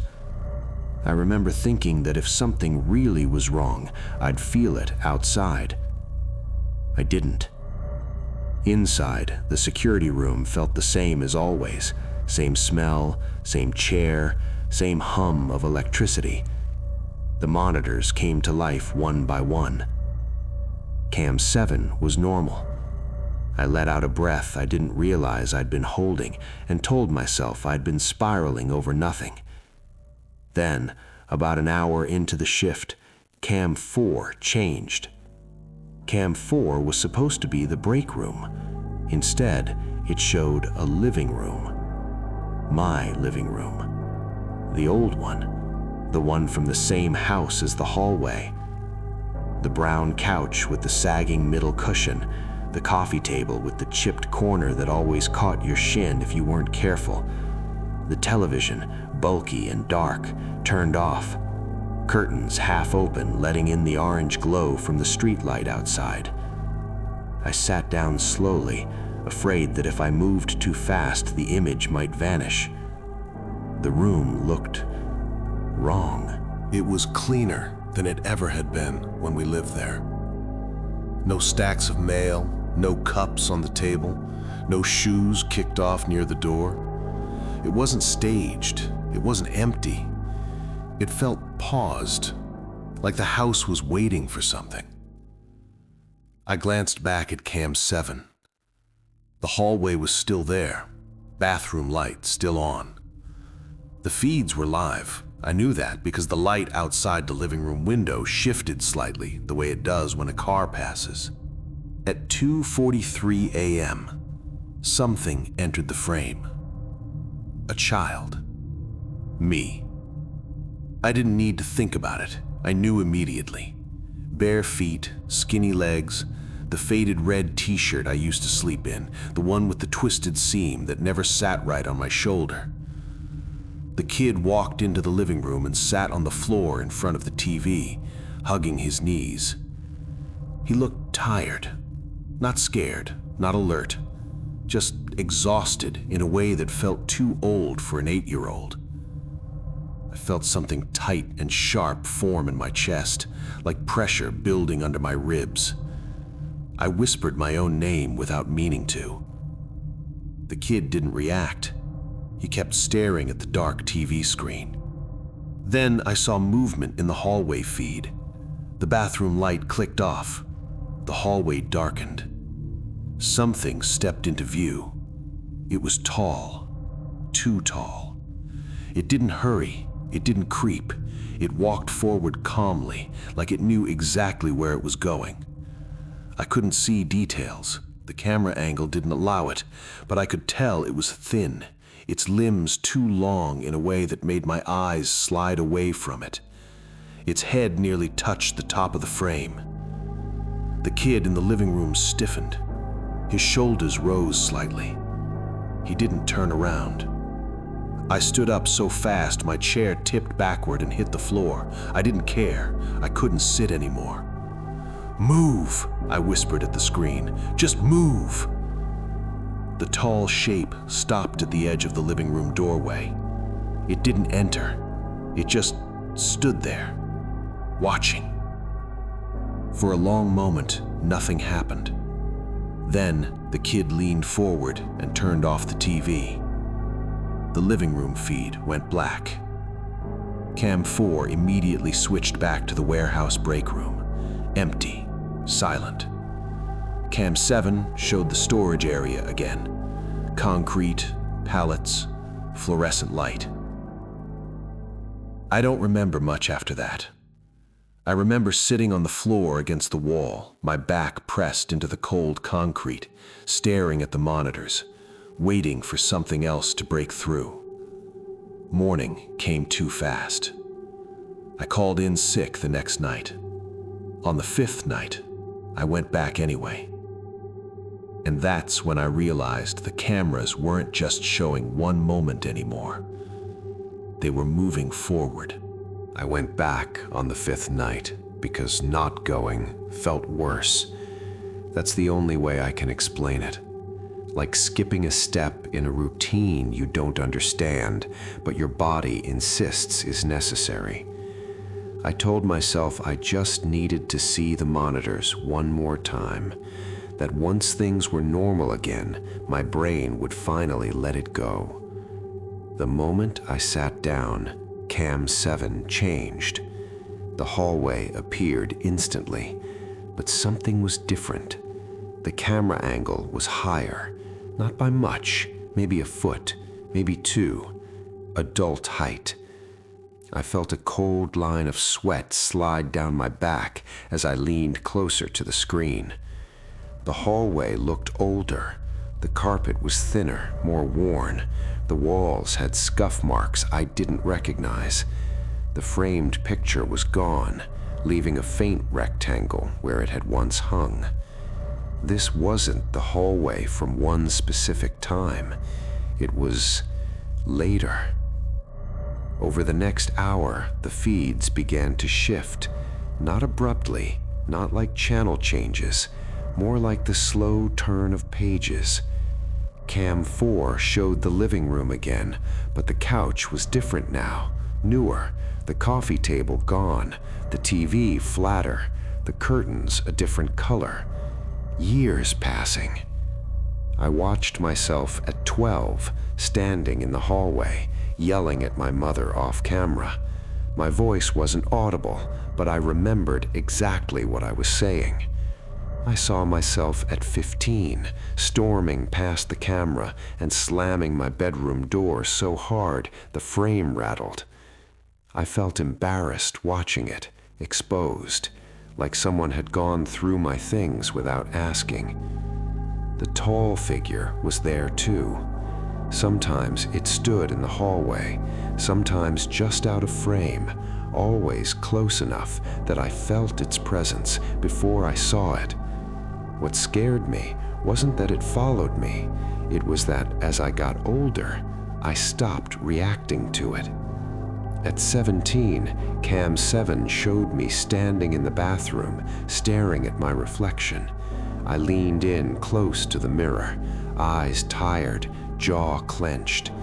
The tall shape stood behind me, close enough that it should have been impossible not to notice. I didn't flinch. I just shifted slightly, like I was making room. My hands started shaking again. I clenched them into fists, nails digging into my palms. "No," I muttered. "No, that's not right." But the footage didn't care what I said. Cam 3 flickered on. It wasn't labeled with a location I recognized. It showed my college apartment, the first one I lived alone. Messy, dim, clothes on the floor, a mattress without a frame. I saw myself pacing while talking on the phone, running a hand through my hair. I remembered the call. I remembered hanging up afterward and standing there, feeling watched. I had told myself then that it was anxiety. The tall shape stood in the corner, just out of the light. I didn't look at it. At 2:58 a.m., all the feeds froze. The room felt suddenly wrong without their subtle motion. The hum of the lights sounded louder. My breathing felt too fast in my own ears. Then, every monitor went black at once. I stood there in the dark, afraid to move, afraid to breathe too loudly. A few seconds passed. Then Cam 1 turned back on. Cam 1 was supposed to be the parking lot. Instead, it showed a narrow apartment hallway. My current apartment hallway. Same stained carpet, same flickering light near the stairwell, same dent in the drywall by my door from when I'd moved in. The camera angle was fixed directly on my front door. My mouth went dry. I took a step back, then another until my shoulders hit the wall behind me. The door in the feed opened. I stepped out. Adult me. Same jacket I was wearing at work, same tired posture, same hesitation before locking the door. I watched myself pause, head tilted slightly, like I was listening for something I couldn't quite hear. Behind me, something moved. The tall shape stepped into view, close enough now that I could see part of its arm, thin, jointed wrong, hanging just behind my shoulder. I waited for myself to turn around. I didn't. The version of me on the screen locked the door and walked down the hallway. The feed cut to static. Every other monitor snapped back to the warehouse. I don't remember deciding to leave. I remember being in my car, hands shaking on the steering wheel, the warehouse shrinking in the rearview mirror as I drove faster than I should have. When I got home, my apartment door was locked. The chain was on. Nothing inside was disturbed. I stood in the hallway for a long time before going in, listening to my own breathing, trying to convince myself that what I'd seen hadn't just shown me something that had already happened. I quit the next morning. No notice, no explanation. Life moved forward. New job, day shift, new apartment, then another. But sometimes, late at night, I feel that old instinct surface again, that quiet certainty about where not to stand. Last week, I was walking down the hall to my bedroom when I stopped without knowing why. I took one step to the left. The floor creaked where it never had before. I don't remember ever learning that. I just know I did. The first thing I remember is the sound of the door. Not the front door slamming or anything dramatic, just that dull wooden thump our house always made when someone came in, the kind of sound you stop noticing when you've lived with it too long. I was sitting on the floor, legs numb, playing with a doll that had one eye slightly melted. I used to turn her head so the bad side faced the wall. Even then, I didn't like being watched. My parents walked in together. That alone should have told me something was off. They didn't take off their jackets, didn't say hi. They just stood there for a second, looking down at me like I'd done something wrong and they were deciding how angry they were allowed to be. My mom smiled first, tight, careful. "Hey, honey," she said. "Today's a special day for you." I remember thinking she sounded nervous. Adults always think kids don't hear that. I didn't look up. I was trying to get the doll's shoe back on. The rubber was stiff from the cold. "What kind of day?" I asked. My dad cleared his throat. "Today," he said, "your husband was born." That's when I looked up. Not because it scared me, because it didn't make sense. "What's a husband?" I asked. Neither of them laughed. That's another thing that sticks with me. If I said something dumb, they usually laughed. A husband is someone who stays with you your whole life, like your father and me. You'll have your own family someday. She said it like she was explaining weather or chores. Then they turned around and left the room. No hug, no explanation, no checking if I understood, just the sound of their footsteps fading down the hallway and the back door opening again. I went back to my doll. I didn't cry, I didn't ask questions, I didn't feel special or scared. I just remember feeling mildly annoyed, like someone had interrupted me to tell me something boring. That night, they came back again. This time, my mom crouched down in front of me, holding my hands like she was about to pray. "2 boys were born today," she said, "not 1. I remember her sounding relieved. "So you'll have options," my dad added. "For what?" I asked. "For when you grow up." I stared at them for a long time before asking the only thing that made sense to me. What if I don't like them? My mom sighed. Not angry, tired. "We live very far from everything," she said. "There are only 3 houses here. When you're older, you'll need someone close. It's hard to be alone in places like this." I nodded, because that also sounded reasonable. I didn't understand that they weren't talking about someday. They were talking about something already moving toward me. I also didn't understand that one of those boys would grow up to be the only person who ever made me feel safe, and the other would make sure I never slept normally again. Back then, all I knew was that the woods around our house felt bigger than usual that night, and that for the first time, I locked my bedroom door. The village didn't change much after that. That's the thing people don't get when I say we lived in the middle of nowhere. They imagine decay or something dramatic. Abandoned houses, creaking signs, dead places. Ours wasn't dead. It was just finished. 3 houses. Ours, the boys' place down the dirt road, and my grandmother's, a little closer to the trees. No store, no church, no school. The forest didn't surround the village, it pressed against it, like it was waiting. Growing up there felt normal because I had nothing to compare it to. We made our own routines. Morning chores, afternoon walks to the river, evenings when the generator hummed and the lights flickered like they were thinking about going out. And the boys grew up with me. They were always the boys, never separate in my head at first, just noise and movement and muddy shoes on the porch. Valerie was younger, by a year and a half maybe, 2.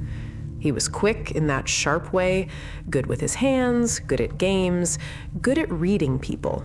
He smiled easily. When he laughed, it came from his chest, like he couldn't help it. Ethan was older, taller, slower. He watched more than he talked. When he did talk, it was usually at the wrong moment, like he'd been rehearsing a sentence and missed his cue. As kids, it didn't matter. We fished in the river until our fingers went numb, built stupid card houses that collapsed the second someone breathed wrong, rode our bikes too far, and pretended we weren't scared on the way back when the sun started dropping. At night, we'd sit by the fire pit behind our houses, flames snapping, smoke clinging to our clothes, the forest going dark around us in layers, like curtains closing one by one. Sometimes I'd catch my parents watching us from the porch, not smiling, just counting. When I was about 16, things started to feel different in ways I didn't have words for yet. Valerie started walking me home even though we lived maybe 3 minutes apart. He'd kick rocks off the path and tell me about his day like it mattered. When he looked at me, it felt steady, like standing next to a wall. Ethan started showing up too early. We'd get to the fire pit and the fire would already be burning. No one there, just the crackle. Sometimes his bike leaned against a tree, like he'd stepped away for a second and forgotten to come back. He laughed harder than before, louder, sometimes at nothing. I told myself it was just grief when their mom died. She got sick fast. One night their dad ran to our house, pounding on the door like the wood owed him money. My dad went with him. I wasn't allowed to follow. By morning, she was gone. After that, Ethan changed in small ways first.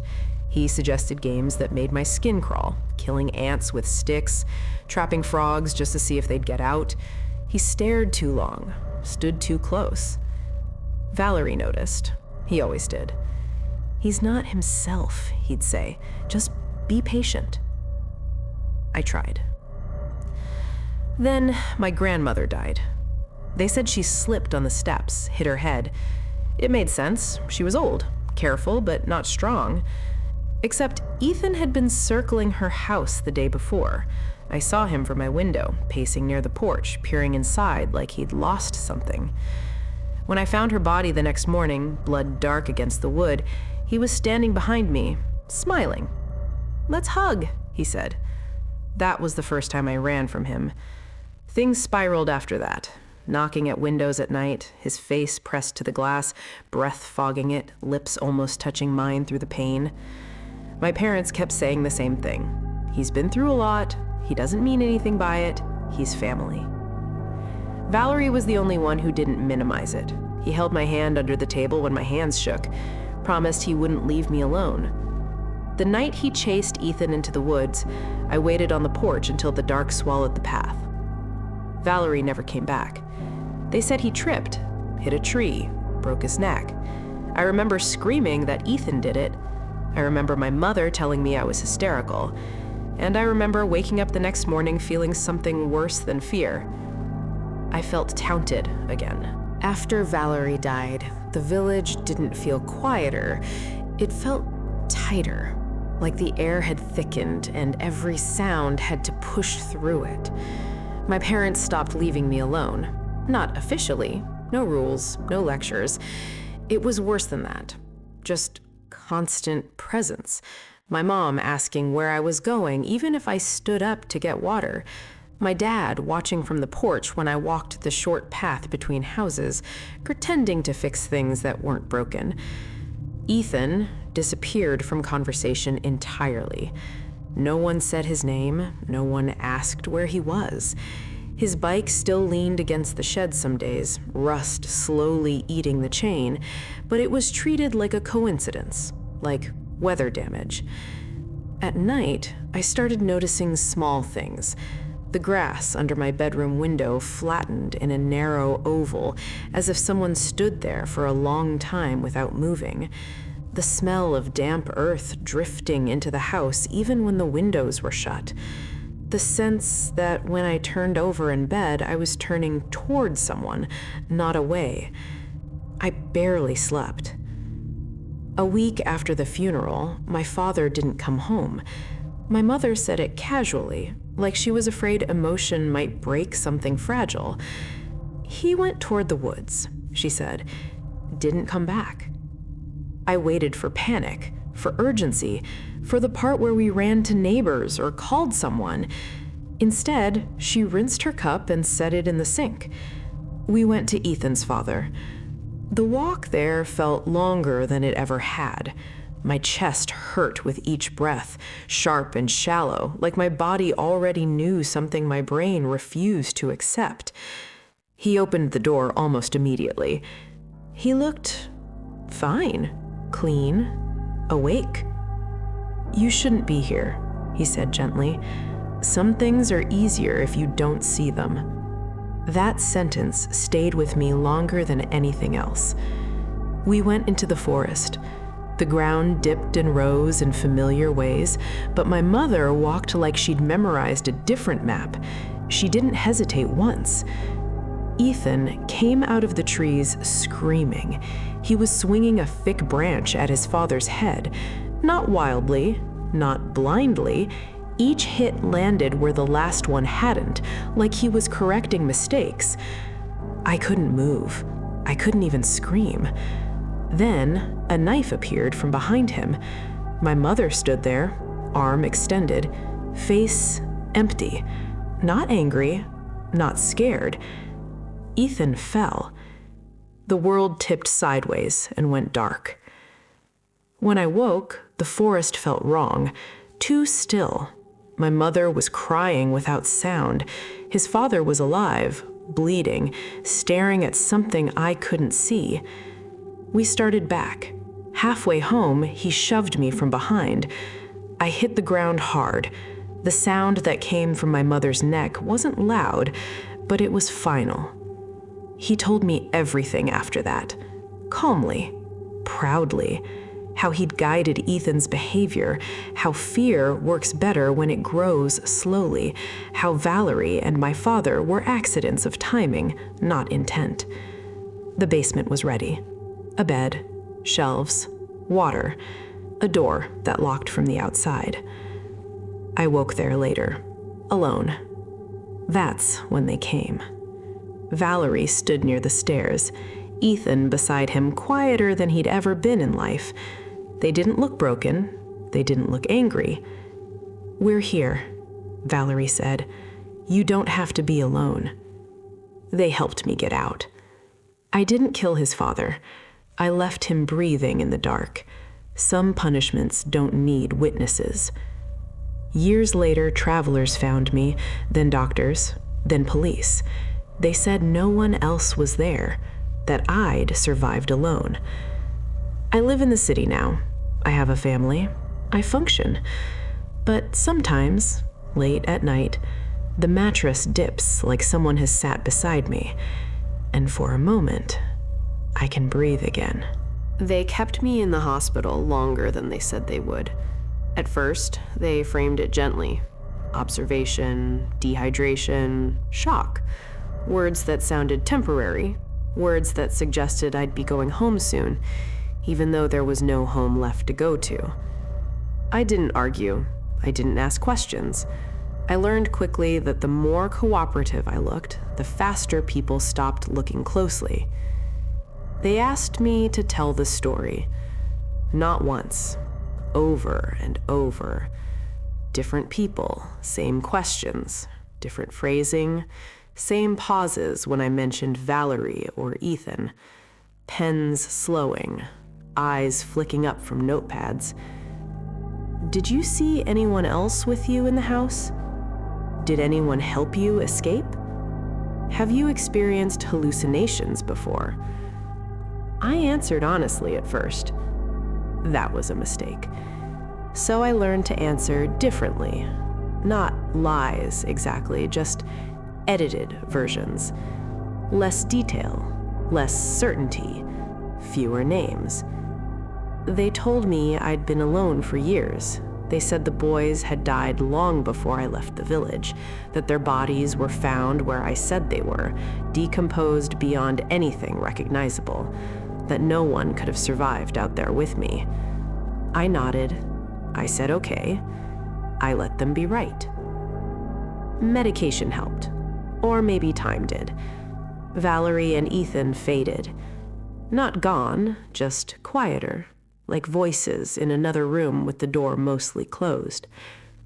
When I was discharged, people helped me start over. A small apartment, a job that didn't ask questions, later a partner, then a child. From the outside, my life looks clean, organized, normal in the way people find comforting. But some habits never left. I still lock every door twice. I still sleep closest to the wall. I still notice when someone stands too close behind me in line. And sometimes, when my partner leaves town or the house is too quiet, I feel that old pressure in the air, that familiar sense of not being alone, even when I should be. A few months ago, my child asked me why we don't visit my hometown. I told them there isn't one. That night, I dreamed of the forest again, the way it presses in without moving, the way it watches without eyes. When I woke up, there was mud in the kitchen floor.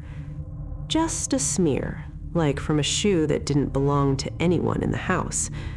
I cleaned it up before anyone else saw. After the mud incident, I started paying attention again. Not in a dramatic way. I didn't set traps or keep journals or spiral into theories. I just noticed things, the way you do when you've learned that ignoring details is how you get hurt. The smear on the floor never happened again, but other things did.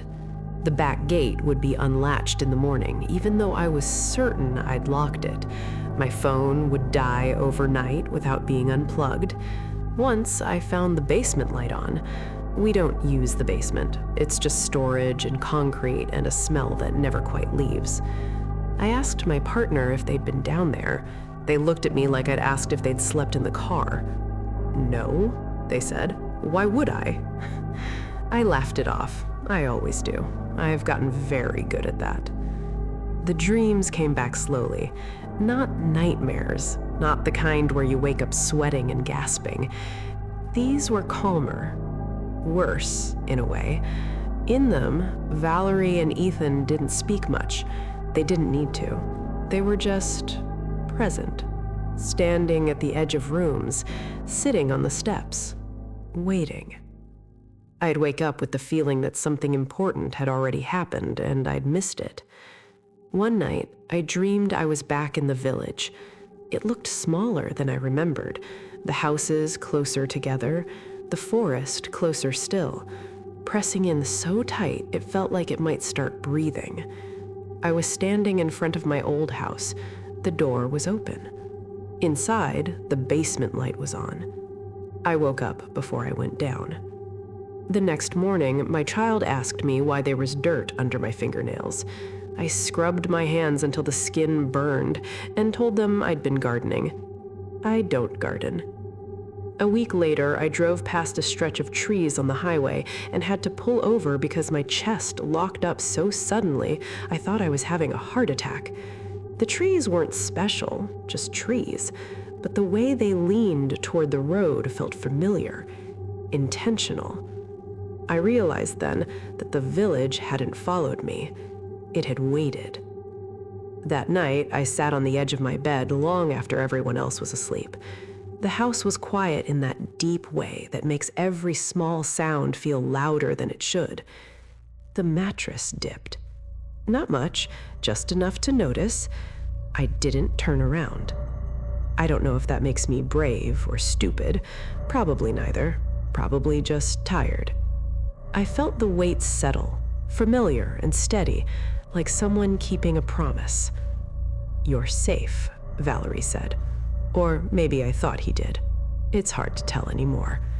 I don't ask them questions. I don't want answers. I've learned that what matters isn't whether they're real. What matters is that places like that don't let you leave cleanly. They take something with them. Sometimes it's fear. Sometimes it's people. Sometimes it's the certainty that you were never alone to begin with. And sometimes, late at night, when the house is quiet and the air feels thick again, I think about that little girl on the floor with the doll that didn't want to face the wall. I think about how early my life was decided, and I wonder if any of us ever really choose who stays with us.